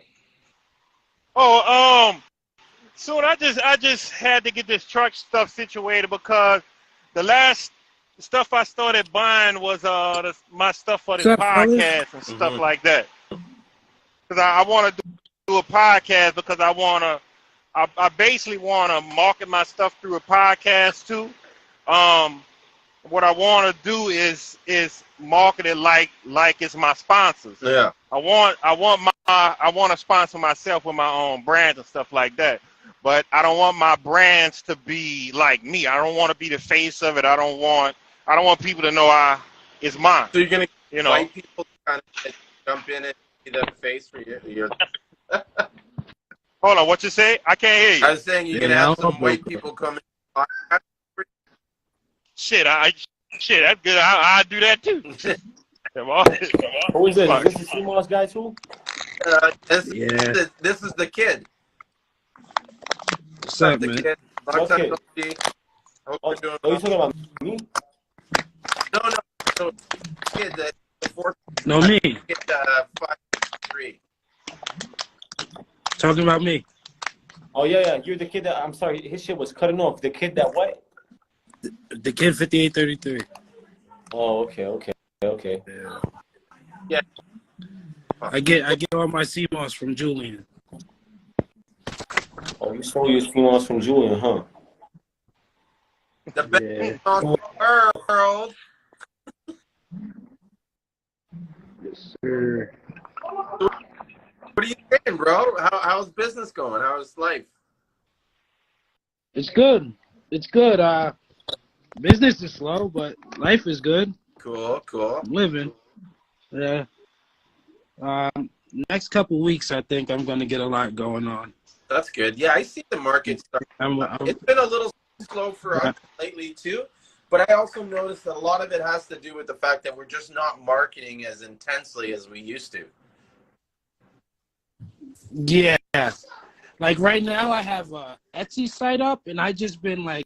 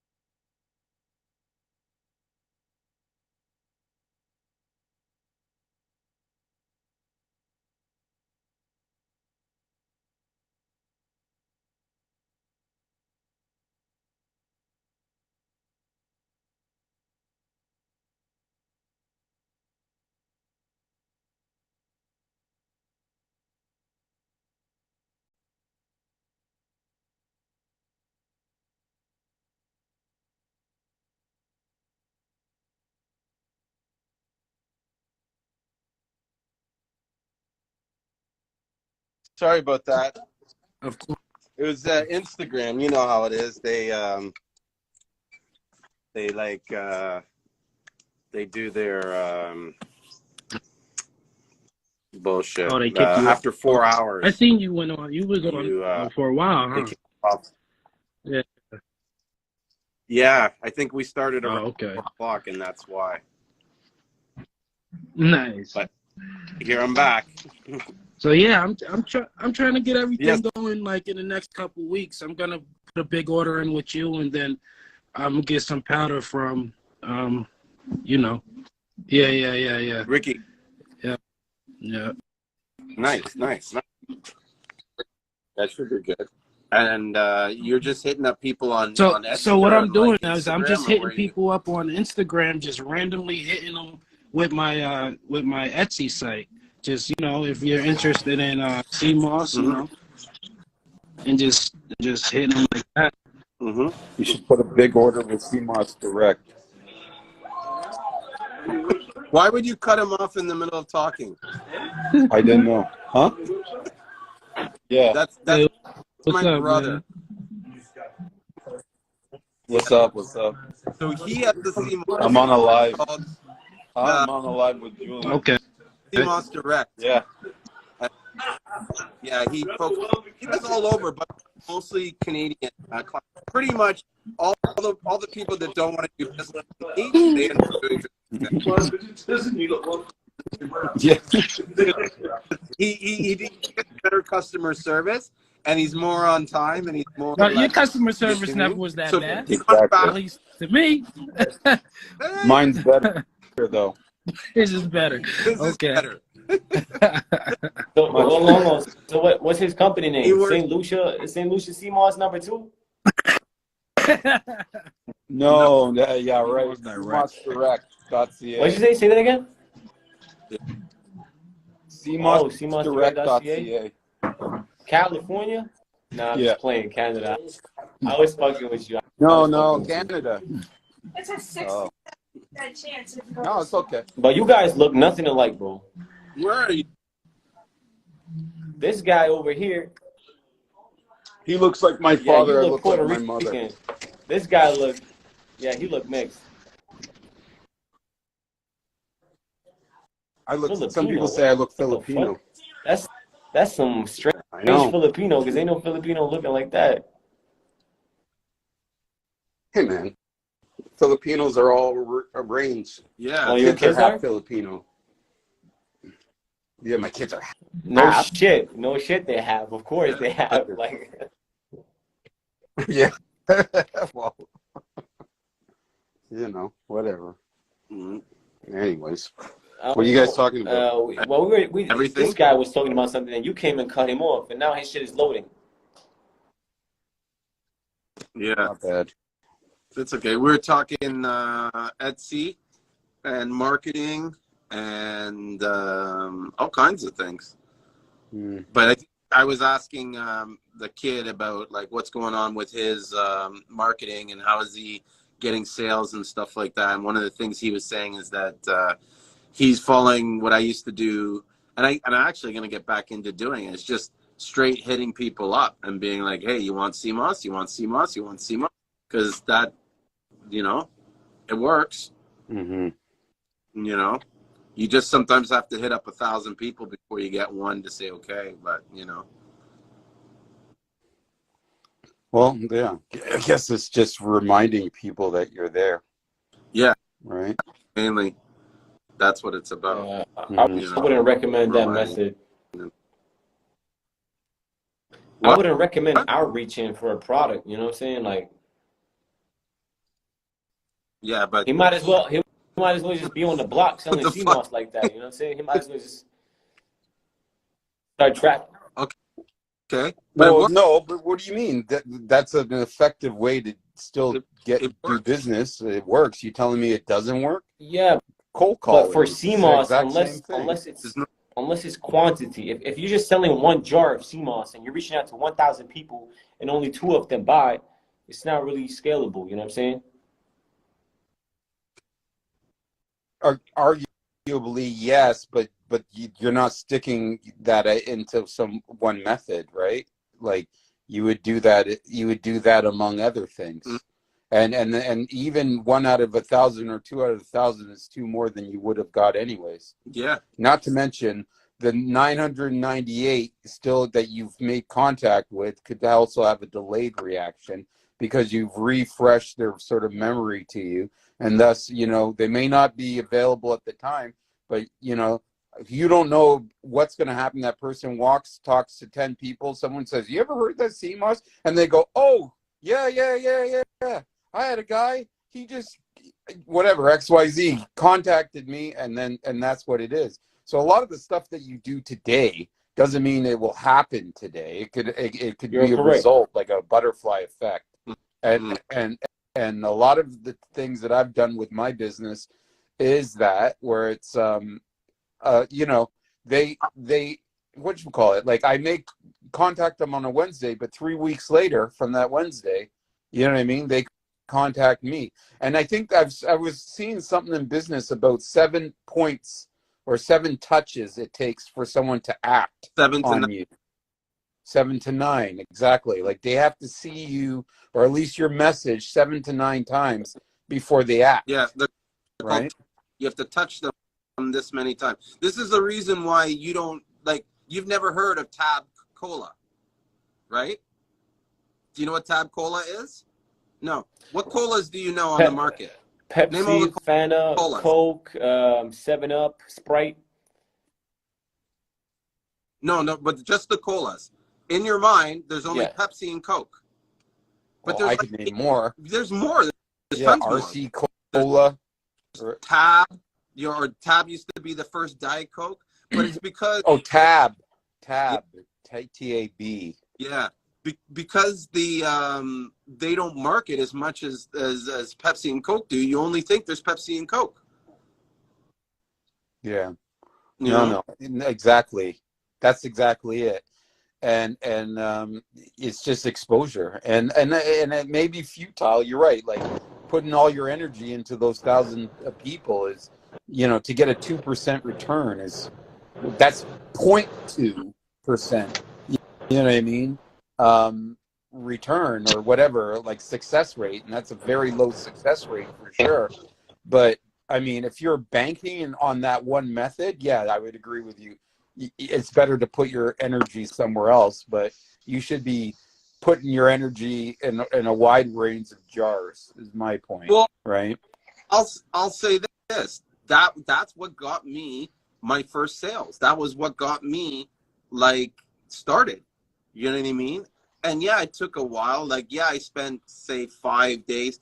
The difference that I seen between advertising and just straight up reaching out is that you may not have time to do all the, like, the advertising is to do the work that you couldn't do by hand.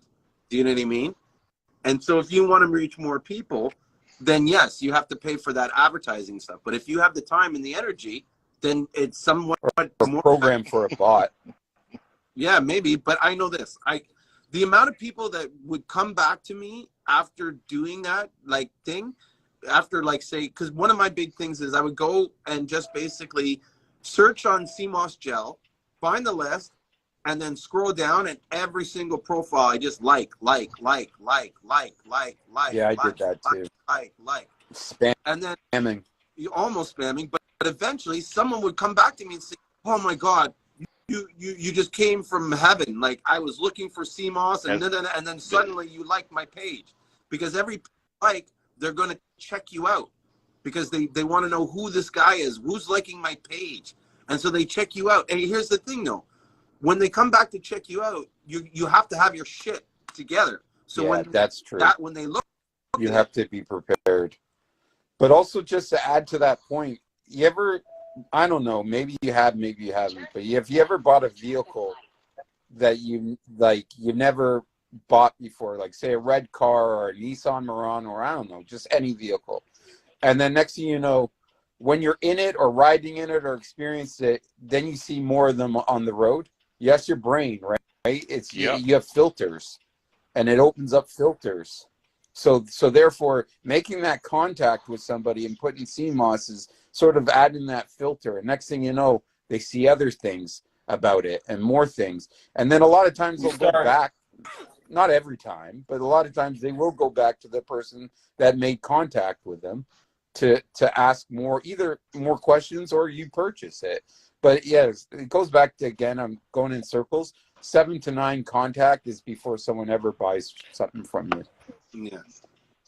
And it's scientific rule. Yeah. Or the more touches you do, the more activity. Mm-hmm. That's why you got to be posting. Well, that's more of an algorithm, but you should be posting something like at least 7 times a week, and then like 7 to 5 times in your story, something like that. There's like an algorithm that you should be doing, like 4 reels, 2 posts, and I don't know. Again, Well, I don't think it's an algorithm as much as it's almost like a threshold, because like Adam was saying this earlier, like if everybody's using ChatGPT, then everybody's at that level of ChatGPT. In order to stand out beyond everybody else, you have to do something greater than what ChatGPT is providing. Do you know what I mean? So it's almost like if the average person was posting 10 times a day or 10 times a week, you're going to have to post 11 or 12 at least just to be greater than what the average is. Because if you're below the average, then you're going to get lost in the mix. You're going to get lost in the ether, because there's going to be too many people averaging better than you that are ahead of you. Yeah. You know what I mean? So people, I think, can say it's the algorithm, but I think it's almost just a more of the facts of reality of what's going on in the actual space. Well, in the world of say Instagram, it is an algorithm. No, because it's not like it is, because it is a program. But how does that program work? It's not like after 10 ads, show this thing more, right? It could be something, the algorithm could be something where it's like, take the top 10% and feed this in. And if if these people have a certain lower percentage of engagement, then you know what I mean? But in order to get that amount of engagement, you have to hit these metrics. But those metrics can change at any time. So today, 100%. might be 10 times a week. Next week, it might, like if everybody starts doing 10 times a week, then you're going to really have to do 12 or 13 to get on top. So yeah, for sure. You're definitely going to have to be doing at least one more than the average. Yeah. Right? To stand out. Yeah, or like the kid says, the more you post, higher you are on the. You want to know one thing? Yes. The more you clean. What? Everybody is doing the exact same shit. So all you have to do is just do the same shit, but just be a little bit different, and you're gonna stand out from everything. You're 100%. 100% agree with that. That's all you gotta do. Mm-hmm. Yeah. It's like Be the black sheep. be the sheep, If everybody's white sheep, just be the white sheep in a yeah, that's what I was gonna say. Like in a herd of white sheep, be the black one, or vice versa, right? Or the one you with don't polka gotta dots, be and you'll you don't gotta stand be a out, whole wolf, right? You can just be a sheep, but just black. No. Yeah. I'll be the wolf. Well, yeah. if you're the wolf in a room of sheep, then you're kind of that's more of a negative incantation, right? But I get what you're saying, though. And I agree with you 100% in that. Like that is 100% true. At least I believe that. It's just doing one more, but it's like this. Like when I saw Julien when you started, you were the only one in the beginning back in 2020 that was saying a lot of like just explaining all the sort of misnomers that were around. Mm-hmm. And you'd see it in the comments. Oh, thanks for sharing that. I didn't know that. Or really? That's cool. You know what I mean? Because you were a different voice, because everything was just preaching that Dr. Sebi rhetoric. And it's not like you were so against it, but you explained things, right? Mm-hmm. And no one explained it. It was just like, oh, well, everybody this is just what they said and this what and he this, said, right? but you were the one that explained your own explanation. Exactly. Because nobody had their own explanation. They were just referring to Dr. Sebi. Exactly. They were just regurgitating what was said to them. And that's exactly it. But you know, again, doing that little extra bit of explaining. What do you mean deposits? Deposits for what? Oh dear. Is she talking about marketing? I know. She must be, because people be I don't do bullshitting, depositing, no. and that's true. Oh, do you all require deposits because people be bullshit? Deposits on the sales? I take cash up. I don't sell. I don't send the Seamoss. That was the biggest thing I had to teach a lot of the farmers or exporters in St. Lucia was like, stop, don't sell, don't send the Seamoss without getting money. Yeah, 100%. No money, no Seamoss. Well, it also should show you the commitment to the buyer, right? Right. If you're ready to buy, then here it is. You know what I mean? And trust me, don't buy off me. That's why I tell them straight up. Why are you buying off me if you don't trust me? yeah, it's kind of counterintuitive. Yeah, and I don't want to waste my time or energy convincing people. I don't convince people to buy the Seamoss or that our Seamoss is the best. Not at all. It's just, but it is. Here's the Seamoss. Do you want the Seamoss? Yes. Well, admittedly, it is better, or yeah, I guess I'll say better only because, well, at least better. I guess what I'm trying to stammer and get my point is that I've had people buy from other people, and when they bought from me, they were extremely happy with what they got and the service they got it in, and so they continue to buy off me than the other person. So, you know what I mean? I'll let them say what is the best and what is not. But that's my experience. Julien Seamoss, Yeah. Julien Seamoss is better kept, man. Like it's better, bro. I done bought Seamoss from everybody. It's some Seamoss when I bought it, I threw it away because I'm like, nah, I'm not taking that shit. Julien Seamoss, it to me, it's the care behind it. It's how he tasted it, how he dried out, how they clean it, how they do everything. And to me, that's the most premium Seamoss you can get. There's only two people with Seamoss like that I know, and Julien is one of them. And I stopped buying from the other guy to buy from Julien. So that's for me. I'm like, this I'm not buying from the other guy anymore. You know, and it's somewhat, you know, exactly. they equal on the cleanliness and everything with the Seamoss, but the other guy, nah, like it's too expensive, bro. Like highly too expensive. So I'm switching over. Plus I'm getting better quality, same or better quality than his. So, and I still have like 10 pounds of Julien Seamoss, and I use Seamoss a lot for myself. But I have a whole bunch of Seamoss. You know, so sure. I just want to say something. Unless you actually seen the guys harvest the Seamoss, dry the Seamoss, and package the Seamoss, you can't tell me that the Belize Seamoss has no salt. It has no salt when you get it. But my brother can attest to the fact that a lot of these farmers clean the Seamoss out because we watched them do it. They have a brush and they brush the Seamoss, the salt right off it. So Gary, you probably got a good farmer that took the extra step to do that. Which is good. Yeah. Which is good. So nothing to say against Belizean Seamoss. No. You probably got a good farmer that did that. But to say that it's not there, unless you were there and you pulled it out and you dried it, which is not true. Like, I'm sorry, it came from the ocean. Yep. It's going to pull out moisture, right? Let's be real, people. You're going to pull out moisture and evaporation. Your salt didn't evaporate. It's not like Belizean seawater has more salt. They must think it's fresh water or something. Others. Well, Damien, here's the thing. The salt water content could be less. Well, yeah, that's true too. That's true too. When they establish farms and areas for farming or growing Seamoss, they test the water for the saltinity, right? And I want to add this, and I just want to clarify this. All the information that I'm saying right now, or I'm about to say, was confirmed or was received from a guy who happens to be like one of the top experts of Seamoss in St. Lucia. He works for the government in the Ministry of Agriculture. He's head of the Seamoss department, and this guy wrote a manual on Seamoss growing, right? And so Seamoss, the coral reef is actually bad for the sea moss. And the reason why is that sea moss feeds off nitrogen and nitrates.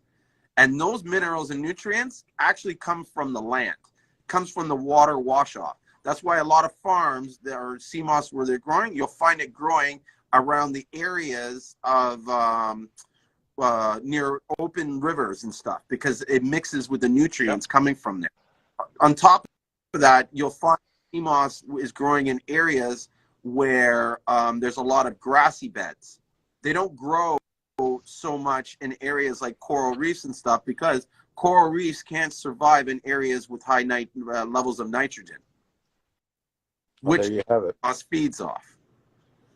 So they might come in areas where coral reefs, but they're not going to, like the sea moss that comes right off the coral reef is not going to be as nutrient dense as sea moss that's grown in waters with higher salt concentrations. And that's something that's verified, confirmed with a guy that's, you know, in charge of the Seamoss department in St. Lucia. Like I said, I had like an interview with him and asked him a whole bunch of questions and wanted to know. And I should have recorded it because I wanted to confirm with him that he, you know, he agrees that Seamoss can't get nutrients from a rock. Well, well, that's in writing right there. So yeah, that's a fact. That's a fact. Doesn't matter where it's grown on. That doesn't determine the quality of the sea moss. It's the water. It's the condition of the water that actually determines the quality of the sea moss. Yeah. Which is why St. Lucian sea moss is highly regarded. So is Belize's, you know, sea moss, because they're that country, and I've been doing a lot of research on them. There's a lot of how do you say it? There's a lot of research going on in that area about developing strategies for growing sea moss. And so the waters out there is very fertile for growing. It's very good for growing sea moss and shellfish, and that's what they're kind of growing out there. They're also developing a system that, you know, will be beneficial to countries all around the world, where, like, one of the biggest problems we have with sea moss growth is that during stormy weathers, the sea moss will break and you'll lose it. Well, they've developed a system that allows this farm to be submerged under tidal waters low enough so that it doesn't deal with the high wave action that would come from like a storm and stuff. Which means that, you know, less sea moss can be saved and stuff. Yeah, it's so sick that we've been talking like 3 hours straight about sea moss, and this guy still has fucking information to say, bro. What the fuck? Are you, bro? You're like a walking 3 million page book of sea moss, bro. Because I have found more information inside of your brain than I have found on fucking Google about sea moss, bro. Why didn't I find all this bullshit when I was fucking researching sea moss myself? Why? Because you gotta search for it, right? It's I gotta, the names. we gotta make a new search engine called fucking Julien. You know what I'm saying? That's what we gotta do. Don't fucking stroke him. Don't do that. Don't stroke him. Yeah. You know what it is? He's asking the right questions. And that's what it is, right? That's all that information's out there. You just got to write there. And I know for him, he went in before he started, because there was a lot of this and that. He actually dedicated himself when he started the business. He's like, I need to seek out the truth. And when you have a sort of a bias to a narrative, is every day that was your life. You know what I mean? You went in there, you put in sticks in the water, you laid down the lines, you pulled it out. I made, you know what I mean? By him. This guy is a Seamoss hero. Okay, stop with the fucking dick rubbing. Bro, it's not good. No. Be careful there, You know how Superman got the S here? Yeah. I know. This guy's the Seamoss man. He didn't have the S here. He's the one that's gonna get it when you're not around, because I'll be like, you see what they say about me? I'm the guy. Don't do it. I'm the best marketer. Yeah. Look at how I'm marketing Julien, bro. I'm the best marketer out there, bro. Look at me. No, I hear you, but I'm literally marketing your brother, bro. You see? Yo, Julien is the S man. You feel me? Seamoss man, bro. Get your Seamoss right now. Making more work for me. No, you know what we need to do? back down to earth. We need to make it big Julien statue on the coast of the beach. Man, Yeah, they already have that. Easter Island. Easter Island, yeah. Like he's floating away with his big old fucking head. Stop it. Someone's got to tie a string to him. It's a fucking Easter Island. That's your statue. The big old head. They already have that. Bigger and bigger, and then that's all you see is my head. Dang, bro, your My head job is harder. shiny. That's that Seamoss. So, Seamoss made his head shiny. Julien, how deep do y'all like as far as like the sticks or whatever y'all put in the wood planks y'all put in the ground? How deep do y'all put them down? Like into the ground. Into the ground, though. Into the ground. Into the ground. Not the water level. Oh, about that, and that's 2.5 feet. Yeah, about that. Because you got to push it in. It really depends on how like hard the soil is. Okay. But you got to put it deep in so that when the wave action happens, the stick doesn't move around. Oh, okay. So because I was looking at it as far as like if people know anything about electrons and the earth and how it works and how copper works and things like that, and how plants grow better when copper is around. I was curious. I was just curious how would sea moss grow around copper, because I know most people in gardens, people that know how to make as far as how to make plants grow better, copper is the thing to use. But I was wondering, would that work in the ocean like that with copper I think down into the ground?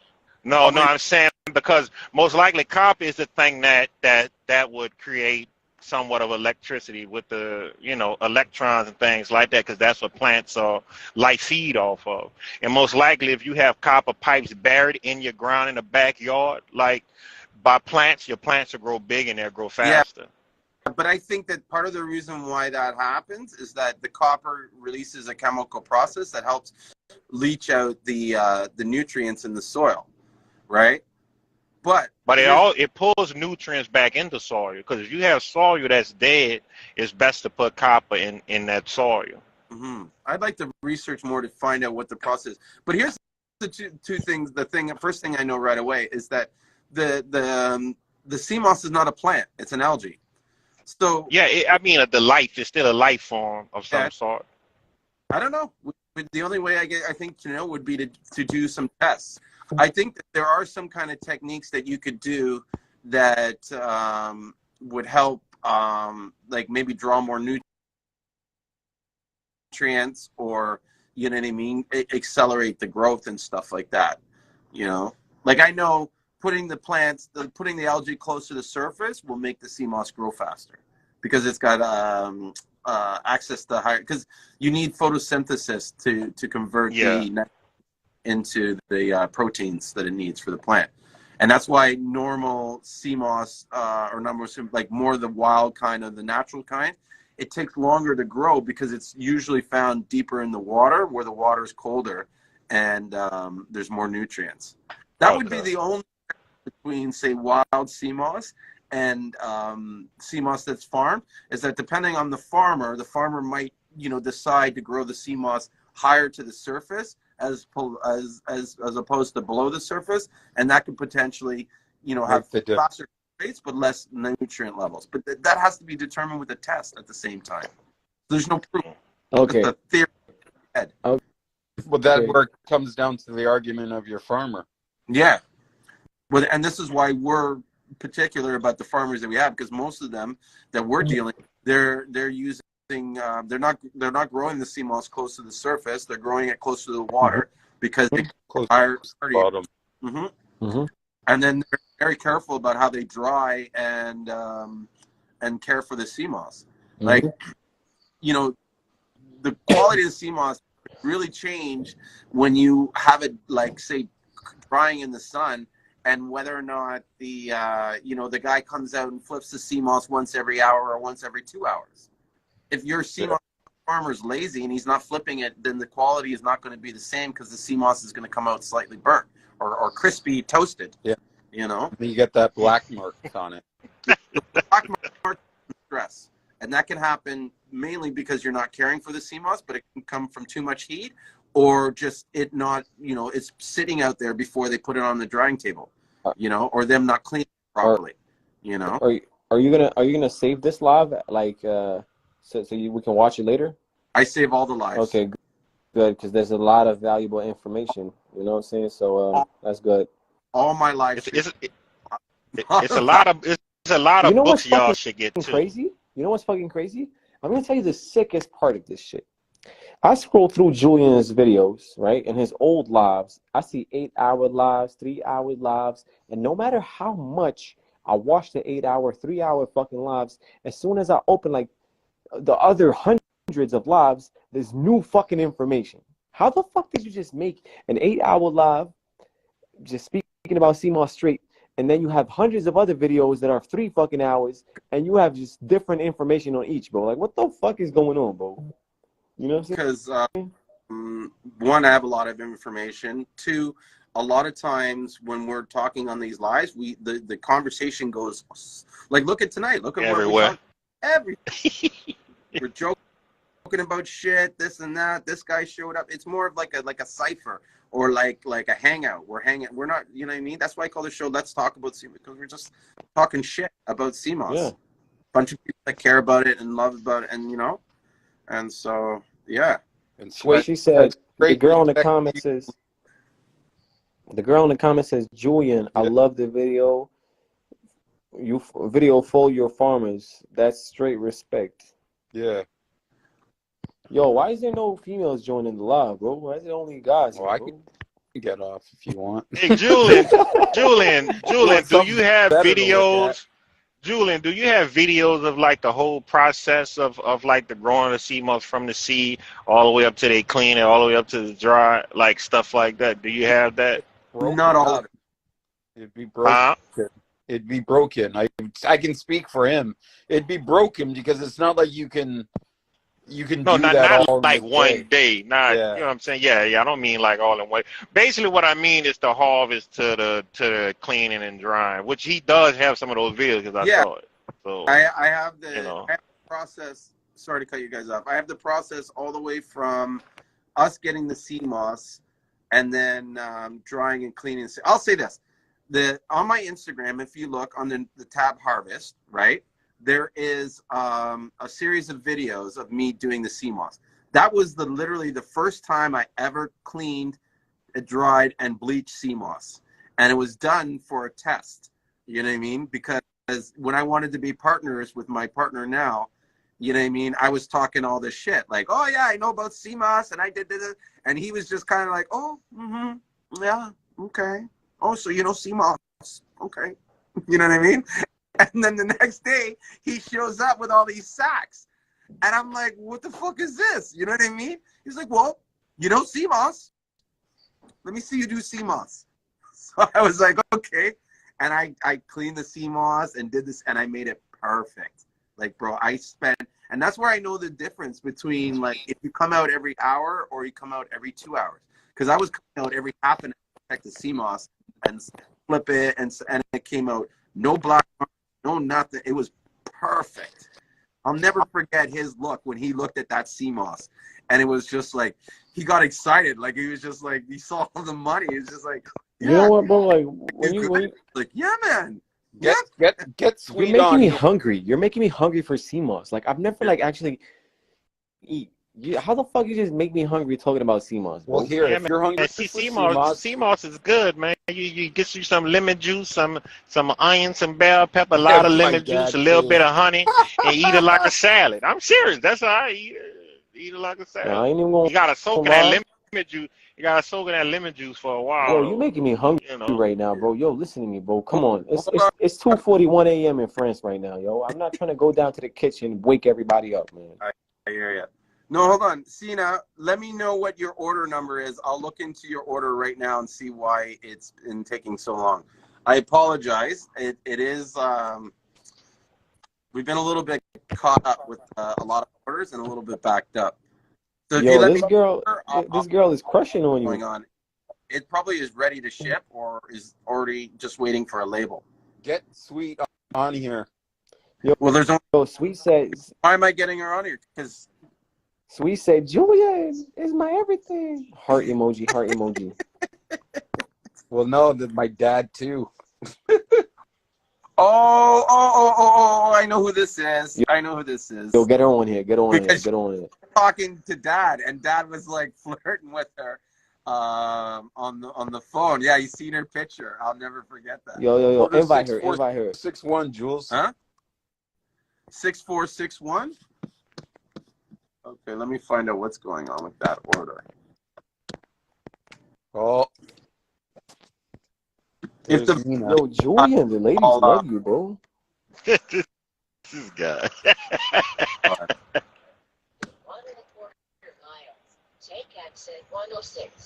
You said, ooh la la. So this was fulfilled. It was shipped. Nicole Jean. Who's Nicole Jean Pierre, bro? Is that your sister? No. No. My That's my sister-in-law. Wait, what? It's his wife or ex-wife, or I don't know. She still got your last name, bro?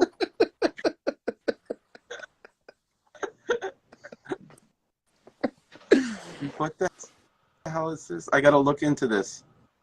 Let me look Yo, but listen. order, because what it says is that a label was made and was shipped, and it says delivery tomorrow.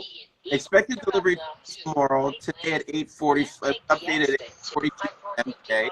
But then in the thing it says the shipper has created a shipping label. As we process, we'll So Where she just says it's, when she checks it, tracking just says shipping label has been corrected. created, and that's what I see here too. That's why I have to go and look into it.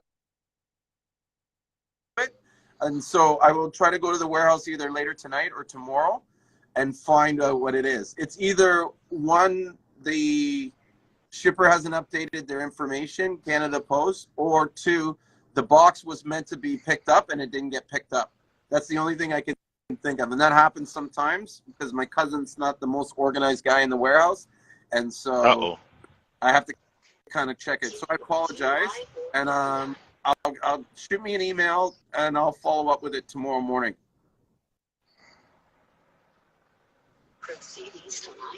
I would love to speak to you guys all night and shit, but I gotta go. You feel me? He said, y'all a mess. It's straight respect. I know Julien's married for life, but I love my Seamoss from him and his content. Thank you. I'm married. Yo, I ain't even gonna lie. Julien Seamoss make the ladies go crazy. Hey, wait until they try Seamoss direct. Fuck St. Lucian Seamoss. Yeah. I make the girls rub their legs like a cricket. You know what I mean? The Julien Seamoss make the ladies wet. Oh, you guys are too much. Nah, I'm just fucking with you. Yeah, obviously. No homo. No. I'm in love with the Seamoss. I'm in love with the Seamoss. Yo, hold on. Yo, what was your name again? Hold on, let me see. Flay? That's your name, Flay? Oh, that's my other thing. Yeah, Black Bobby Flay. Oh, word? Yo, yeah, but the real question I do is, the real question competition for the barbecue ladies, and shit like that. but the real question here, right, that's gonna determine who's Seamoss the ladies are gonna choose. Who Seamoss is bigger? Mine. No fucking question. You know the ladies love the big Seamoss, you know? Yeah, so mine's just You can't have right, no not you too can't big. have no Condors Crispers in here. No. You kid him up.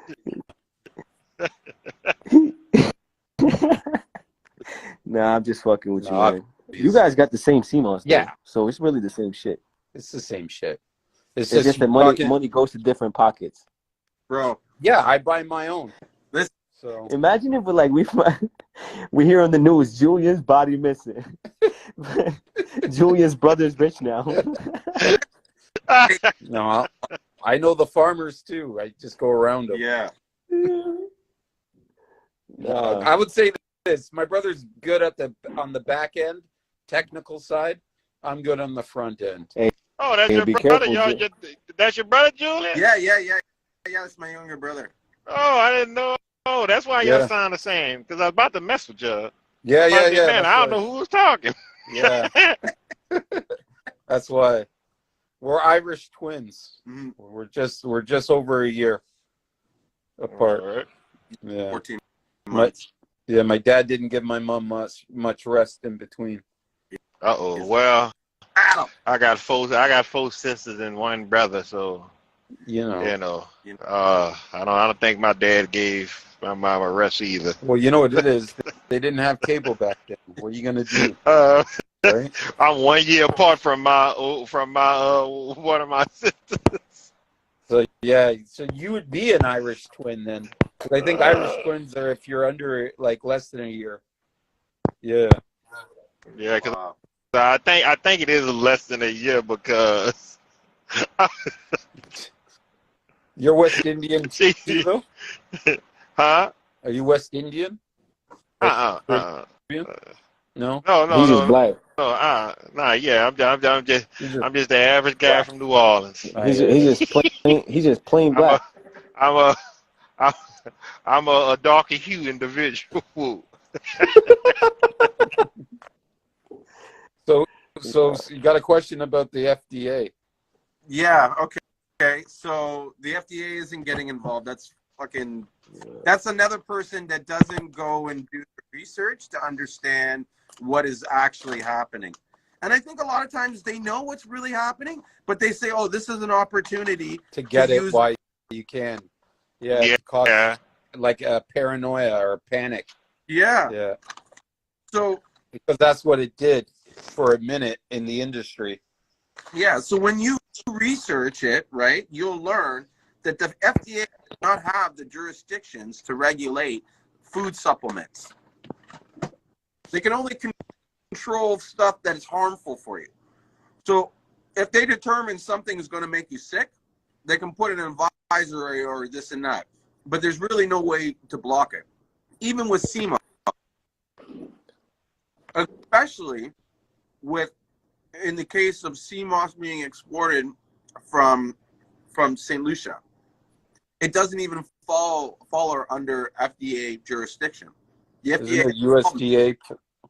Yeah, the only time the FDA knows what I'm doing is when I start bringing in herbs and stuff and prepared foods. So if I were to say, take this stuff and turn it into a gel, then the FDA would get involved, and they wanted to test my food to make sure that I'm, you know what I mean, that it's fit for human consumption. Now, the new law that they're trying to propose or bring out, what that really is getting more in line with other countries in the world, like Canada. Canada has one of the strictest health supplements programs in the world, where it's like you can't even make a claim without showing proof or anything. So I can't turn around and say Seamoss does this for you or Seamoss does that for you, because then I have to show studies and proof, and I have to register it and apply for what's called a natural product number. The States doesn't have that kind of regime or that plan, although this program or what they're trying to propose is going to regulate companies to reveal what is in their sources of their products. So when you make a herb like supplement or whatever, you're going to have to show that there's a herb in there. Who's at your door? I don't know, but let me check and see. I thought it was a customer. What do you mean, customers? You're closed, bro. Oh, hey, I've never closed. Money's money. If he wants to buy. Watch, now you hear pop, pop. Man, it's crazy, right? This dude is crazy. You know what? I shouldn't say It was that. a street guy checking the store for vulnerabilities. That's what he was doing? Yeah. I see that happening a lot. Like, even in my warehouse, there was one time, because I had all these security cameras and stuff, and I left the house, I left the warehouse for like 20 minutes, and I was like, oh, I'm just going to go up the street. I have the alarm on. You know, I'll just turn on the alarm on. I won't bother on locking the door. And sure enough, some guy, some tweaker, pulled open the door to see if the door would open. Walked in, and you could see it on the camera. He walked in, he was about to do something, and then he heard the alarm going off, and he just booked it and turned out. And so guys do that all the time. I used to have a friend. You remember Sean Shags? Mm-hmm. That's how Shags made most of his money. This guy would just he would look for vulnerabilities. This guy was the craziest booster. He used to call this thing going to work, where he would dress up in a suit, tie, and everything. So he was like Pakistani. So he looked like this like chic guy, you know, business guy and everything.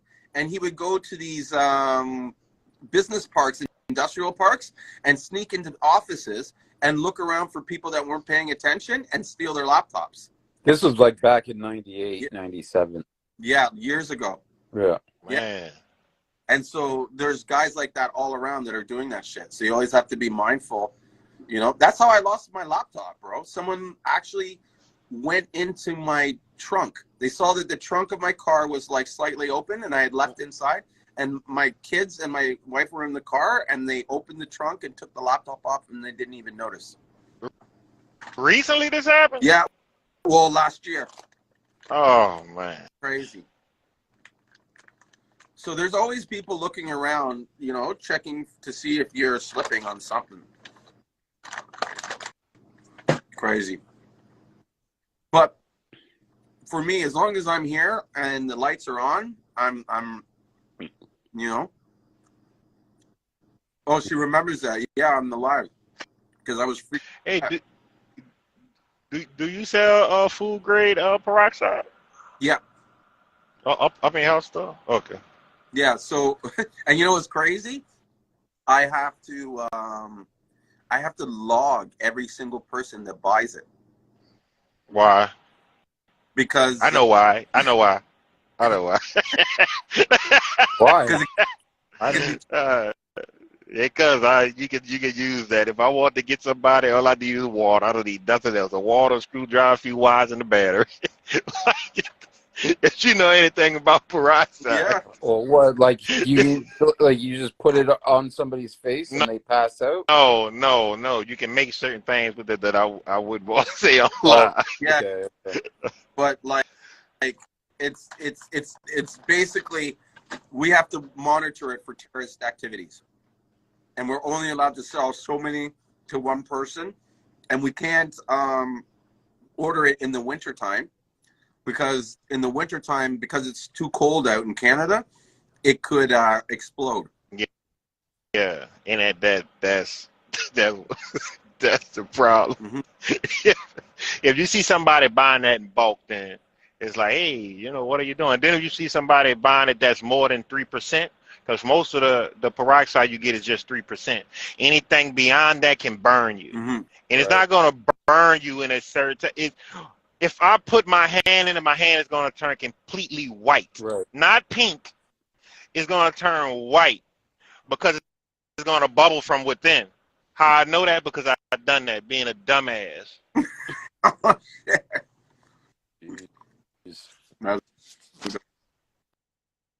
It burns like hell, but I drank the peroxide. I put it in my water. Mm-hmm. Sorry, Yeah. I'm just playing with these filters. Huh? I said, don't mind me. I'm just playing with these filters. Just realized that they're here. Yeah.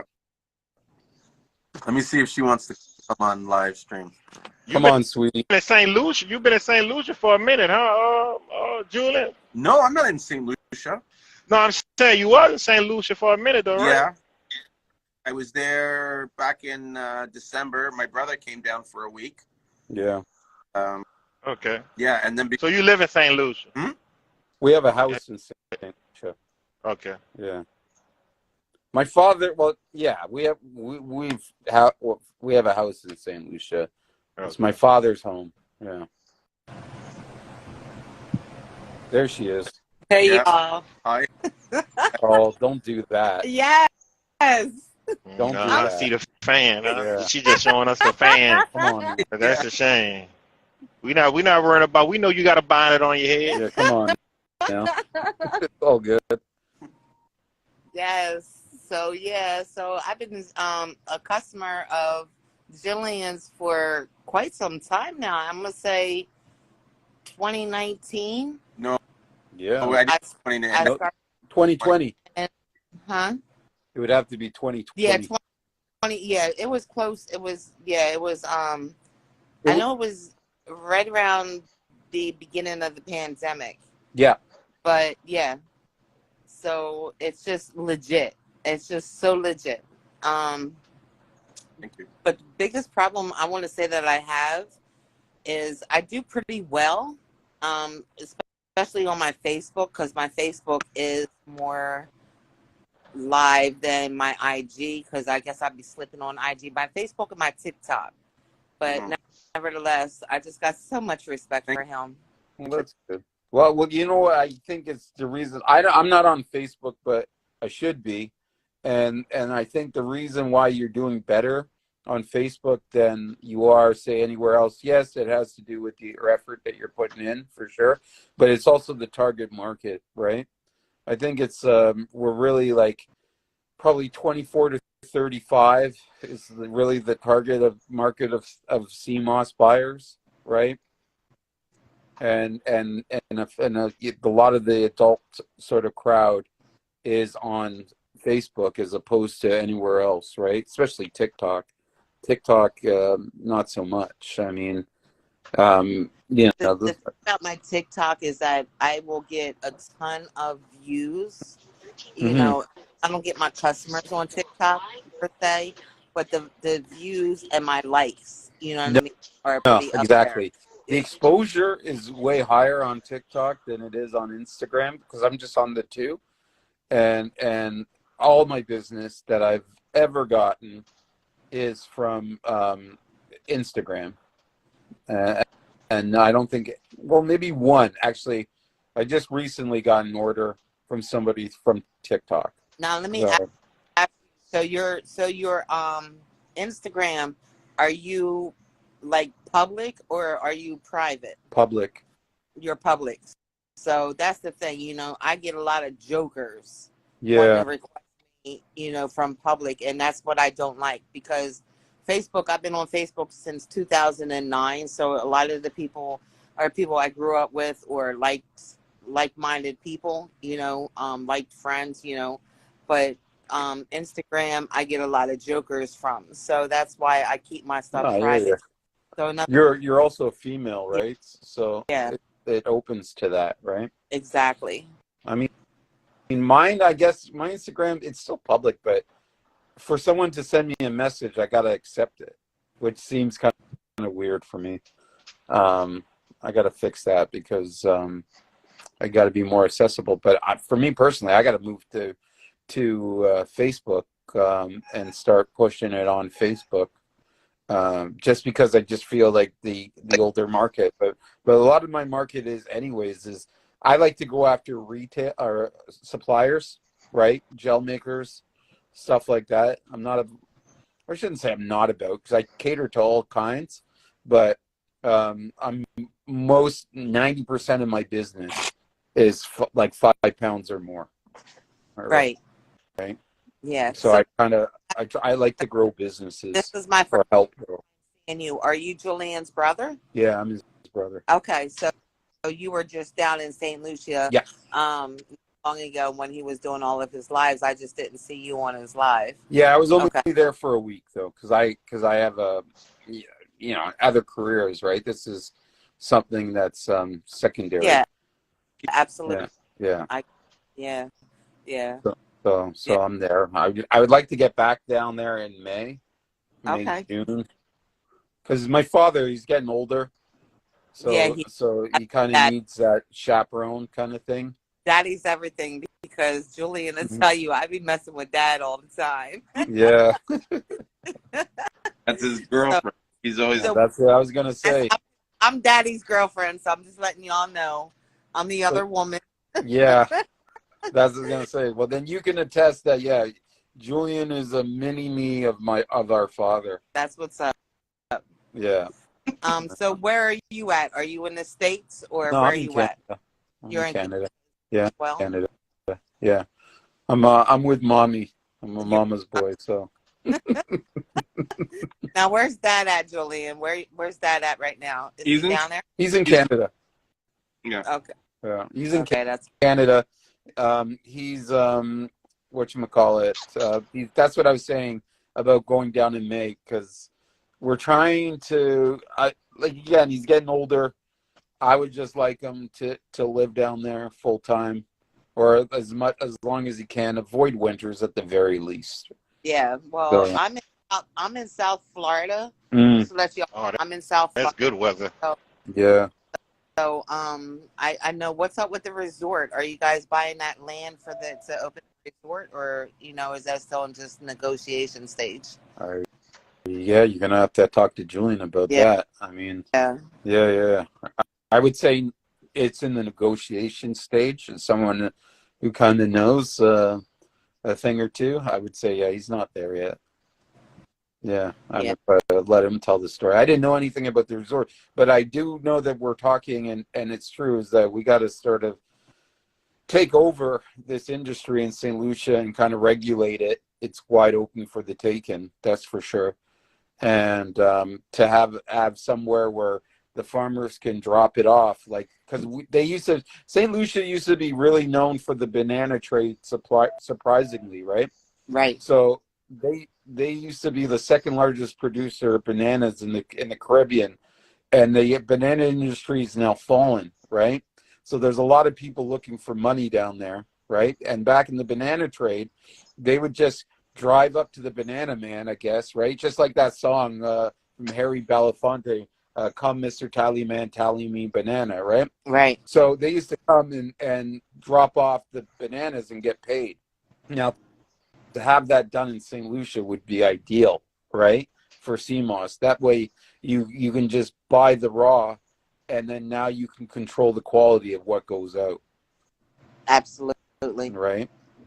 And But it's because now so much bigger than that when it comes to different herbs. Like, I know here in South Florida, on my back fence, I'm able to. You went out. Oh, let's see. Oh, she went out. No, don't be. Florida, I'm able to grow cerasee. Mm-hmm. Cerasee? Cerasee. You're talking about the bitter melon? Yeah, exactly, the bitter melon. So, Okay. come on. Bitter John? is huge with Filipinos, man. Yeah, so,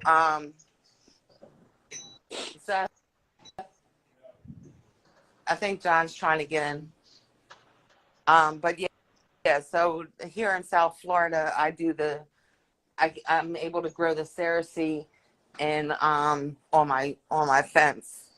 And Right. but nevertheless, St. Lucia is, I just think it's bigger than just, messing with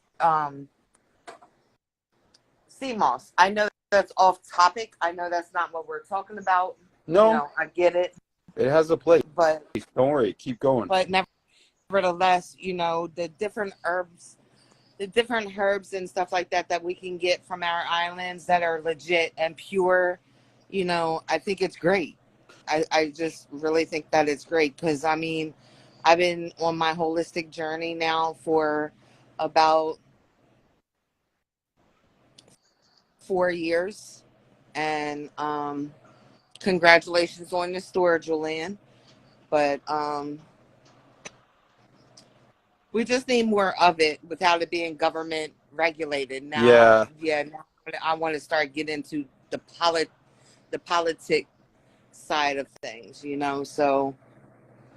I mean, that's the ideal, right? Is that you want a society where it's less government involvement, right? Of anything. Absolutely. Right? Absolutely. I mean, that's, I think Reagan had a saying, they said, like, the seven words you don't want to hear is, "Hi, I'm from the government and I came to help," right? It's like, you don't want the government to help you. You don't, right? No, you don't want them involved. I personally do not. No, I'm with you too. I mean, you want minimum, just keep the roads paved. You know what I mean? Yeah. Keep the roads paved and the police paid. You know what I mean?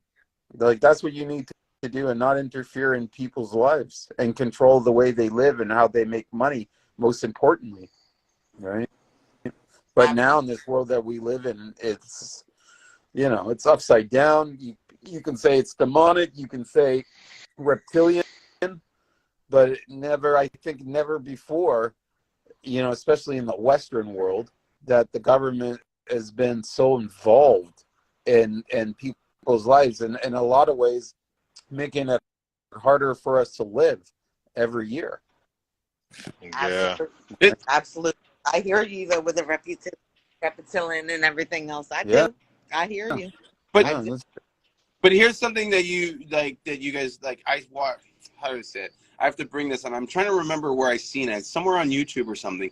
But they were interviewing this guy, and the guy said, like, you have to understand the position that a lot of these guys in these political spaces were in, where someone's coming to them and basically saying, look, 2% of your population is going to die unless you take this magic pill. But we're not going to tell you what's in this pill.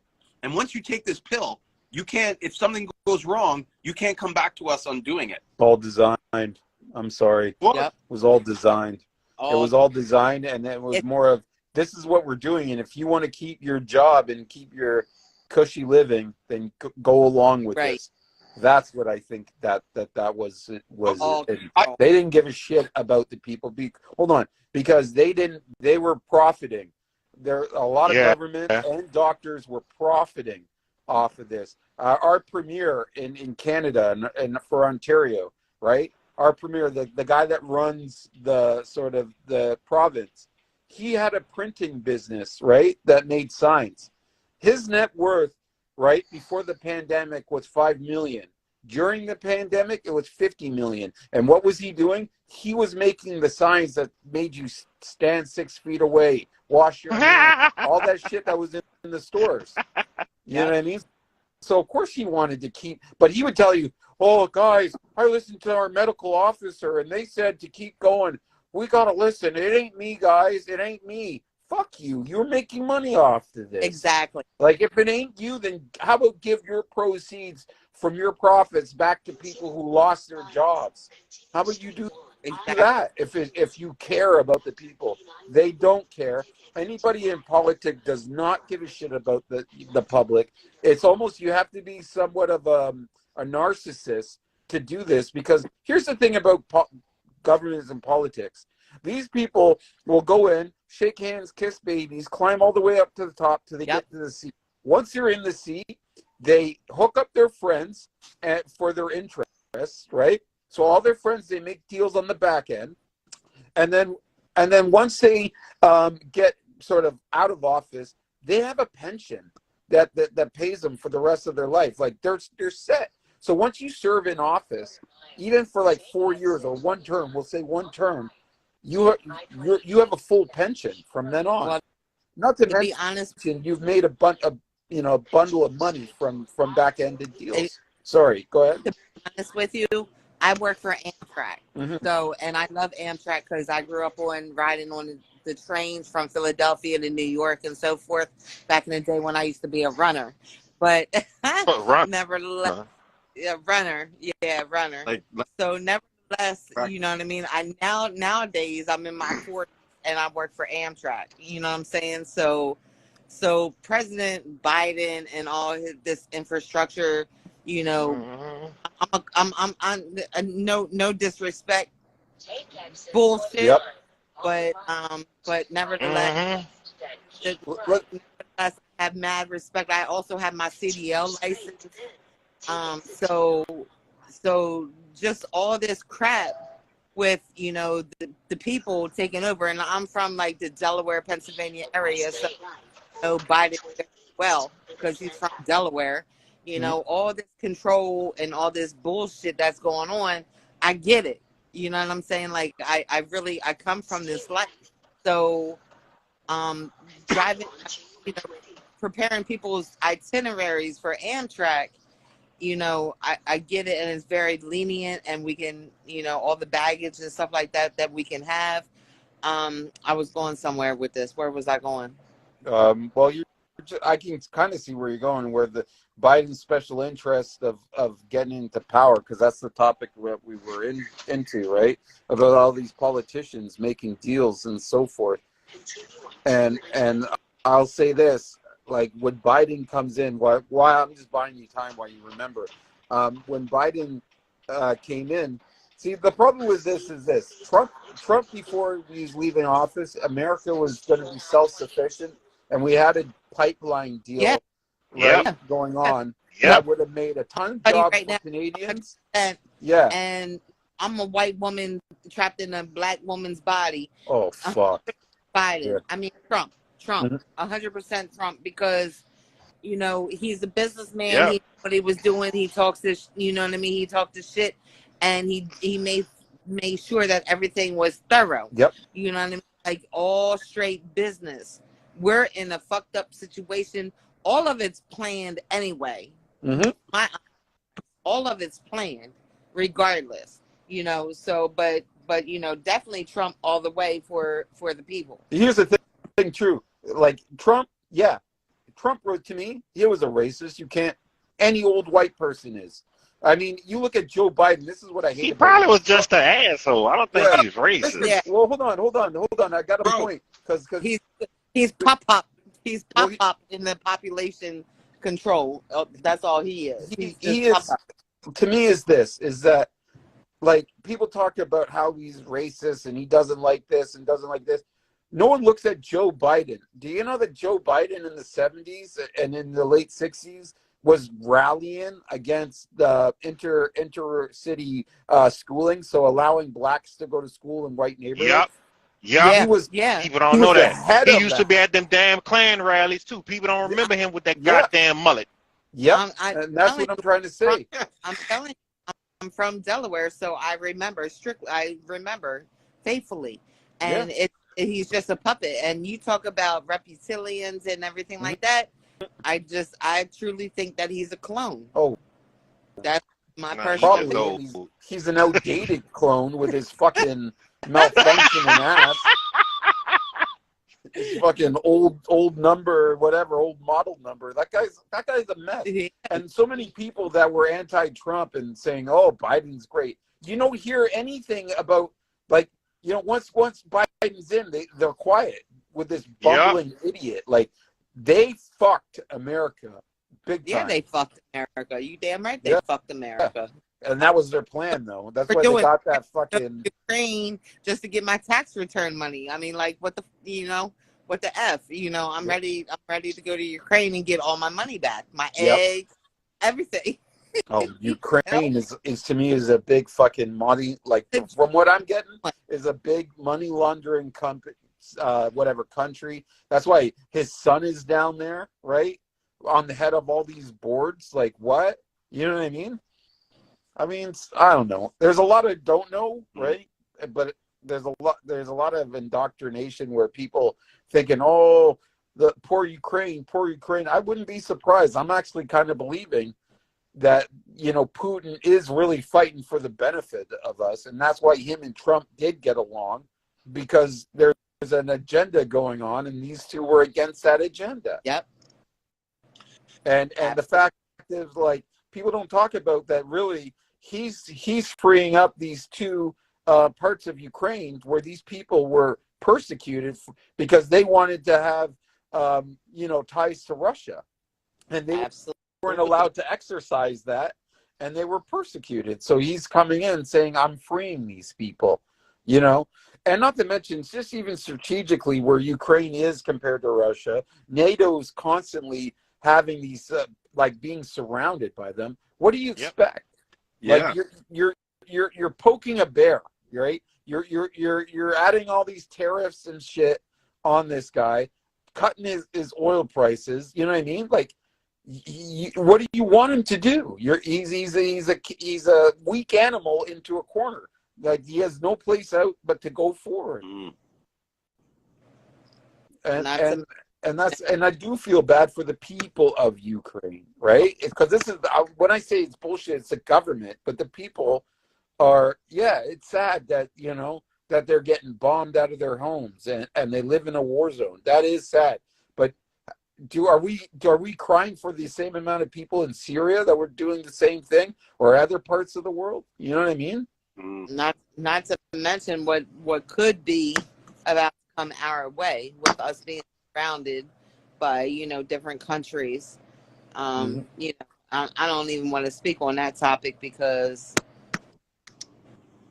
it's real. Like it's truly real. You know, we talk about WWE, 3.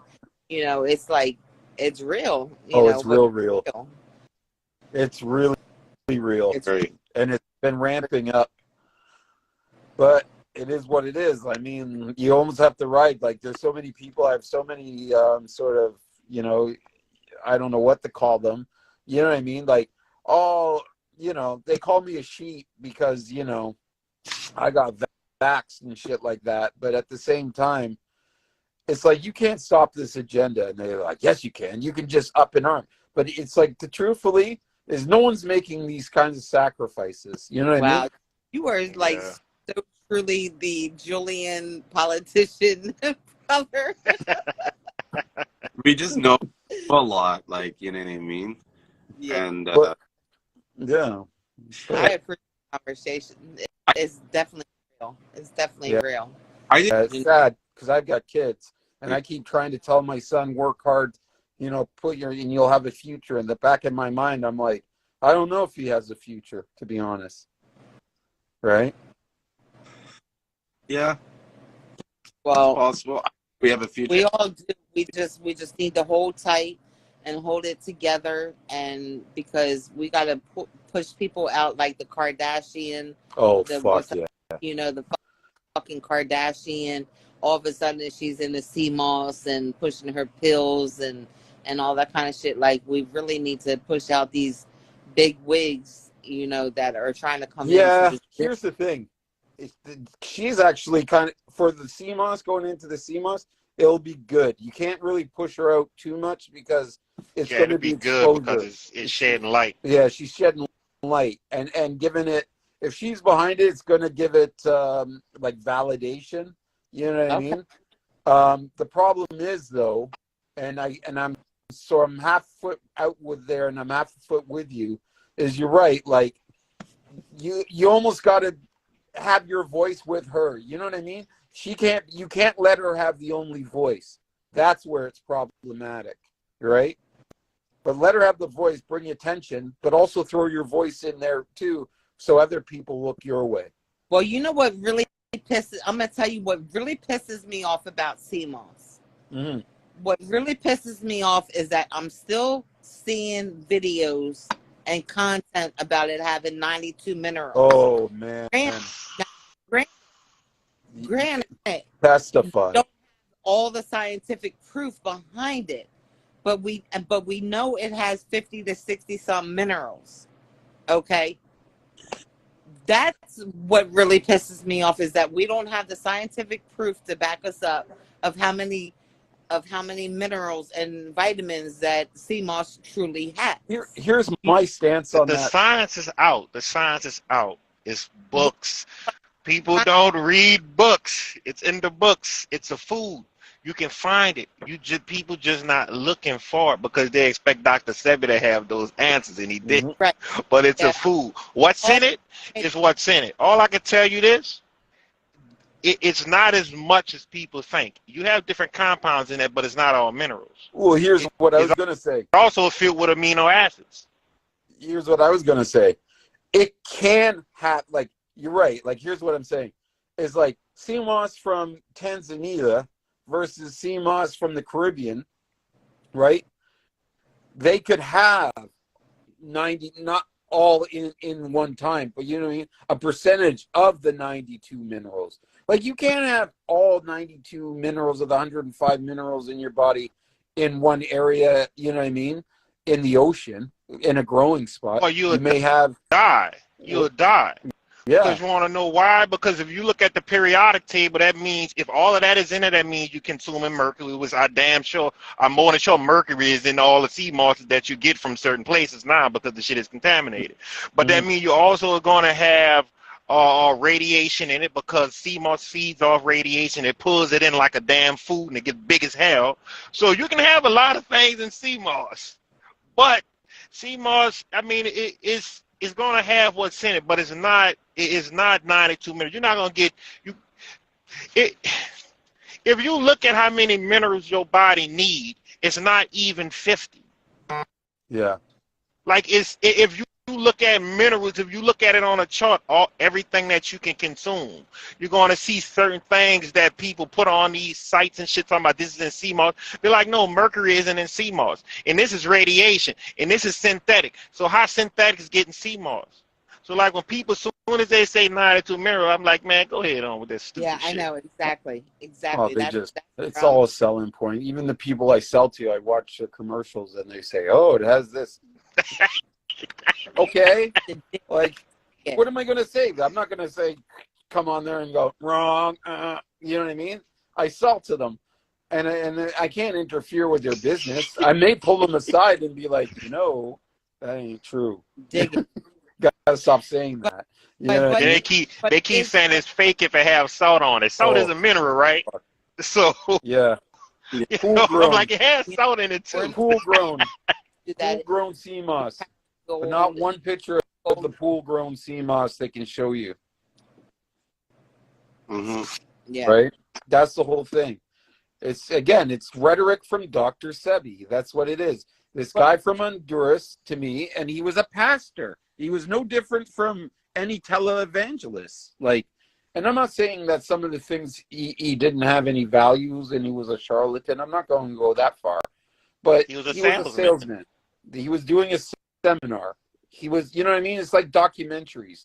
It's like you can learn a lot from a documentary, but a documentary has an agenda, right? It's controlled. It's controlled. Yeah. They're giving you a certain amount of information, right?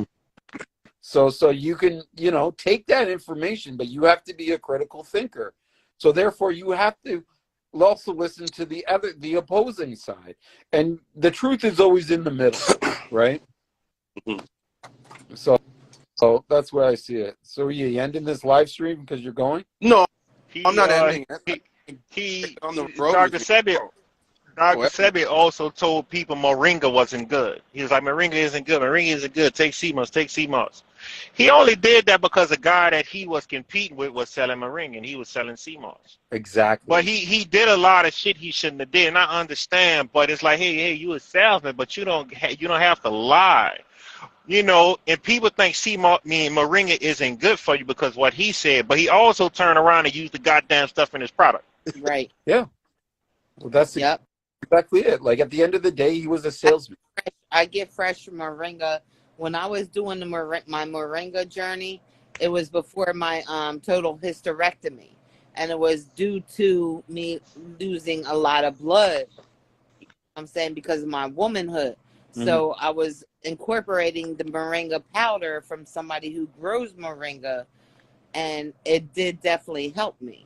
So I'm not it's all like politicians now. When it comes to Dr. Sebi, I did hear, and you guys correct me if I'm wrong, and I did hear that a lot of his practices came from his wife, not so much. Yeah, his wife, Ma'at is the one that put all the herbs together.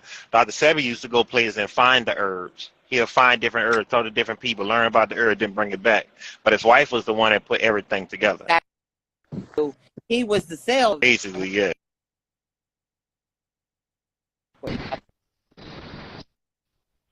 This way, where did Dr. Sebi get his doctorate from?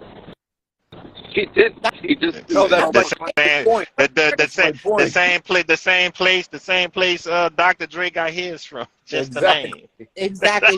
Dr. From the streets, exactly. And they tried to shit on Layla Africa, and he's a real Layla Africa really went to school for all of that stuff. He's a scientist, a biochemist.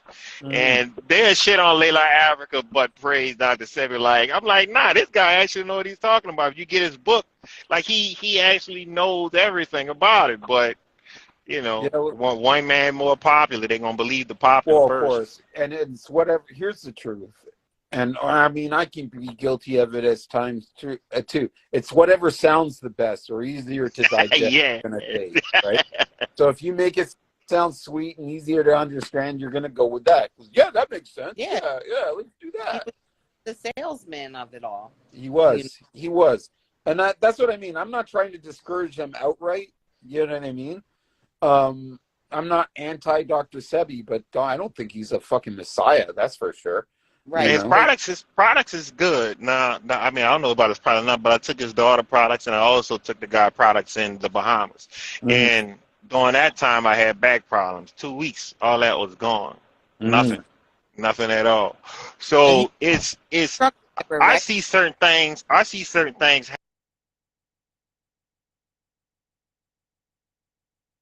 Happen that, as far as dealing with herbs, I'm like, yeah.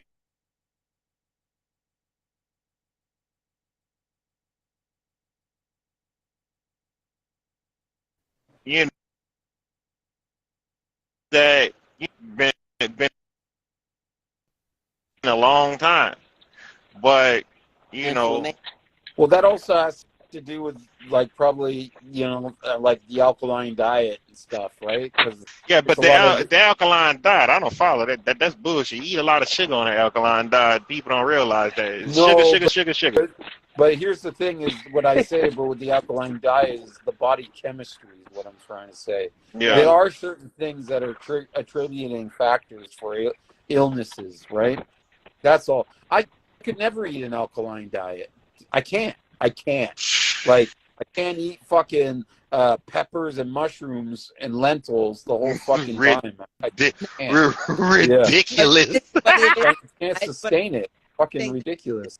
And nothing against people who do, you know what I mean? But I'm not a skinny hippie that's fucking drinking up coconut milk and, yeah, But I do think not alkaline, pro neither. I think that it is good for our bodies to try to, fast. Oh yeah. Fasting. At least fasting is good. Fasting is great. At least, a couple times, every once in a while, whether it be once a month, even if it's 2 or 3 days, 100%. Definitely that fine. I think that we are carnivore beings, and that we definitely do need our meats. Yep. Whether it be fish or meats. Yep. Or whatever. I definitely think that we're carnivore in that aspect. But alkaline, just to live alkaline. Well, that's a little much full time. Yeah, I do think it's a body chemistry. It's too much though, and for him to make a list of vegetables and fruits that you can eat and then say deem all the rest is bullshit. That's stupid, because I'm like, so you mean to tell me these are the only real vegetables that existed since the beginning of time? Exactly. This is the only thing that you should eat. I'm like, that's the dumbest shit, because you have things that I can go get from St. Lucia that's not on the list that's more conducive to my body than the shit that's on that list. Exactly. And a lot of people don't know the best thing that's conducive, that's better for your body and conducive to you, is the things that grow in your environment, because you're in that environment. Always eat the honey in your environment. Always get fruits and things that's in your environment, because they conducive for you. Because if you lacking something, those fruits are going to give it to you because they grow in your environment. That's why you should always grow shit in your backyard. Yep. But people think, oh, I got to get this all the way from China. No, if it grows in your backyard, use that shit. Yeah, because you're in that environment, and that's going to give you the substance that you need for that environment. Yeah, Right. 100%. that's just how nature works. Right. Now, I got an alkaline water filter, and I'll be honest with you, that charges the water. Me personally, that shit is amazing. Like, I love it. Like, the water taste is amazing. But that's the only It alkaline charges shit the I do. water.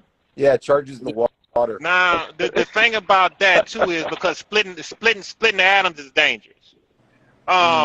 Split like as far as like it charges the water. You know a cheaper way to do that? Get you a Brita filter. Get you a cup that's made out of silver or or copper and shake it up. Now, guess what? You just structure your water back into what it was supposed to be. The copper is going to recharge it because your hand is touching it. Your body gives off a magnetic field.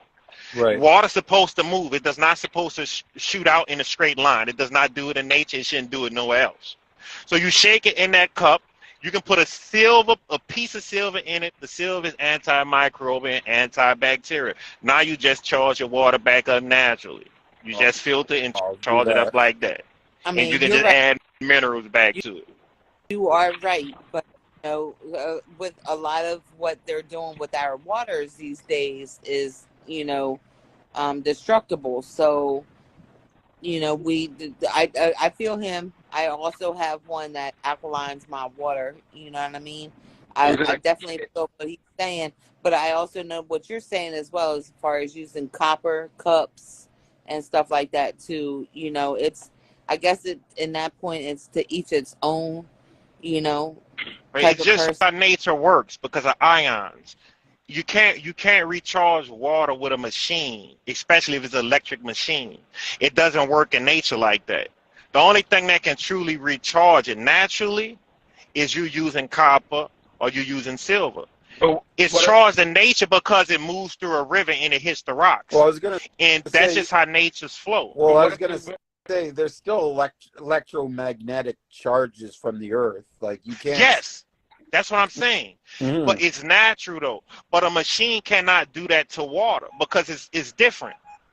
I try to tell people I'm that. with you and I'm not. I mean, you can mimic it. You can still Yeah, you mimic can it. mimic it, but under a microscope, it does not look the same. That's what I mean by the water isn't structured anymore. The water can't. The water, if you have still water, is no longer structured. The still water isn't structured. The only way it's structured is it have to touch some type of natural substance, and that natural substance would be silver or copper. Okay, that's the only things that can charge water. Well, I'm gonna go with you because I don't know enough to go against you. That's what I'm saying. Water is difficult to explain to people. It's just like when I tell people, I was like, you know, certain vibrations and stuff you're not supposed to be around. They were like, oh, that's. I'm like, nah, that's science. Like it's science. It's science from top to bottom. Like you have to know these things. If you suffering from certain like diseases like hypertension, all this type of stuff, high blood pressure, take your shoes off and go walk outside. Go walk in grass barefoot. Why? Oh, Because yeah. the ions from the earth is going to I recharge you. 100%. Electrons is going to recharge you. Yes. And that's the same thing with water. Yes. That's the same thing with water. You can, as long as you shaking that cup of water, if it's in something silver or copper, it's going to recharge it. You can't do that with iron, stainless steel. You shouldn't put water in there. You should put water in copper, silver, or glass. In a electric charge going to water to make it alkaline isn't making it alkaline, because if you keep that electric charge going to it, guess what's going to happen? You're going to create hydrogen. Guess what hydrogen does? It explodes. So when it comes down to water, that's the most difficult thing to try to explain to people, because our water we drink in these pipes does not move natural. And when I say that, people don't understand that, but it's like it's not natural. Water's supposed to curve and move, but it should be in copper pipes. That's why when you have rich people, what all their pipes are made out of in their house is made out of copper. Yep. It's a reason for that. Because your water has to flow. It has to flow different. Like it has to move. Nowadays, you know, but plastic shit running through your house. Yeah, PVC. Yeah. Exactly. Yep. They sure enough do. They don't run it like they used to back in the day. It's a reason why people used to flick coins in the water. People think, oh, they're making a wish. No. African people put those silver coins in water because they were trying to purify it. Take it back. The reason why they do that. Pennies, you mean? Yeah, right. Yep. You know, it's a lot of things dealing with water people don't understand. Like when people talk about negative and positive energy, just like when you growing plants, you should always go outside and be around your plants. Exactly. Your plants have to be around you if that's your food. Talk to them. So when it comes down to nature, if you around your plants and stuff like that, your plants is going to be conducive for you in your area. People don't understand it. That's just how nature works. When birds chirp, plants react a certain type of way. That's why birds should be around your plants. It's the energy. Because No, yes, like people don't understand it. no. Well, I mean, the ones that don't understand it don't grow. I grow, like I have a garden. I grow, and I tell people, like my wife, like every year we'd switch the gardens, right? And I'd grow my plants, and she'd grow her plants. And whenever she would grow it, it was a mess, right? Things wouldn't produce or overproduce. There was no balance. I used to say to her, "You have to be out there every day." Yep. A lot of times, I would even just sit out there with my plants, just sitting in, because I like the sun, and I like just to soak the energy of the sun. Sometimes I think I was a plant, you know what I mean, in a past life, because I just like getting the energy from the sun and how it makes me feel. But I like to do it sitting in my garden with the plants. And I keep trying to tell her, you need to do these things, you know what I mean, in order to get a good garden. Not to mention, I mean, even your daily garden upkeep. You have to look at your plants, inspect your plants, see what's going on every day. Otherwise, you'll have bug problems, you know what I mean? Yes. Overgrow, all these things. Like, you need to tend to them accordingly. And it's every day, because people that don't grow, they don't understand that these plants are growing 24/7. So you have to be monitoring them 24/7. Otherwise, you're going to come out one day and it's, your plant's sick or has a disease, and it's, whatever. What is that? Is that you? Hey, Julien. Right, and he racing home. I'm driving. Let me turn the microphone. I didn't even think you guys could hear me because I was trying to talk and no one let me talk. So I missed me for a second. I think you probably was breaking up or something like that. Yeah, that's it was an annoying sound. racing home. But look up electric growing. How people used to make their vegetables bigger, using copper pipes, just putting it in the ground next to their plants. Yep. Yeah. Just so the electrons can work. I mean, just so that the plant can grow better. But you also should touch your plants with your bare hands. Yes, People don't understand a symbiotic relationship with stuff you eat. That's how it's supposed to be. Period. You have to touch your plants. Your plants have to get some form of your DNA. That's just how nature works. Grounding is absolutely 100% real. They talk about, if you just ground yourself, if you run a wire from the outside ground using different materials such as foil and copper or wire, and you lay in your bed and you attach it to your foot, grounding is real. Yeah. And you're going to sleep better, way more comfortable, peaceful. Mm-hmm. Way more comfortable, way more peaceful. It's just, these are the elements that God gives us, and people don't get it. Yep. That these are the elements that truly God gives us.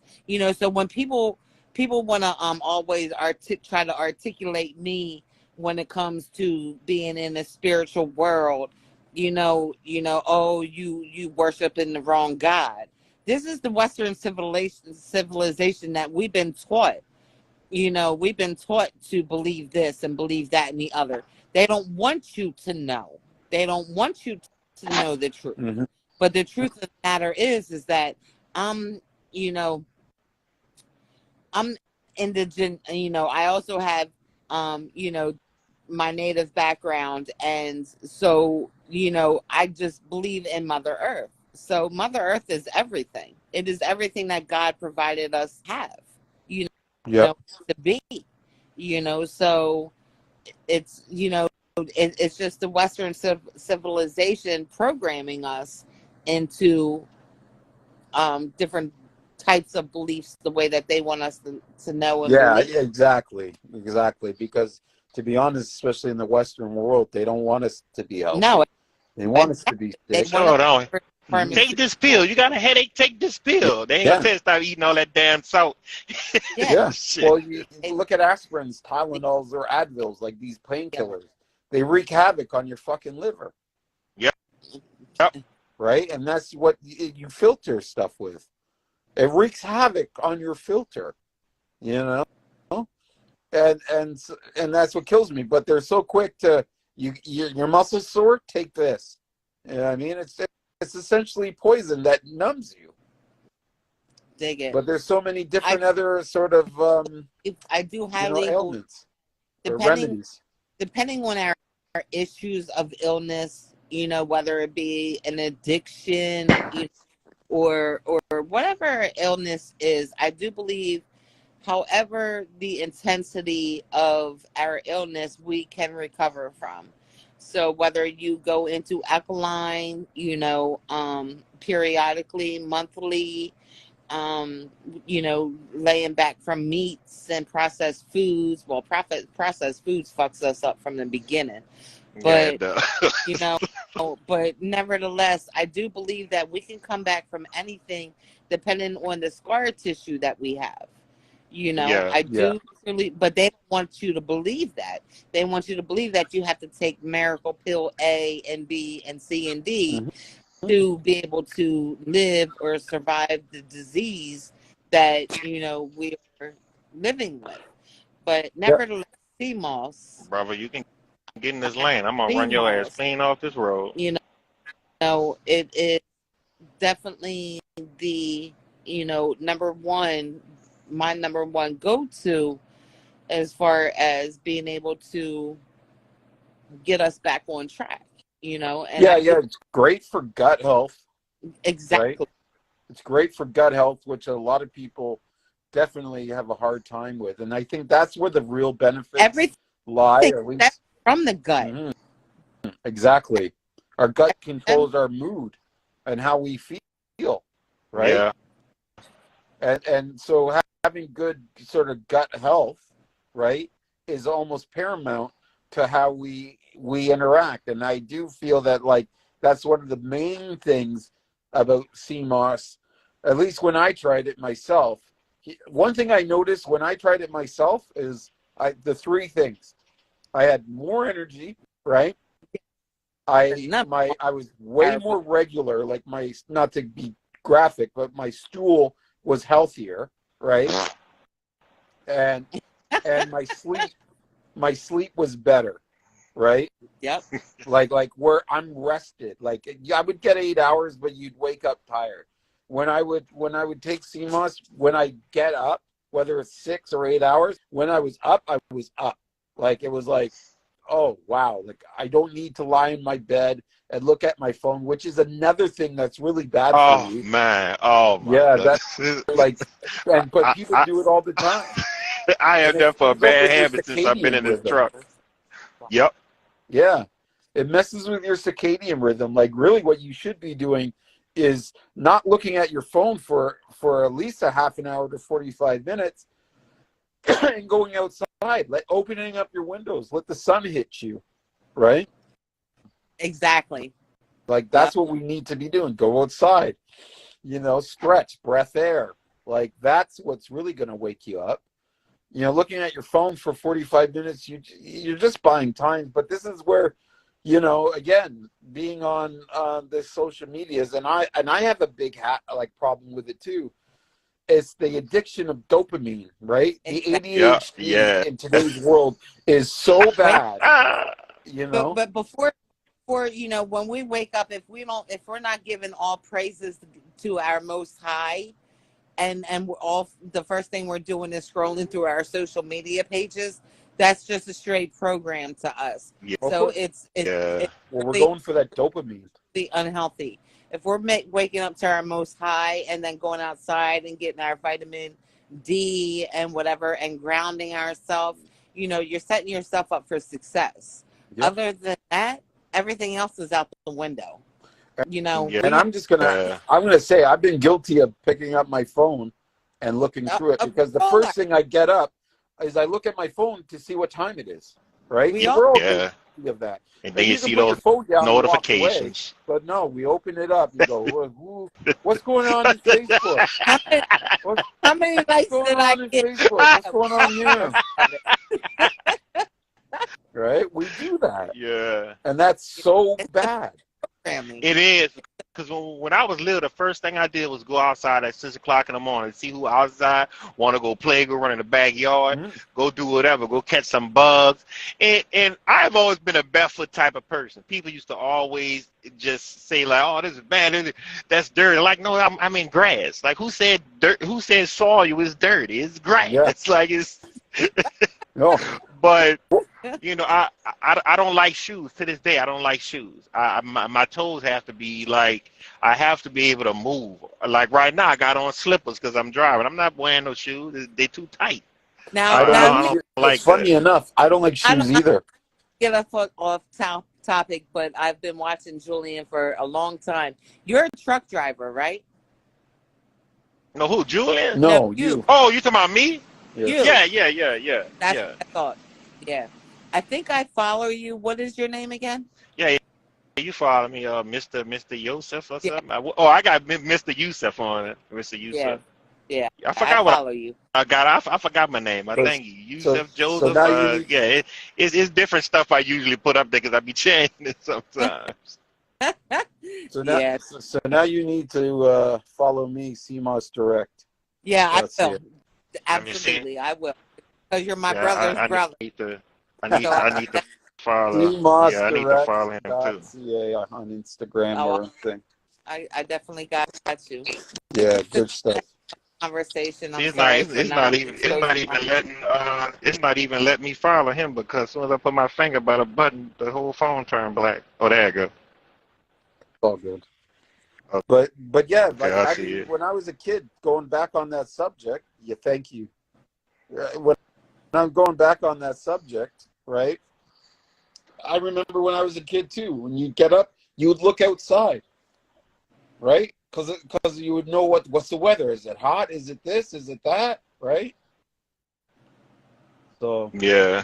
I got you. I just followed you as well. Thank you. Yeah, because you're my brother. You're the brother of my. He gonna be the second connect. I tell you, moving these keys of Seamoss might get hard out there.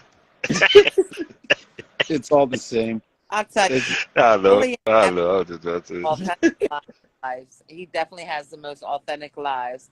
This is the first live I've ever been on, and I want to thank all of you fellas for the blessing this evening. And though I didn't show my face like that, it's definitely been a blessing of a live. Well, thank you. And part of this blessing or part of this live is responsible to you, not to blow smoke up your ass. I'm just acknowledging it, right? Like, it's only as good as what people contribute to it, right? Right. Facts. So yeah, you are a part of it.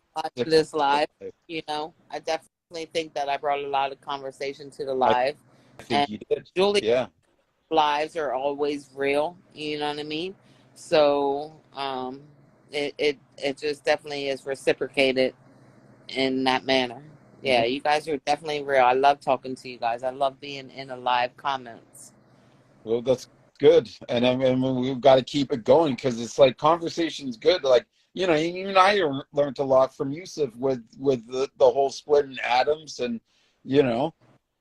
with my water filter because I was drinking the Kool-Aid, right? It was like, oh, this is great. You know what I mean?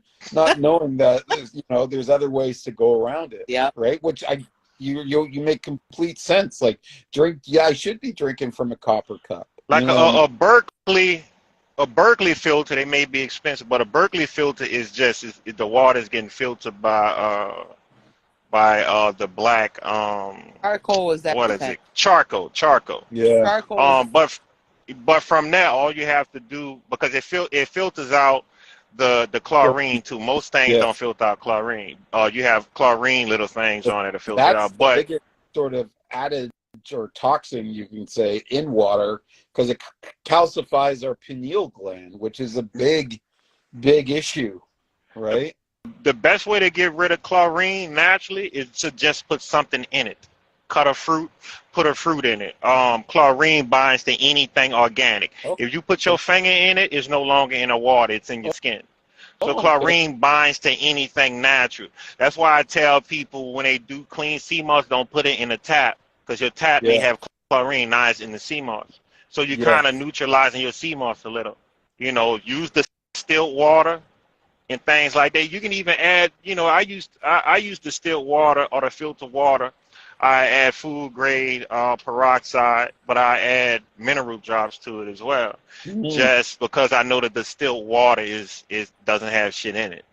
Yeah, I mean, I used to have one that where they would well, two things going on the chlorine tip. Like what I knew was like from gardening and so forth, I would fill up a bucket of like say the hose water side of the house, and I would leave it there, and then the next day I would use it to water my plants because I was told that the chlorine it takes like 24 hours to evaporate. Is that accurate or is that a myth? Yeah, because that's what I would be for my plant. It could happen like that. I think that can happen like that because it happens like that in certain pools. That's why people like to keep adding more and more chlorine because it does evaporate some out of the water a little.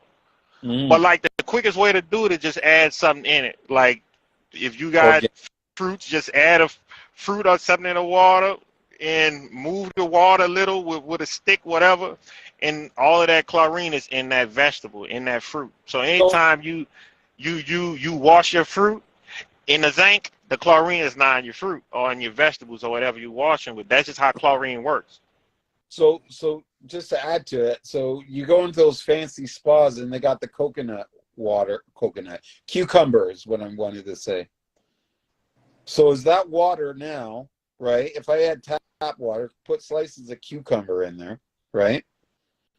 Is that water have chlorine in it? No longer chlorine. It's in whatever organic in there. It's in the fruits or the vegetables. Right. You're good.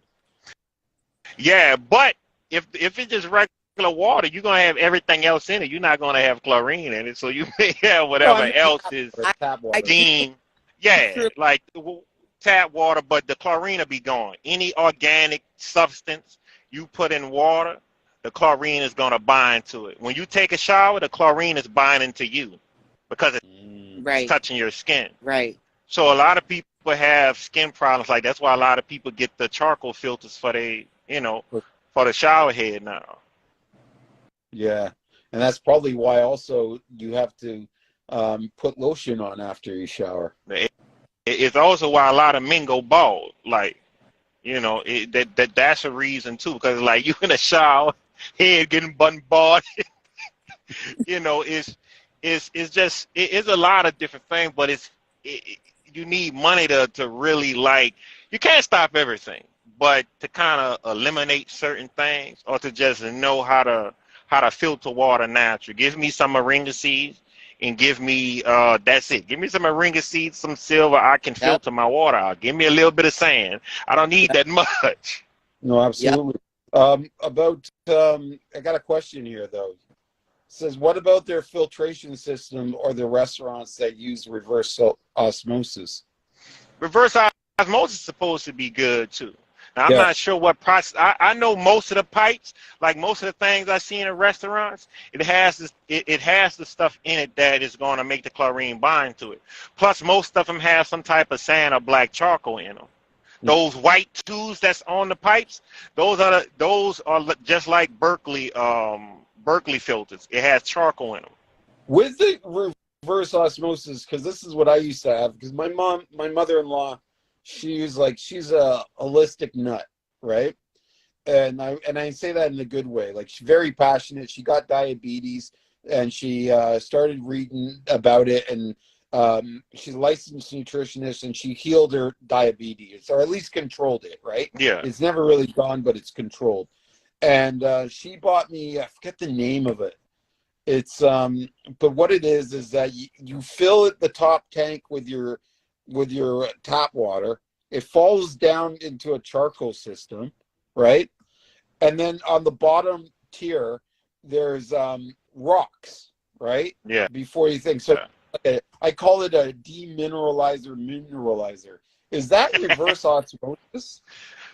Somewhat, yeah, somewhat you can say. Even putting like quartz, the stone, the Yeah, the that's what cart, they were. the Quartz. yeah, Yeah. that's gonna structure your water back. It's gonna charge your water back. Mhm. That's the good thing about crystals. Wow. Crystals can also be made out of batteries because Mhm. it's already charged. And guess how you recharge your crystals again? Wow. Throw them out on the ground and they're Right. charged again.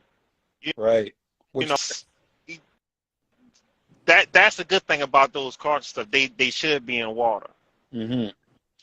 Yeah, because that is also a water filter. Like, we don't drink from the tap water at all. Like, at all. I'm gonna be honest.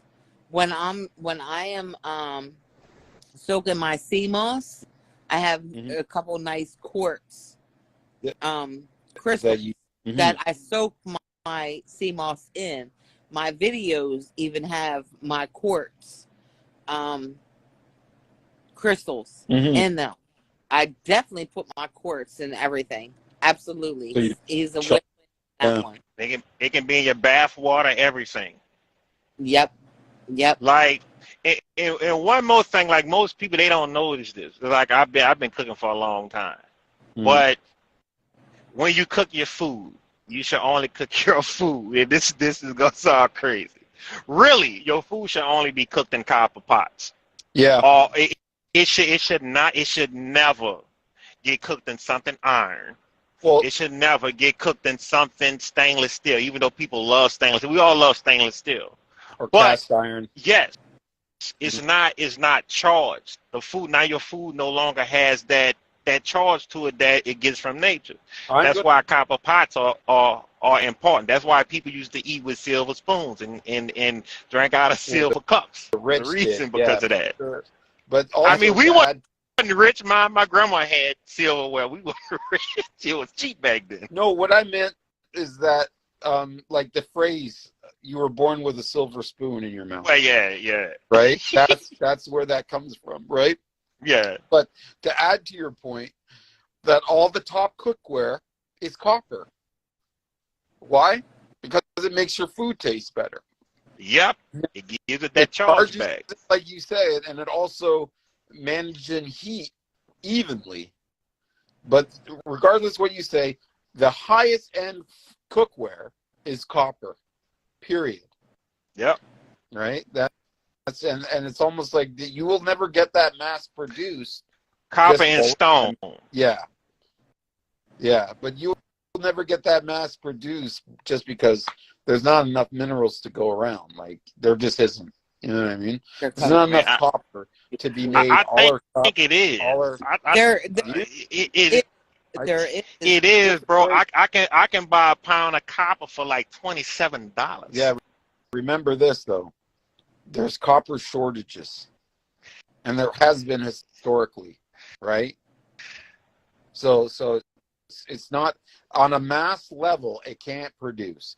Just like that. We'll just touch on the argument about wildcrafted Seamoss versus ocean grown. Yeah. The truth is, they're both great. But if everybody had wildcrafted, I'm sorry, there's not enough to go around. It wouldn't be no more. Yeah. Like it would disrupt the total ecosystem of the ocean. You'd be taking away a source of food from all the turtles and the fish and so forth, right? So you'd be disrupting ecosystems if you were just pulling that out of the ground. Just to sustain the Seamoss sort of appetite that we currently have, like it's unsustainable and it's unethical. So these people, I'm wildcrafted, and this is real, that is fake. You're just silly. You know what I mean?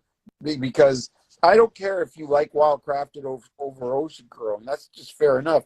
But to say that this is it and that is that, it's like so everybody should have. You're not thinking. It's not sustainable. That's my point. Yeah. It's not sustainable. It's not. You're not being eco-responsible. You know what I mean? Or whatever the word is. Yeah, most people say they have wildcrafts, but it's like, nah, you selling too much Seamoss to have to say you went and died for it. Yeah, like, no. And most of y'all can't even pay for divers. Like, what? No. That's expensive. 100%. And added to the fact, a lot of times, like I know for me, the farmers, and maybe this is bias, right? Because this is only from one source, but they're like, a lot of parts where they, they say is like all this wildcraft is, a lot of them just pick up the sea moss from the beach, or it's grown in like stagnant water. You know what I mean? Like it's just like debris that they're picking up, right? So you don't know how long it's been sitting there, or what came and pissed on it, or whatever. You know what I mean? Anyways, but to each their own, because I don't want to discourage. I think that because I've talked to farmers that are wildcrafted farmers, and that's what they do.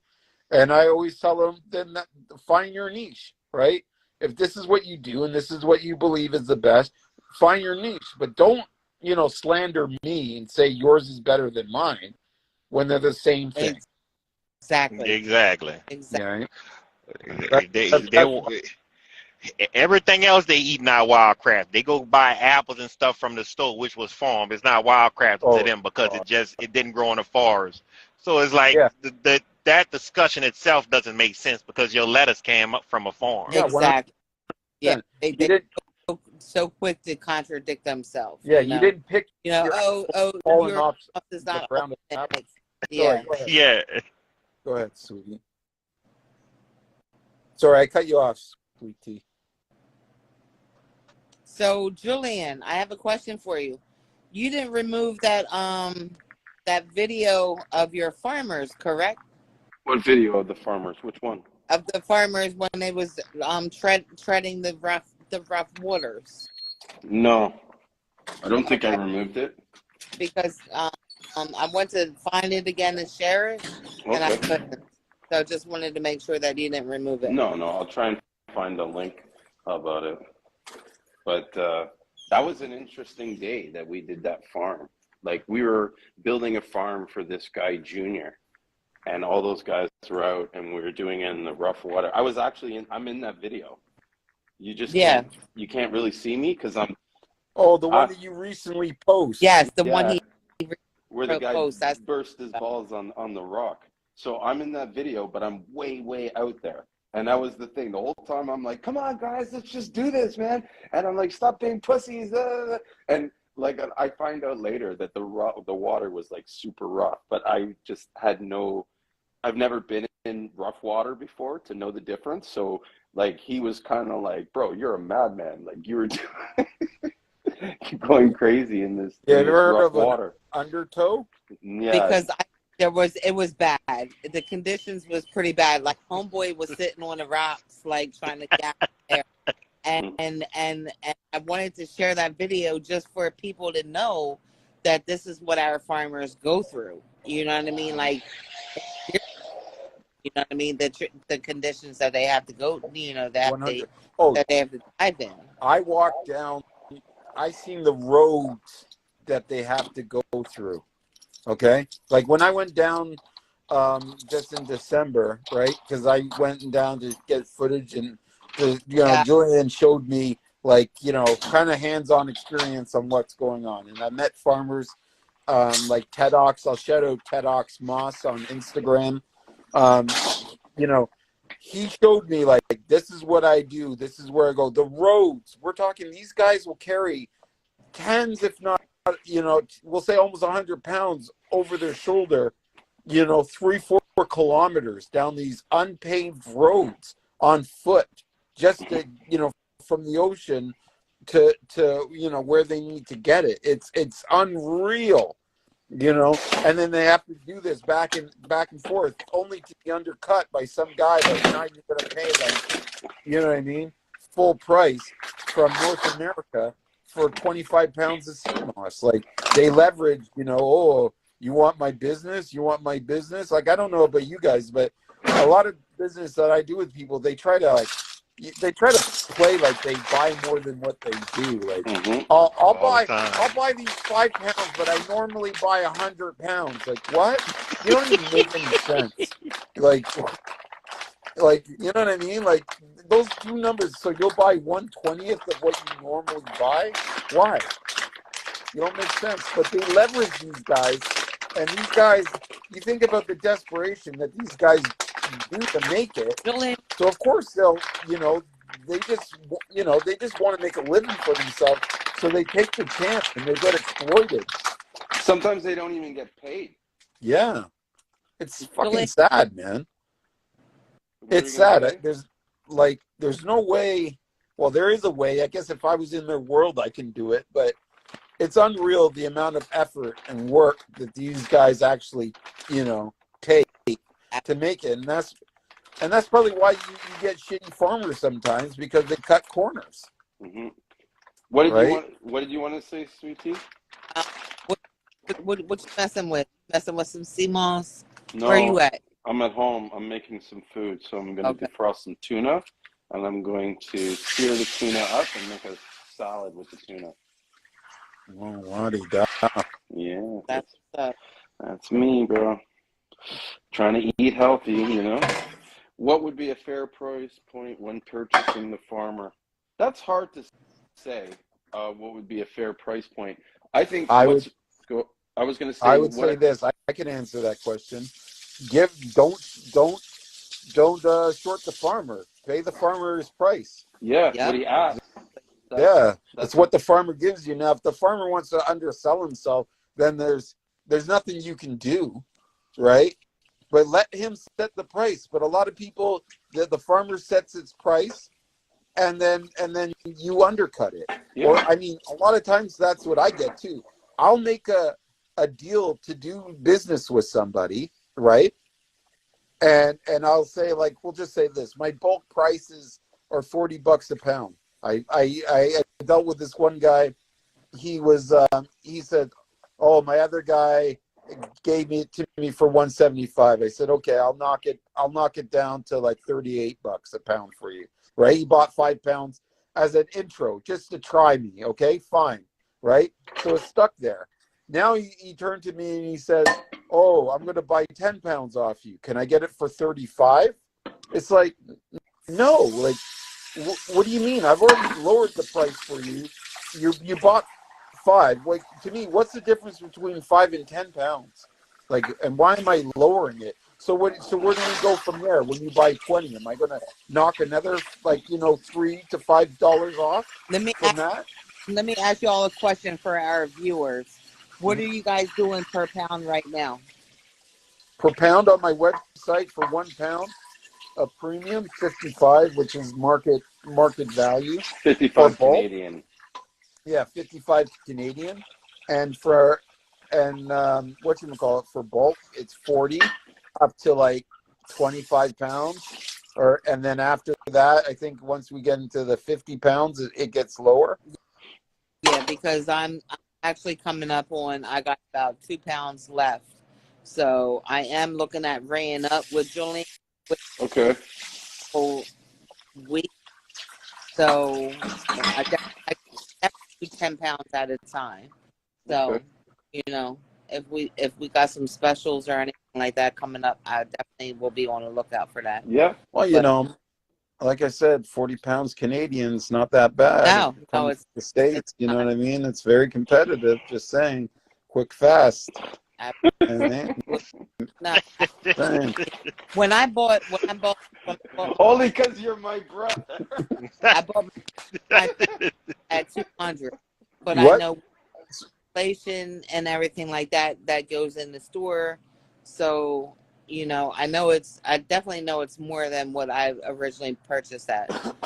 Wait, I heard 200. So I bought my 10 pounds at 200.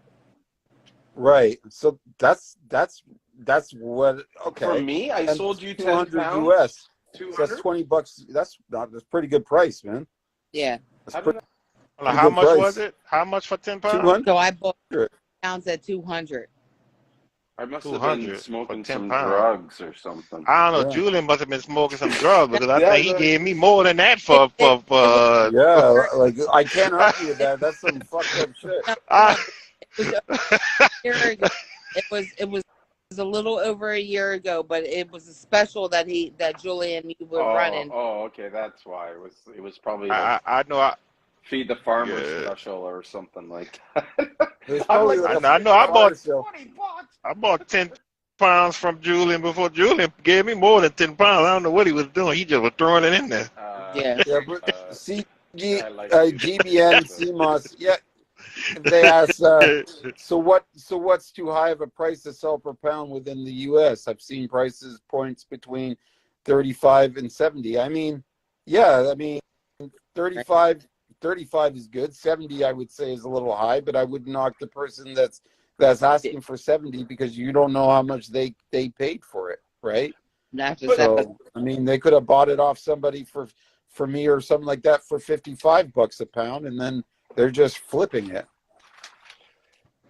I mean, so it's I mean, get what you like. I mean, you got that guy, what's his name? The bald guy. He's St. Lucian too, but he's Canadian. You know what I'm talking about, Jules? Akeem Pierre? Akeem Pierre. He sells it for $70 a pound all the way up, or $60 a pound all the way up. I think he doesn't does even $40 US or $45 US. So there you go. Yeah. All the way up.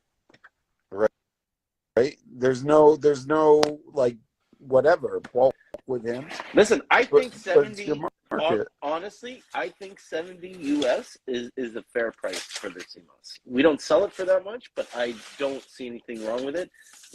Working in a health food store, it's like I've realized that this product is being undersold, and people are like, they're not seeing the true value in its worth. Well, good point.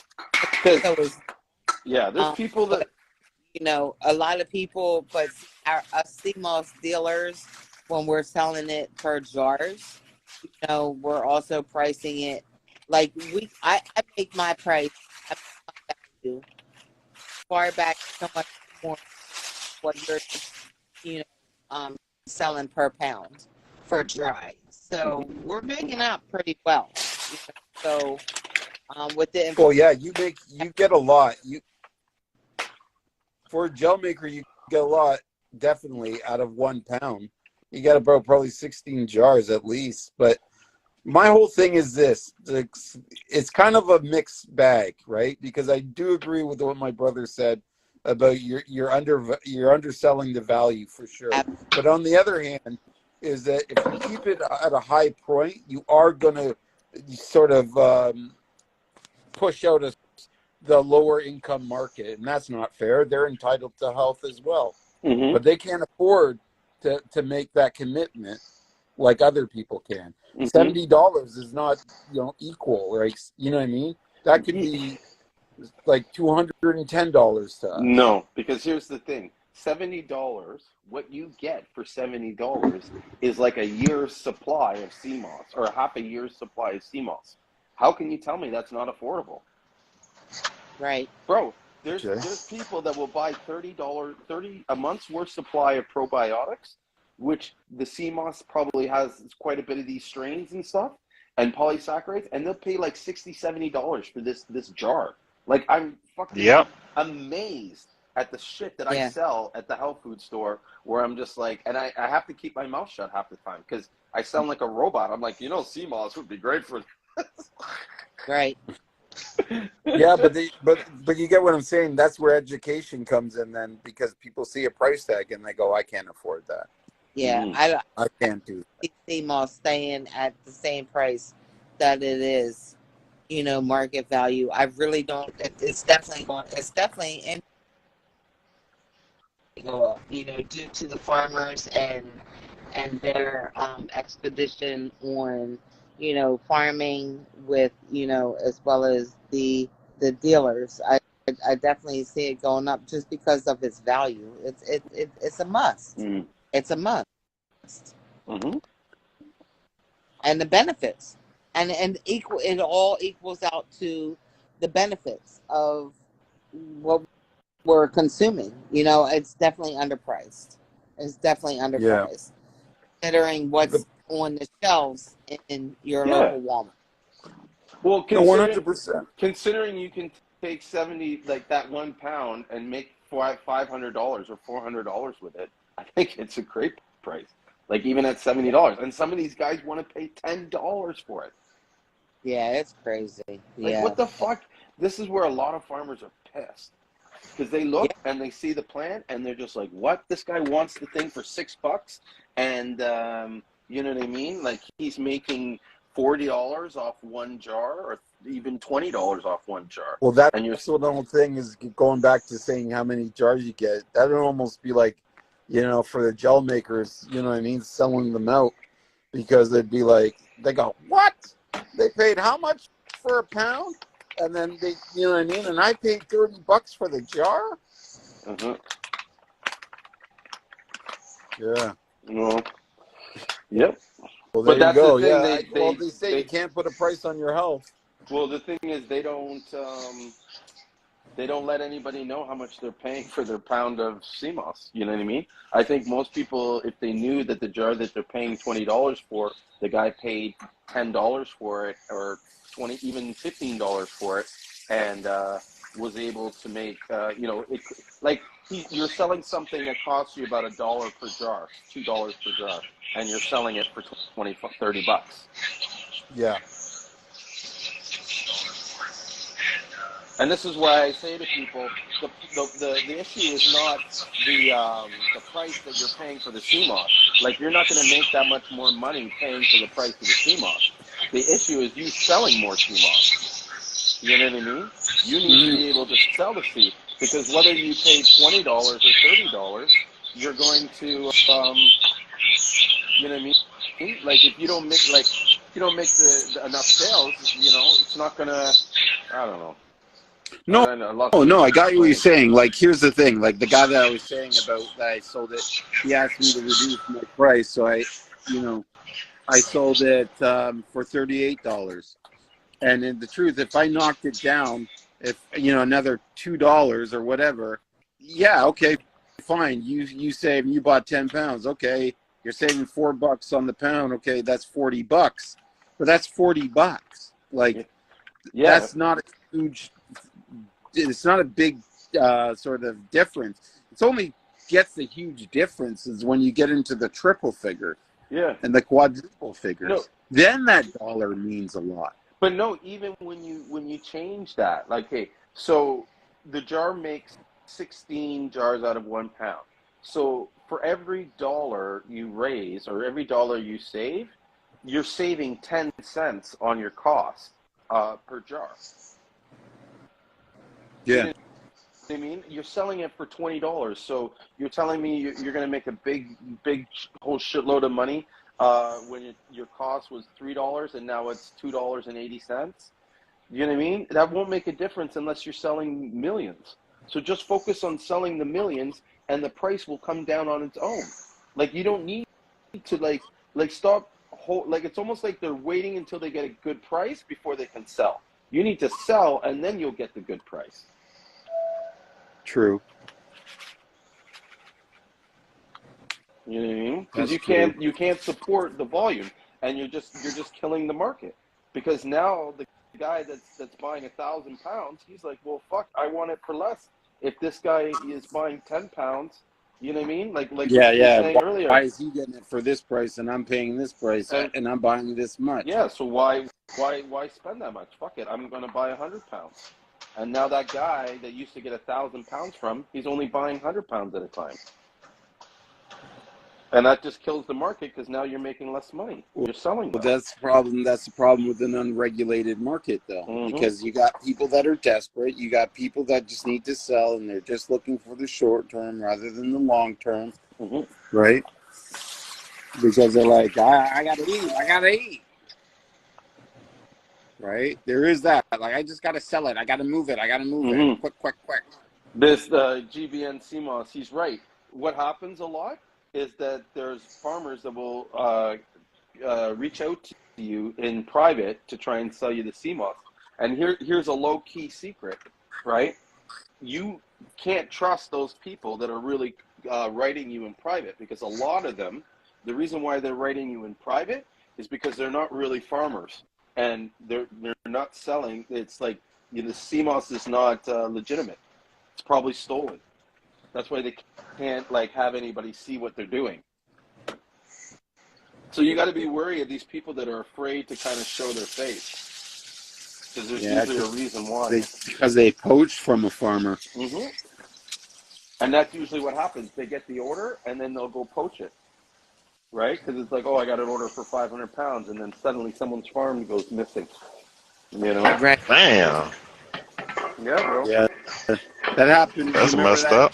Didn't you catch somebody trying to steal your shit? Yeah, I catch the Yeah, the guy guy naked. that was naked from jumping into the water. Yeah, Yeah, he pulled up into the farm, and then he saw this guy fucking running and into the bushes, and he was naked.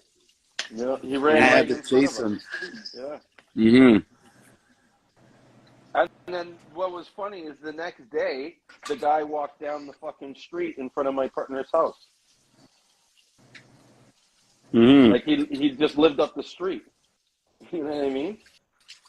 Like it's But just it's a small island, yeah, anyways, right? It is a small island, yeah, and you know, there's not a lot of there's just not a lot of opportunity, yeah.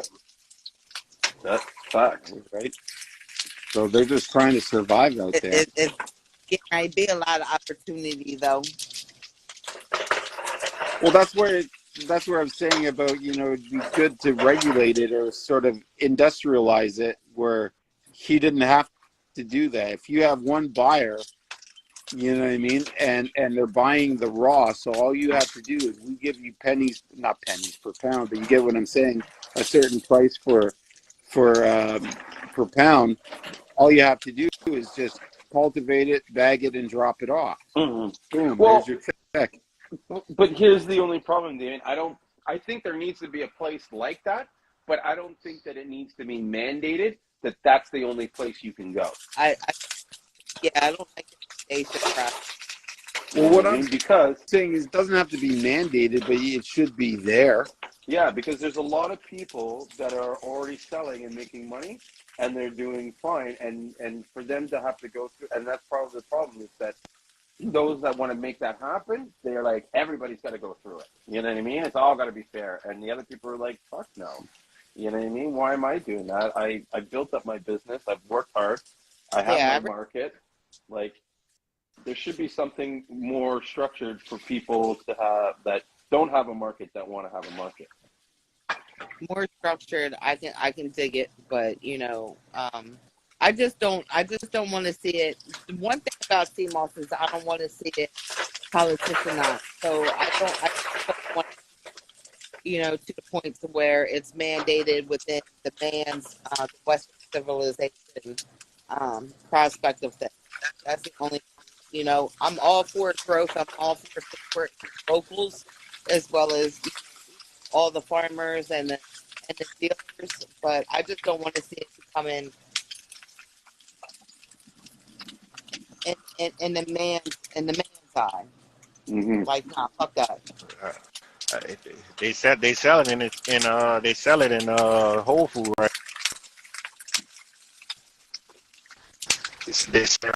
Yeah, it's in Whole Foods.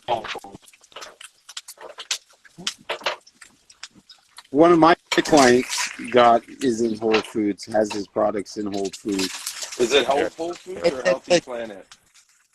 Whole Food has their own brand now. Healthy Planet. Is it legit though? What do you It's kind of Stristis though. The Seamoss I'm talking about is kind of Stristis, and it's Whole Foods brand. I don't know where they get it from. Most likely they may get it from the same place. It might be what is the company that sells the herbs? Mountain Rose and Star West Botanicals. Star West Botanicals, for that short amount of time, they went out of stock completely, and that's when Whole Foods added the stuff to the shelf. So they have to be getting it from multiple people. But most likely, that's Star West Botanicals. Like, they shit was gone for a few months. I'm sorry. I would never purchase from a grocery store, or I'm blessed, or we are blessed. Breaking up. We are blessed to be able to get it from the actual dealers, like, you know, St. Lucia and Seamoss. We're very. I would never purchase from a local market. That's just me. Mm-hmm. Yeah, it depends on who owns it and stuff too. But yeah, I feel you. Some stuff I'm just not gonna. I'm just not gonna get because it's overpriced and a lot of stuff they put fillers in it, especially if it's a powder substance. They like to put fillers in it like sawdust. That's they go to right there. Yeah. Yeah.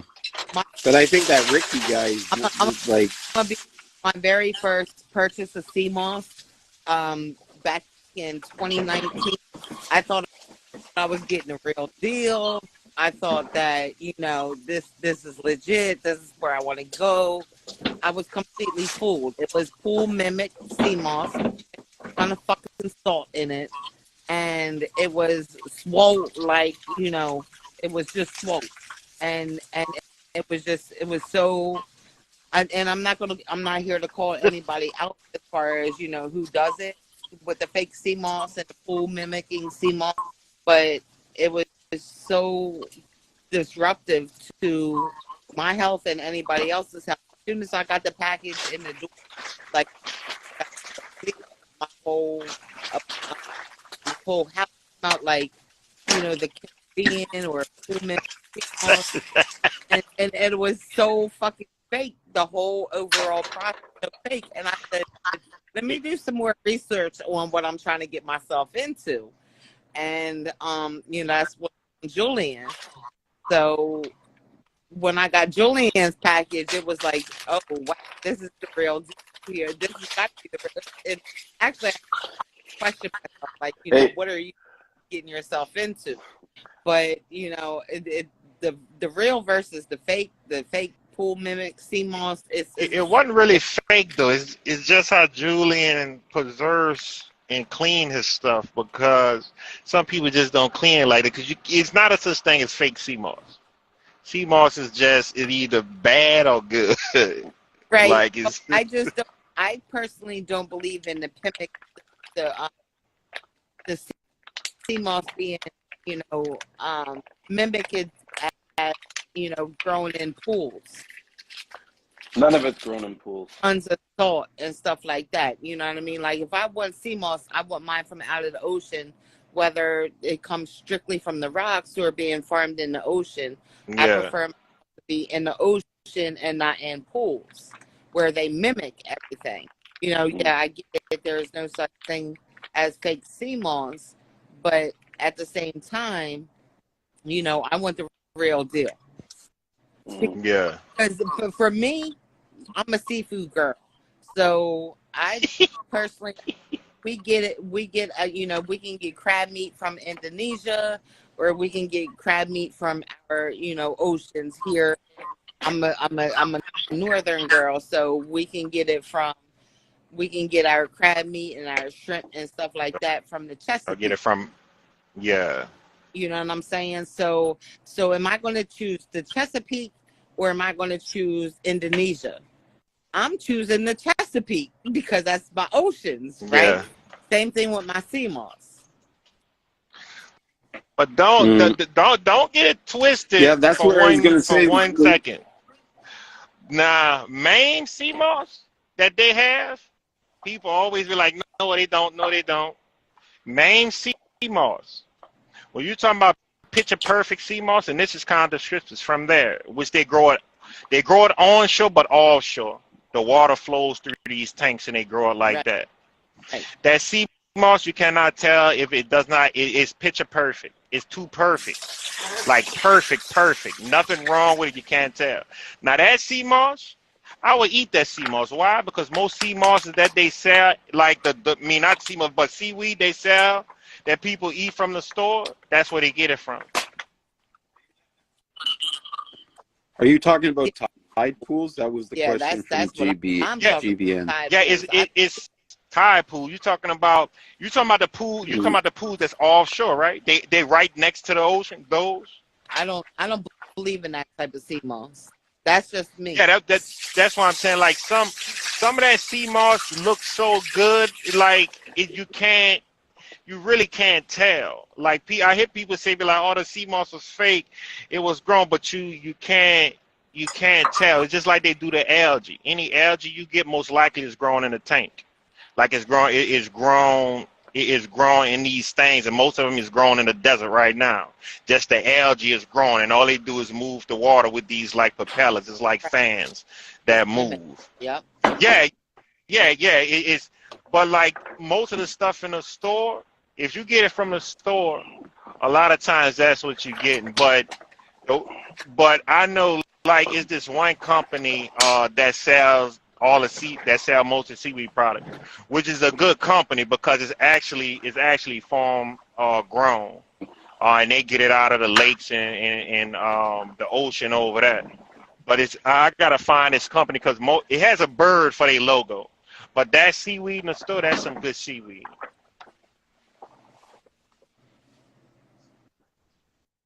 Yeah. There you go. There you go. There you go. I done see too much mimics Seamoss in our grocery stores and other places. I would never touch it. Like Angel Brand. Yeah, I just think it's low quality because it's mass produced and it's not dried well and it's just getting passed through. I mean, there's this one company that I've seen in the Asian grocery stores. They're a Brampton. I think they get the product from Vietnam, and they sell it from whatchamacallit. I think it was like $7 or something like that for like 2 ounces, something like that. And it would be, you know, what people would call, you know, fake Seamoss, but to me it's just like my brother explained it to me, it's not that it's fake, it's just processed quickly and it's probably not cared for and it's in and it's out, so it's lower grade, like Angel right? Brand stuff that they sell in Florida and Pennsylvania and stuff. So listen, so we go from 92 minerals. So we go from like 92 minerals per what the people say to 15 minerals, which is legit, to 10 minerals. But here's a question that I've been asking myself. Sorry to interrupt you guys, because we're now talking about the minerals things. What if it's not 92 minerals, but 92 nutrients? Yeah, 92 compounds. Yeah. It can be 92 compounds, or it can be different things that's in it. Just like most plants produce something that's different. That certain plants only have that particular thing. Yeah, like so it can be different things. Yeah. Yeah, it can. But you know what? I still want to see a pure scientific view of what Seamoss truly has when it comes authentically from the ocean, whether off of the rocks or being farmed. I want to see pure scientific view of what is in our Seamoss. I have a case study of that.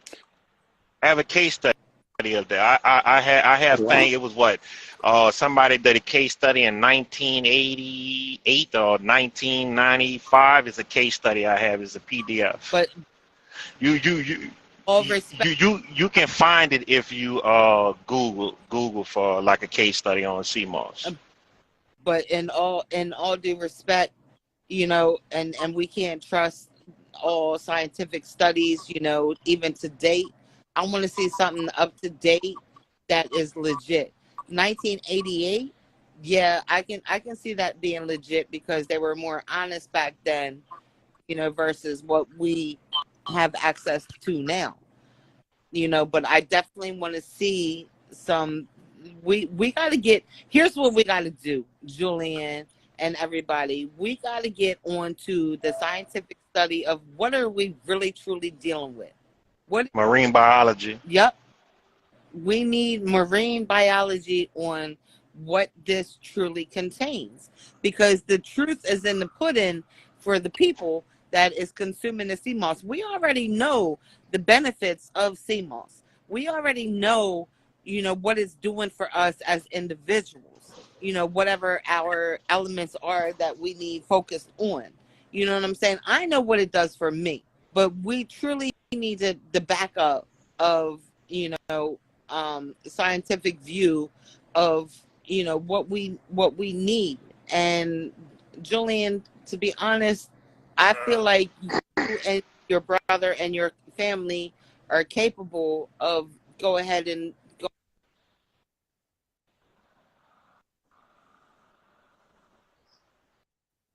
Oh, it's the government. They're silencing her. Oh yeah, it cut out completely. I think. Yeah, but it's a volume because obviously Yeah, the video's still the moving. It's video is still clipping. It's showing. clipping, Oh, but you can't hear her. You can't. mm. I No, we didn't said, hear what fuck you the said. government. I said, Oh, we as people, we as the Yeah, see? people need to prove to our clients what is really beneficial when it comes to CMOS. No, 100%. I agree with you. But we as Julien, a community have to sort of, start dealing with hard sort of facts in the sense of like, getting the sourcing out the case studies and so forth, right? You need something to back these so claims Julien, too. put you on the Otherwise, it's spot just a bro little bit. science. I want to put you on the spot. What are you doing as our provider to try to move forward with that? You and You talking about your me brother, or my because brother? y'all. Well, I just got into it, but I'll speak for my brother real quick because he's got a mouthful. Is that, I mean, what he's been doing from a lot of times is debunking a lot of misnomers that were already out there, right? In a lot of ways, like I think he, in a lot of ways, has hurt himself, is our potential business in a lot of ways by not complying with the sort of rhetoric that people believe. He goes against it a lot because it's the truth. So people, get turned off by that, and they just go with what they want to be palatable, right, and what they believe.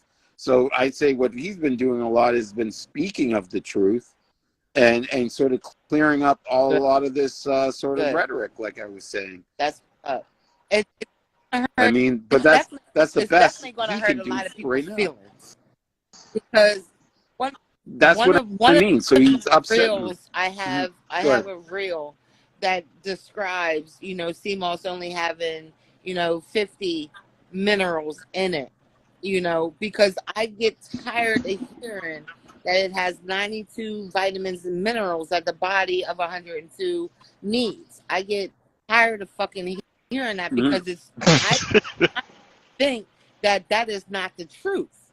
The truth in the matter is that there's no way that CMOS or any element in this earth can hold that many minerals for us to sustain from. I really truly feel that. So I get so tired of people trying to do commercials or push their product for 92 minerals. It's not the truth. We need the truth.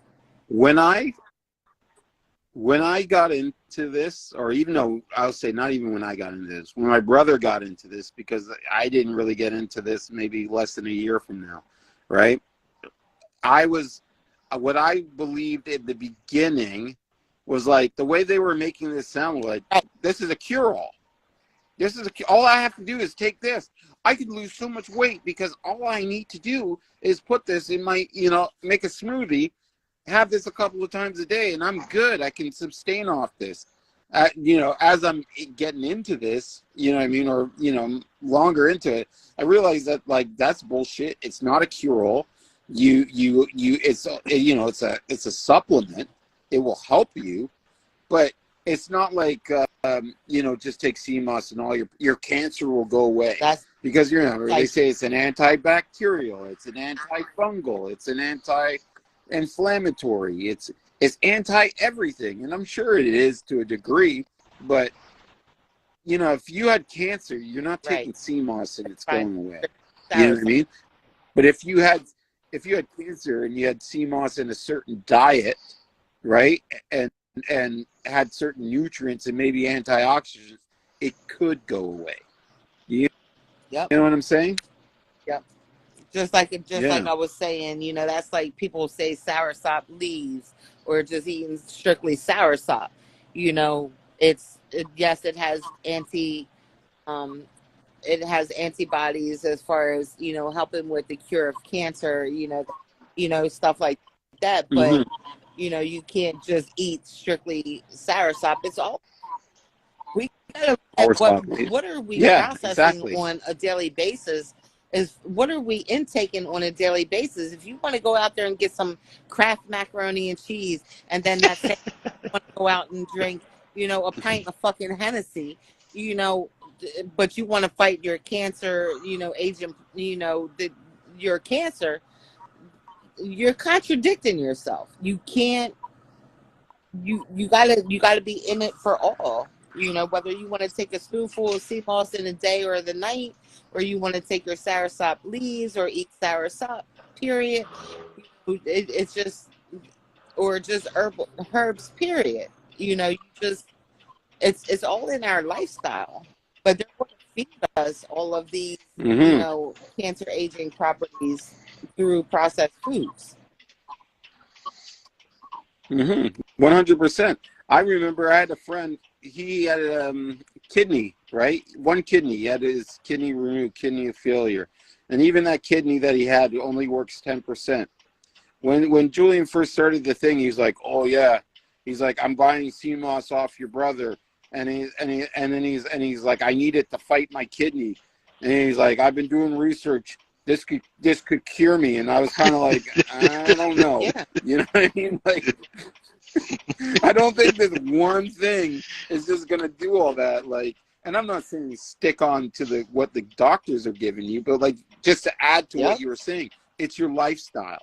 If you took that added with a lot of other things, yeah, it could turn it around. But don't think that, you know, you're buying this pound and it's gonna all of a sudden, you know, it's gonna take up what your other kidney was doing. That's not happening. Yeah, that's true. That's true, though. In the 1800s, they did give it to the Irish and stuff, but that was Corona Crispus, and if anything, but that's not really sustained them, and that's what they said. We don't know how long they were living. Like shit, you can live off of no nutrients for 30 days. So, I mean, with that Irish famine, so. I don't think it's just enough. I wonder if better than nothing. The Seamoss could have helped in like in rebuilding his liver, or at least cleaning up the little liver that he had left. The kidney, sorry. Yeah, I think kidney. so. No, it would detoxify, but like again, it would aid, it would help, but it's like one piece of the puzzle. Like even with that Irish famine thing, I'm sure that there's something else that they put in there. You know what I mean? It wasn't just they use blended milk. Cronus Crispus. Condas Crispus milk and it's something else they mix with it, because that's what they still do that to that day. They use Condas Crispus and milk and stuff like that. Oh, the Irish moss, like the Jamaican, like where they have peanuts and oats and stuff like that. Yeah. Is that no. No. I'm just saying how, as far as like how they was doing in Ireland, they mix it with some type of milk and some other stuff. But they still use that today. Like they make it out of dessert now, which it looks real. Right. But that was my point to that comment, was that it had to have been something else. It wasn't just that. It had to have been like an additive or something to stretch it. And milk would make complete sense, because you still get protein in milk. And there's fat in milk. Like there's certain compounds that you still need that plant's not going to give you. You know? But you know, it also satiates you. Yeah, and other veggies. It would satiate you, you know what I mean? It will keep you satisfied, or at least, you know, keep things from going, you know, haywire, but, you know. But it wasn't just Cronus Crispus. It was Cronus Crispus. You know what I mean? It's not it. Stone soup. They had stone soup. You know. I remember that being a story when I was a kid. Hey, you know what? But here's the whole thing. There's parts in Africa, you can look at it. They make a Yes. dirt Oh my cookie. goodness, man. Yeah. Yeah. Nah, Or is nah. it It's Haiti? Africa. I It's think it's Africa Haiti and that they do parts that. of Haiti. But Yeah. yeah, Yeah. they Yeah. eat the dirt because of the minerals that's in the dirt. And Exactly. oh my goodness, man. It's something they had to do to survive, but it's like it never just went away. They keep doing it. Hmm. Well, what all you Yeah. know is all you know. Like, here's the thing. I'm going to say an unpopular thing right now, especially in the black community, right? Washing your meat, your chicken, Yeah. right? You don't need to wash your chicken. It actually can cause more harm for you, depending on how you do it. It can spread more pathogens in your kitchen than it should. The reason why I believe why black people do that all the time and it's nasty is because they were taught from generation to generation that's how it's done. Because at a certain point, yeah, you would wash your chicken, like, you know what I mean, because it was sitting out in the marketplace without refrigeration, right? So you have something that's been sitting out on the table for a couple of hours before you take it home. It's already started to decompose. Yeah, go wash it with some lime and so forth, if it was that. But we have refrigeration. So ever since the invention of refrigeration, that is a useless tactic. And when it makes no sense when you're cooking something past the point where none of these bacteria can live. It's redundant. You know? Wow, your mom still eats red clay. Well, that's the whole thing. It's what she knows. You know what I mean? And that's what I'm saying with washing your chicken. It's like you don't really need to do it. It does nothing. It does nothing. If I made you chicken with washing and without washing it, you will not tell the It's a little spicier. right? Yeah.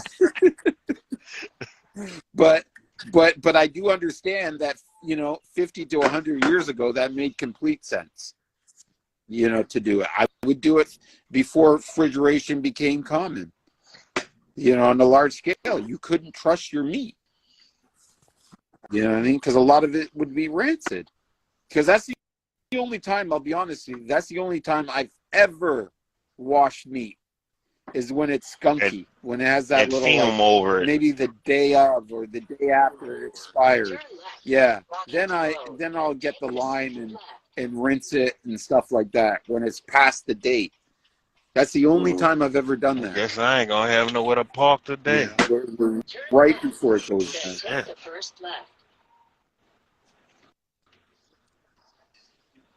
Well, that's what I'm saying, GB, and that's why Islanders wash their meats with lime, because, again, it's refrigeration issues, right? But I think in the 50s and the 40s, I went to St. Lucia in the 80s, and back then it was a third world country. Like, that's what it looked like. You know what I mean? Like I remember the fish and everything was just out on the tables. There was flies. You know what I mean? It was crazy. You know what I mean? But that's how it was down there, and that was your marketplaces. You know what I mean?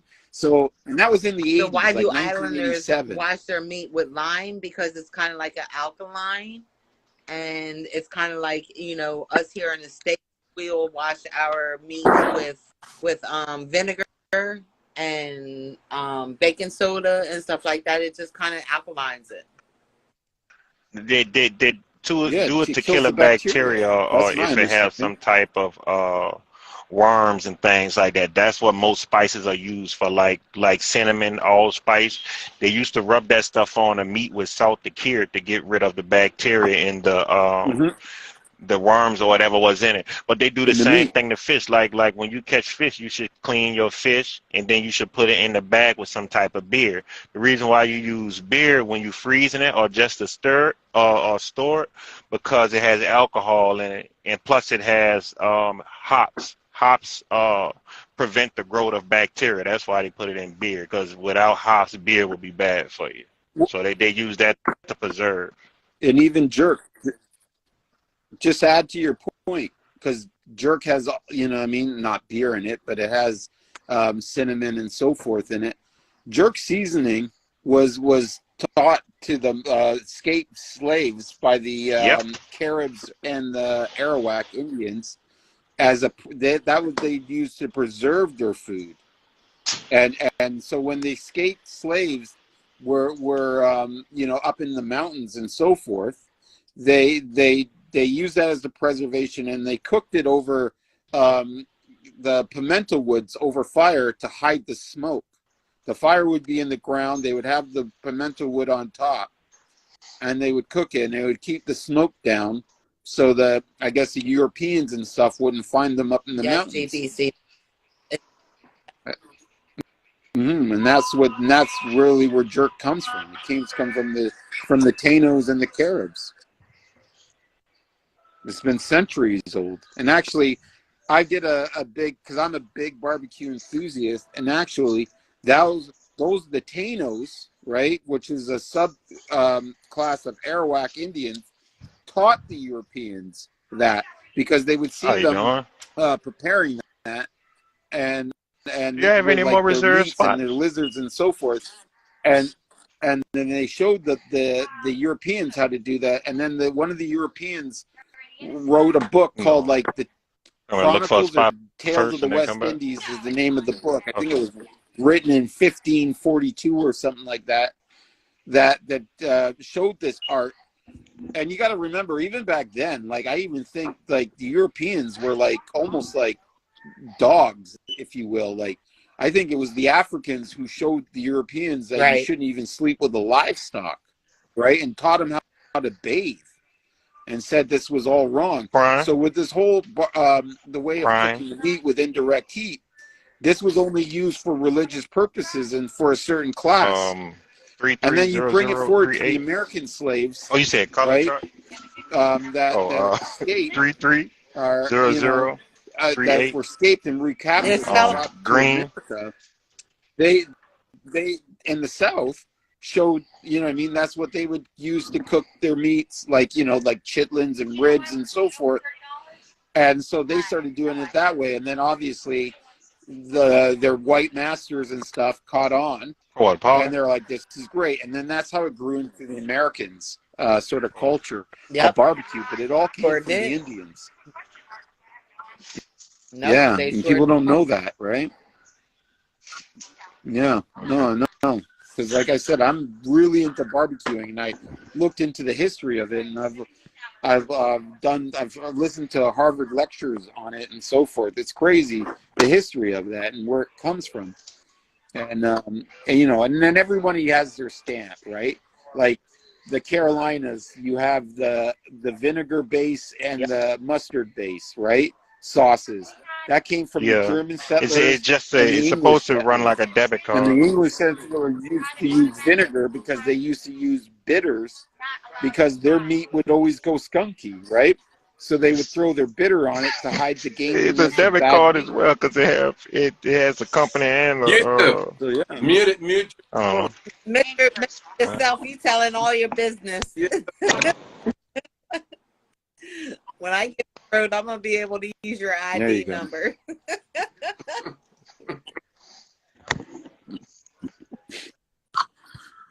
It's a good thing you guys spoke up. Yeah, this shit's recorded. You gotta do better than this, because I'm telling you, I got my CDL license. But you're absolutely right. You know, our settlers and things like that, you know, I get what you're saying, over the fire and over, you know, mustard and, you know, stuff like that. But yeah. Yeah, and that's the whole thing. Everyone puts their stamp on it, right? And it's universal. But yeah, anyways, it all starts with the Indians, and that's that. I mean, like most things do, and that, or Africans. I mean, then that's the whole thing too that people deny, is that Africa was like the Mecca of education. They're the ones. Yeah, that they don't talk about the Moors and stuff like that. But see, when you go to those schools and become a scholar, that's what they teach those people. But they don't, you know, they don't really talk about that type of stuff. But scholars know all about it. Like they know all about it because that's, you know, they teach them. No, 100%. But it's shame on the scholars for not, you know, bringing that shared, because that's such misinformation. But that's mostly in the West, anyways, where, you know, where the systematically was designed to repress that information. I mean, why do you think they go after the blacks so hard? It's the truth, right? And every imagery is to make us feel like, you know, you're ugly, and the lighter skin is more beautiful, and the darker is not. You know, like think about how many black females felt like, you know, growing up, like they weren't good enough due to this misinformation, and it's all because it's written by the victors, if you will, right? But I mean, they also don't, like, you know, blacks also enslaved blacks. They don't talk about that. They don't talk about a so lot of cruel shit that happened in history when it come down to African people, like how they used to go and mess up villages over there and cut the baby's throat and throw them in a goddamn river. They don't talk about a lot of stuff in history. No, they You don't. know. Or even about the Indians. You know what I mean? The Indians had slaves. The Indians used to go and raid other Indians and make them into slaves. Right? Like, it's just, I've the way I've seen it is this, is that I've heard a sort of somebody talk about this, and I do agree with this. They say, if you want to know the true nature of a human being, watch a 4-year-old, like toddlers, how they act, right? 2 to 4-year-olds, how they act, because that is the raw human being, right? Because that's a human being that goes off of its emotions, and it's not been trained or indoctrinated in any way. And if you think about it, a lot of times, you know, a kid sees, like, you know, a little boy or a little kid would be playing with a ball, put it down, right? Not be interested. Someone picks it up. The moment that kid picks it up, the kid's like, ah, like, you know what I mean? And rips the ball from that other kid's hand. And that's who we are. It's almost like, I don't want you to have it. I want to have it, right? And then you have to teach them, no, that's not the right way. You need to share. You know what I mean? But who we are is like, no, fuck you. Me first. I need to survive. You don't. Like, I need that. Even though I didn't want it a second ago. But I can't have you having that. Yeah. Right? Yeah, and that's who we are. And then, you know, like I said, then we train, right? A good parent would train that person. But we're selfish selfish beings that just want to just procreate, right? Like, that's who we are. And that's why I think a lot of times when we talk about monogamy and stuff in this world, men are just meant to procreate. We're meant to have sex with as many women as we can. Why people don't understand and I that even shit. find, yeah. And then here's the funny thing is, if you look at it, if you're in a relationship long enough, I don't know about you, but I've been in a long-term relationship, and my long-term relationship partner will make me try to be a different version of myself. Why? Because you need a different man. Yep. You get what I'm saying? So that's why they try to make you into a different man. But they obviously, one, you know, with social stigma is one. Number two, women are emotional. Like, they do share their body on an emotional level, right? Yeah, like for us, it's all about, oh, the hips, the tits. Oh, let me just come in her, right? But for the women, it's a bond, right? They want to feel protected, provided for, right? And that's sort of the relationship, right? That's why you have, like, you know, gorillas will have a whole harem, right? But the, you know, they're willing to you know, share for protection. You know, and that's the way I see it. But a lot of people don't like to go into that part of it because, like, they just don't want to believe, and a lot of people just don't want to believe that a lot of men are like that. But, you know, that doesn't mean you're gonna go mess with other women. But naturally, like, if you look at it from a nature's point of view, yeah, that's what men's supposed to do, and that's what they do. I just feel like a lot of guys do shit and they just don't take care of their kids. That's where the problem come in at.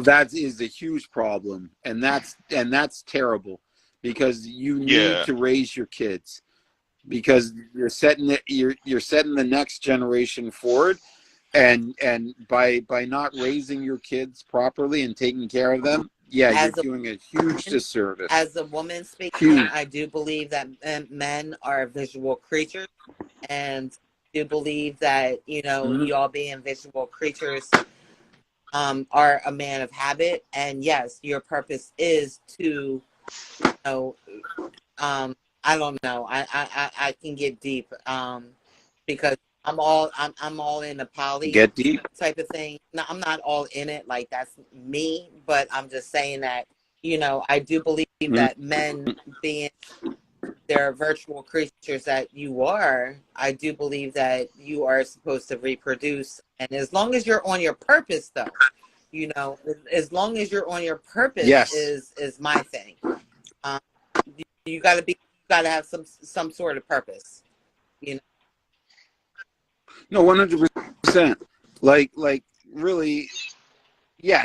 You have to have a purpose. Like, but in a lot of ways, it's true. It's like men could be with a woman, care for a woman, take care of it, stick their dick in a nice little, you know, whatever, and then go back to their wife, and it ain't nothing to us. Like nothing. Your woman, like, that you have at home, that you cheated on and you broke, and how could you do that? It's like, no, I'm still here. I'm still taking Culture, care you of know, you. I just because then needed we this go back itch. to the Western civilization where it's one man, one wife, you know. But we talk about culture, you know, across the world, it's like it's a norm, you know. So Yep. it's definitely when we individualize ourselves as a Western culture, it's like, oh, you cheated on me, and then the woman's going to fuck off. No, it's not like that. You know, like if you expand your thinking and your mindset, technically men are not bound to one woman. You know, yes, if they go home to that one woman, if they're, you know, if you guys are bound to the one woman's, and you know, that's one thing, but other than that, no. Yeah, but yeah, going back to it, it's like you still, there's still a responsibility, especially for children. No, You should not be absolutely not. leaving children. You know, because they're the bottom line. Yeah, I can't subscribe to that. You know what I mean? I can't be like, stick your dick in everything and just run and let these women raise their kids without a father, because I really feel that a woman, I mean, maybe an unpopular vote, but a woman can't be a father just like a father can't be a mother. There's just certain inherent tools and whatever that they offer that you can't replicate. You know what I mean? You can do your best to sort of bridge the gap, but it's not the same. You know, it really isn't. And the problem is in America still was that, you know, where the women, especially in the black community, where, you know, he ain't shit, like the angry mother. It's like, that's really bad in the sense of, I get it if he is garbage, but you should never sort of spit that poison. Here's the thing. in We're in your the child's generation ear. now where all truths are being revealed. So now these kids that are coming up now, they see the truth in everything. The women who downgrade the fathers and who downgrade, you know, I did this for you, I did that for you as a parent, as a mother, that's all going back on them. So these kids nowadays, they're smart. They come from a different breed. They're definitely a different breed, and they're going to all of that. No, you hit the nail on the head. We're in the age of Aquarius right now. Oh, you talking about language. So you know, these days you can't fool these kids. They're, because I got two of my own. Mine are grown. They're 25 and 22, and you know, like when I was raising them, I didn't talk a lot of bad stuff about their daddy. You know, I told my truth per se. But now that they're grown, and I didn't keep them, keep them from their daddy, but their daddy made his own choice to choose the streets over home life. That's neither here nor there. But at the bottom line, I never held them back from their father. Matter of fact, I still talk to them. I'm still daddy's #1 girl ever in their life. You know what I'm saying? All these years later. Mhm. So my children see the truth in the matter of mommy versus daddy. Yeah, and that's the best thing you could ever did, because yours and my mother's path was very similar. Like my dad made an ultimate, like my mom wanted my dad to sort of quit what he was doing. He was, living a certain way, and she was like, I don't want this for my kids. He gave him an ultimatum. He made his choice, right? Now, growing up, when my dad wasn't around, I would be somewhat resentful or whatever, but she would always say things, you know what I mean? Stick up for him in his absence. Made us understand that, you know what I mean? Like, he's a human being. Like, just made us not to resent our father, right? At that time. And that was the best thing she ever could have did, rather than fan the flames. You know what I mean?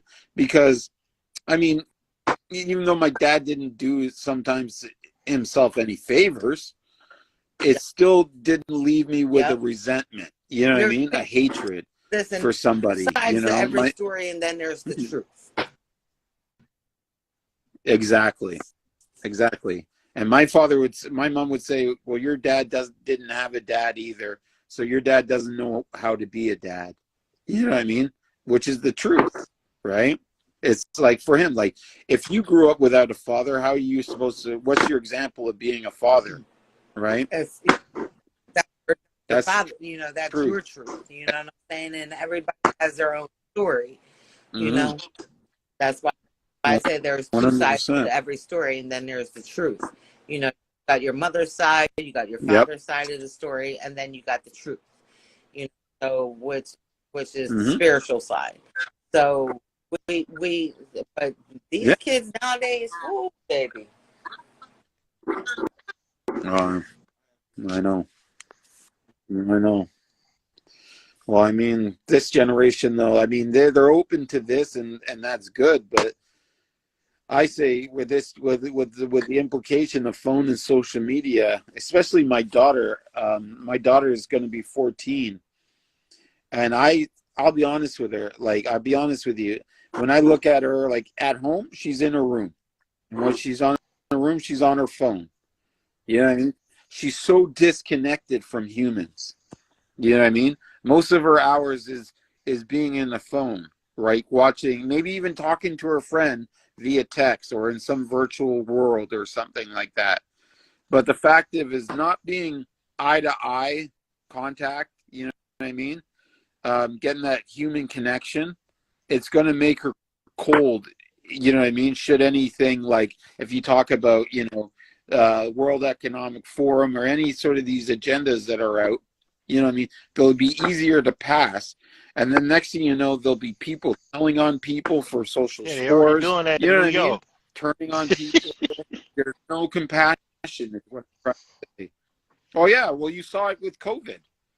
Oh, let me call the authorities. They have more than 7 people It's crazy in their because they house. do that to us. Like, say if I'm going to deliver and I'm in the truck and my truck is on. Somebody call to report me just so they can get paid for that shit. And they do that in New York. That's their job. Ridiculous. Like, that's what some people do. Like, they get paid like $70,000 a year doing that, just ratting on people. Yep. It's ridiculous. Yeah, they don't care. Even though that's affecting, at it and go, well, maybe that was the last time that, maybe if I reported, this guy's going to lose his job and can't feed his family. Yep. And then, they don't care. Fuck that. He broke the rules. I got my, commission. He shouldn't have broke the rules. Fuck that. But the moment that they're in the same position, it's, but you don't understand. It's like, no, you never understood. And that's what it is. It's always my problem. Made me pay for this parking spot, and I just got a free parking spot. This is ridiculous. I made a free parking spot, but I had to pay for park. I just asked that woman that they had. They ain't none of these spots open. I'll go get my money back. Yourself, do you own your own trucking company? No, I'm leasing. I'm contracted out with a company called Prime. Oh, I know Prime. Yeah. Them dirt bags. Oh, they might see this live. I don't care. But nah, flag. But yeah, them dirt bags. That's what I work for. I get it. I get it. And by dirt bags, you mean the most Yes, honorable and yes. respectable You way, know, for take sure. money. Yeah. You know, go through lawsuits, get sued, and you know, And keep it moving. you know, The fuck they do. yeah. You know, I have never saw a company like this, bro. Okay, no. Yeah. They was getting sued. Okay, now they was getting sued. They had to pay all the drivers what, because they was charging people more than what they were supposed to charge them. So they end up paying like most of the drivers like $800. But if you stole, let's say, $50 million, and all you did was pay each driver $800, then you came out on top. Yeah. No, Man, y'all stole more than 20,000 from people, and then you just paid them back 800 like that. That's horrible. 100%. They make you sign a what is it? What is this? Now you have to sign a I forgot what this is called. But if anything happened, it'll be harder for you to bring him to court. It's Albert. Damn, I can't get it. What is it? Huh? Ombudsman or something. It's like this guy, an arbitrator. Yeah. Like they make you sign that way they if they do anything, you can't really take them to court and shit. Like an arbitrary agreement or something like that. I forgot what it's called. Yeah. Oh, So yeah. either way it goes, you messed up. So and I think, which I should have been looking, but I think I signed one when I started leasing his truck out. I wasn't paying attention because I was like, damn, I wonder if I should have been paying more attention. But yeah, like it'll be harder for you to audit them because you gotta audit every company you work for if you contract it out from. Like you gotta audit them after 5 years, audit them. Because trust me, they stole money from you. They always do. Mm. Oh yeah. No, you I'm should not always surprised. check the numbers. I had an accountant guy that was billing me, and the number looked odd. It looked too, like the pattern looked too even. When I knew there was like inconsistencies, like on the times that he started in stock, and then when I added, it was like he overcharged me by like $200 because he just rounded the shit, figuring, oh, I'm just gonna pay. Because the other didn't even look at them. It was just like, how much is it? Okay, Yeah. there you go. Well, yeah, because if you're not watching money, it will grow feet. Right? It'll grow feet. That's true. That is true as hell. That just gonna move, all right. Exactly. Right off them. Yeah. That's the truth. You gotta watch every penny. Yeah, it's That's solid. Man, that's a shame. It was good. Yeah, I made it. You put Seamoss in your salad? Perfect. No, but I made a seared tuna salad with kale and Brussels sprouts and a bunch of other shit. You know those mixed salad packs? Is there wild crafted Brussels sprouts? Only wild crafted. Yeah, the rocks on it, huh? Yeah, I still had a little piece of dirt on it. Yeah. Where's the rock? Yeah, exactly. I think it's like at least that people could do that with a. They're like, oh, look at it, it's real. I saw rocks on it.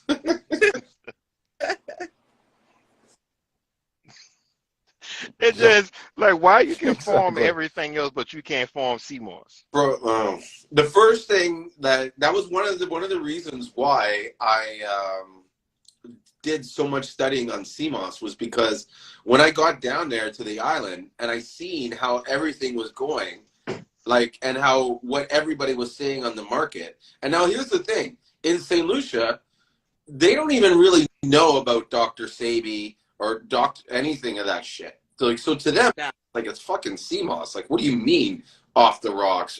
Because I would be asking, is there a difference? And they're like, it's the same thing. What are you talking about? How is it different? You know what I mean? And those that said it, right, that said there was a difference, they were saying it because the buyer that they were selling told them it was like. Because I would say, well, why? What makes it different? I don't know. That's what the guy said.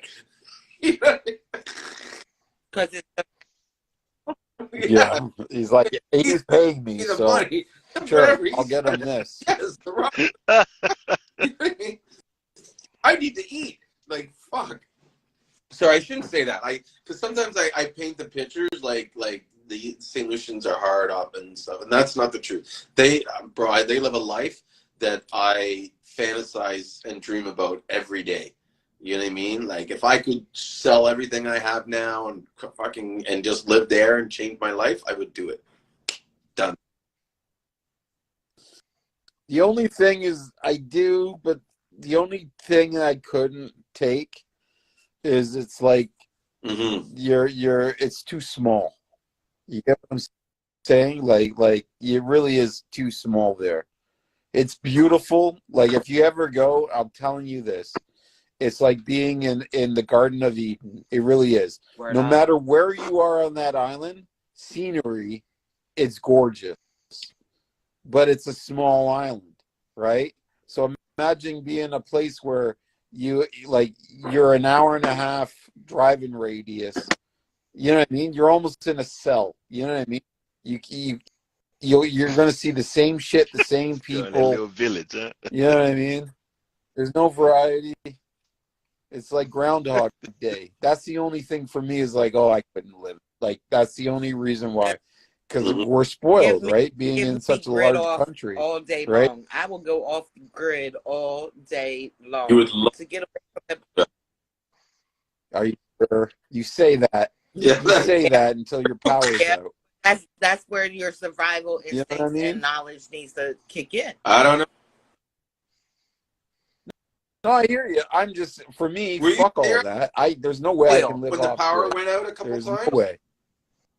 Were you there at the house when the power? Huh? Because a couple times the power went out, and it was like, you can't do anything. You sleep. Oh, they had no man. Yeah, that. I mean, I ain't gonna lie. If I had a choice, that's how I would want to live. Like, all of this stress and shit like that. Nah, give me some nice. Give me a nice shirt, some shorts, after boxes, and then I'll go live out in the woods. Give me a knife and a few things. The thing of it, I don't need that much. once we get so confined to living underneath the government and its rules and being so spoiled with everything, you know, with the times and the days that we're living in, I'm sorry, give me off grid. I'm not sorry. You know what I'm saying? Yeah, it's less stressful. Less stressful. You know, give me some land, give me some scenery, and give me some fresh water. I'm good. I'll learn how. I went to the Bahamas. I ain't want to come So back. let's do it. But Bahamas, in St. Lucia. That's more civilized. We'll go in the jungle and we'll carve out a piece of land for ourselves. You know, fuck all that. I've been in there. They be like, "What that is, bro? Once those mosquitoes start tagging that ass, oh fuck that! I got to go back home." That's something terrible. No, bro. Exactly. There's no thanks. I'm good. I mean, like, I've been in the interior. We have a friend that lives like exactly what you're saying. Like, it's literally, he lives like in a 4 by like jungle. a 4-wall shack. Probably. Not that does the chairs. Are you talking with about? his bed.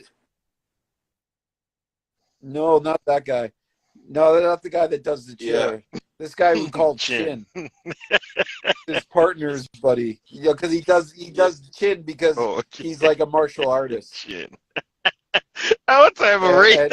And you know, to be honest, This Oh guy my goodness. 5 or 60 something, and man, you'd think he was 42. The way. yeah, Oh, man. he is he looks good. He's well. He's a really nice guy.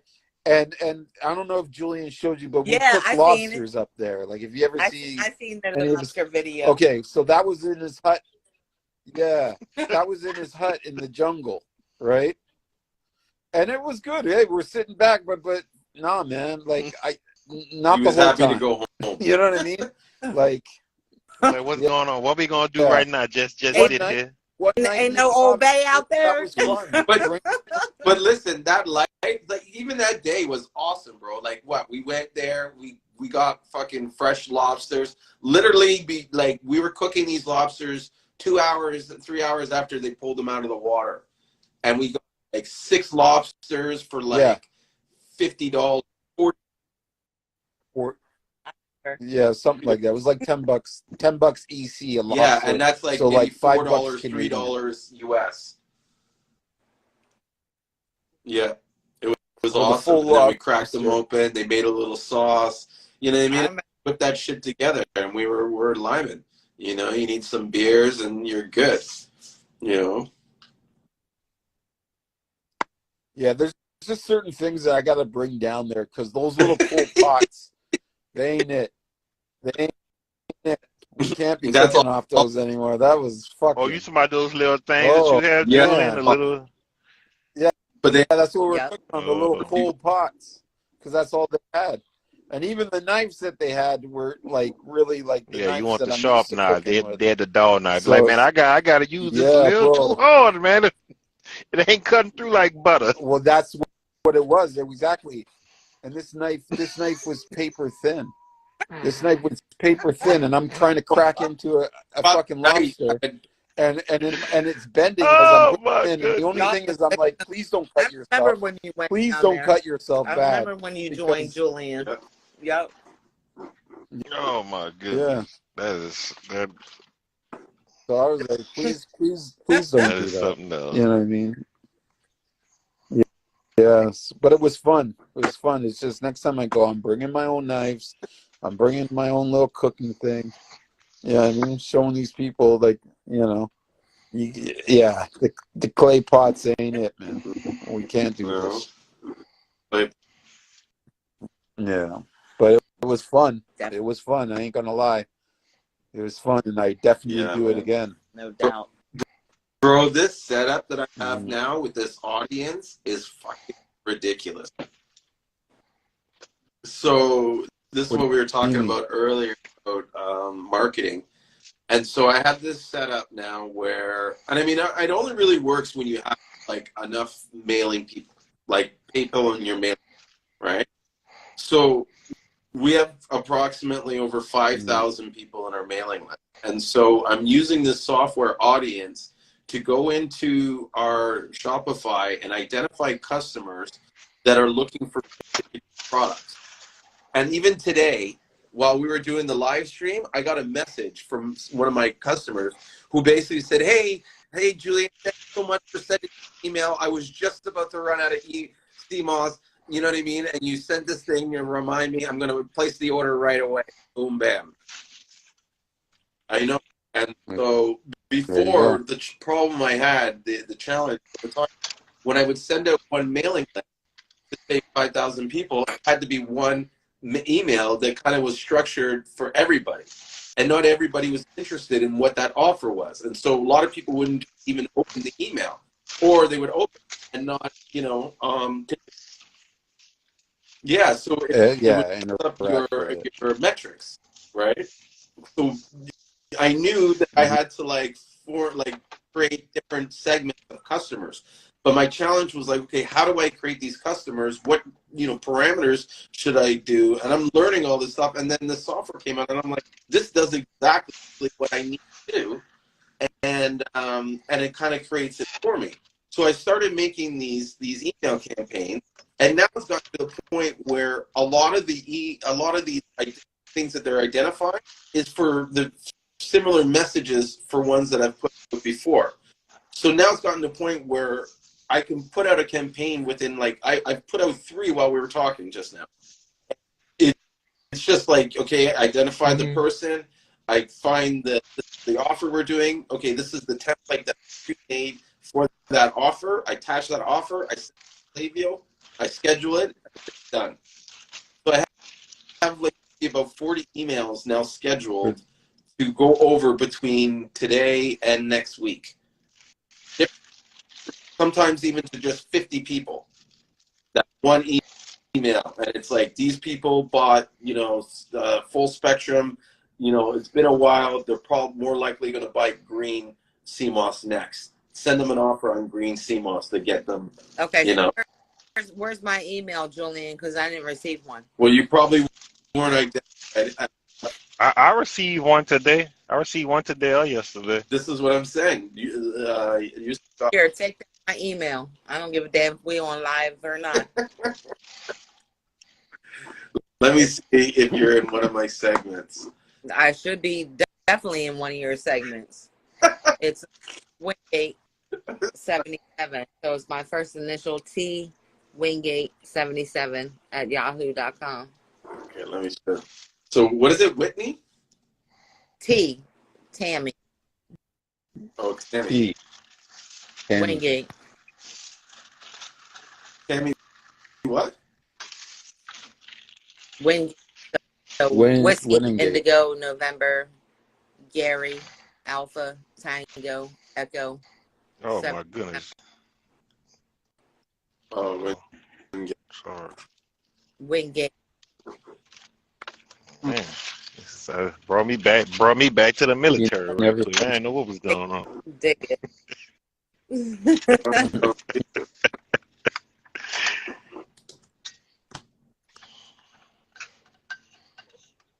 Well, I'm gonna get going. It's 11:30. I gotta get up. Same time here. Yeah, dig it. Me too. Because it's definitely booking in. Maybe draw to then. I just want to find her before I go because I don't want to be like, oh, what happened? Wingate. And it's WING. So it's T as in Tango, Wingate, WINGATE 77 at Yahoo. The Whiskey, Indigo, November, Gary, Alpha. Yeah, I'm not getting anybody with Echo. that email. Bravo. Well, then just email and say. What's the first name on the? That's the first start. Tammy. I don't even have Tammy. Just put me. Send her the damn email. That's how I feel. That's what I would have done. You don't get find her to add her. Send me an email and I'll add you into one of these segments. I got you. Okay.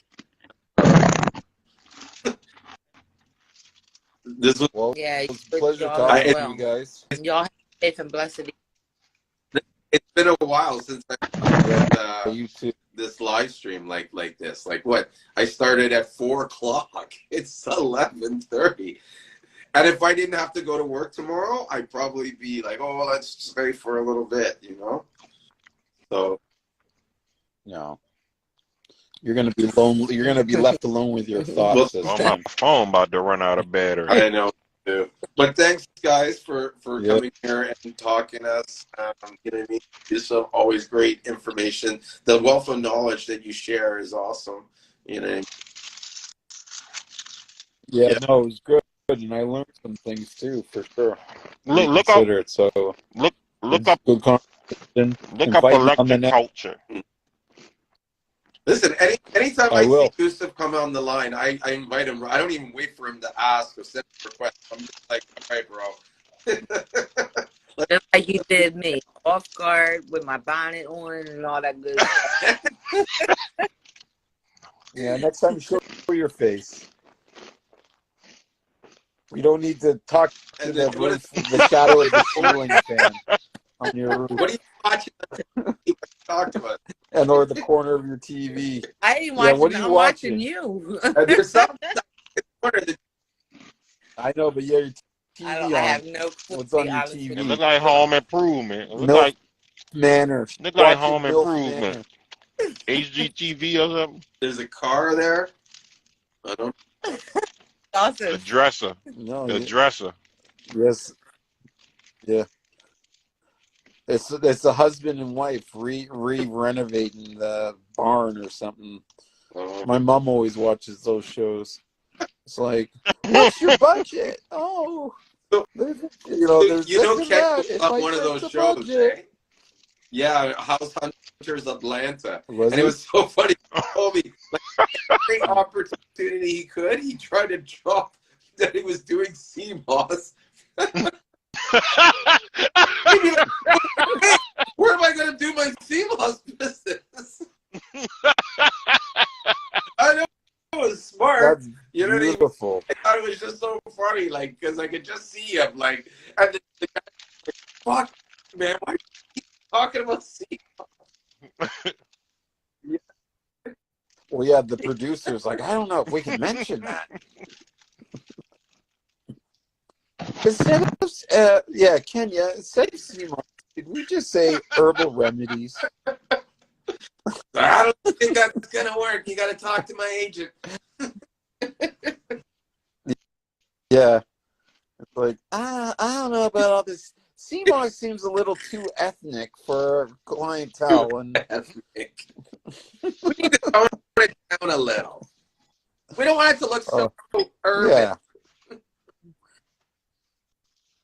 Instead of Seamoss, can you make it seaweed? That's what every. It's really big. Anyways, we're gonna start. Yeah, we're gonna start talking exactly. again, and then we're not gonna end this. Yeah, that's how Yeah, I we're gonna usually fall have into it. another one. Sense it. That's what I'm.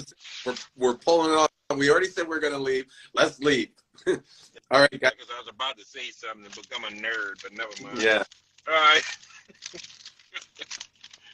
All right, save it for the next All one. right. You said. All right. Have a blessed. All right, All right, guys, later. and don't forget Have a good Seamoss. night, everyone. I'll see you guys later.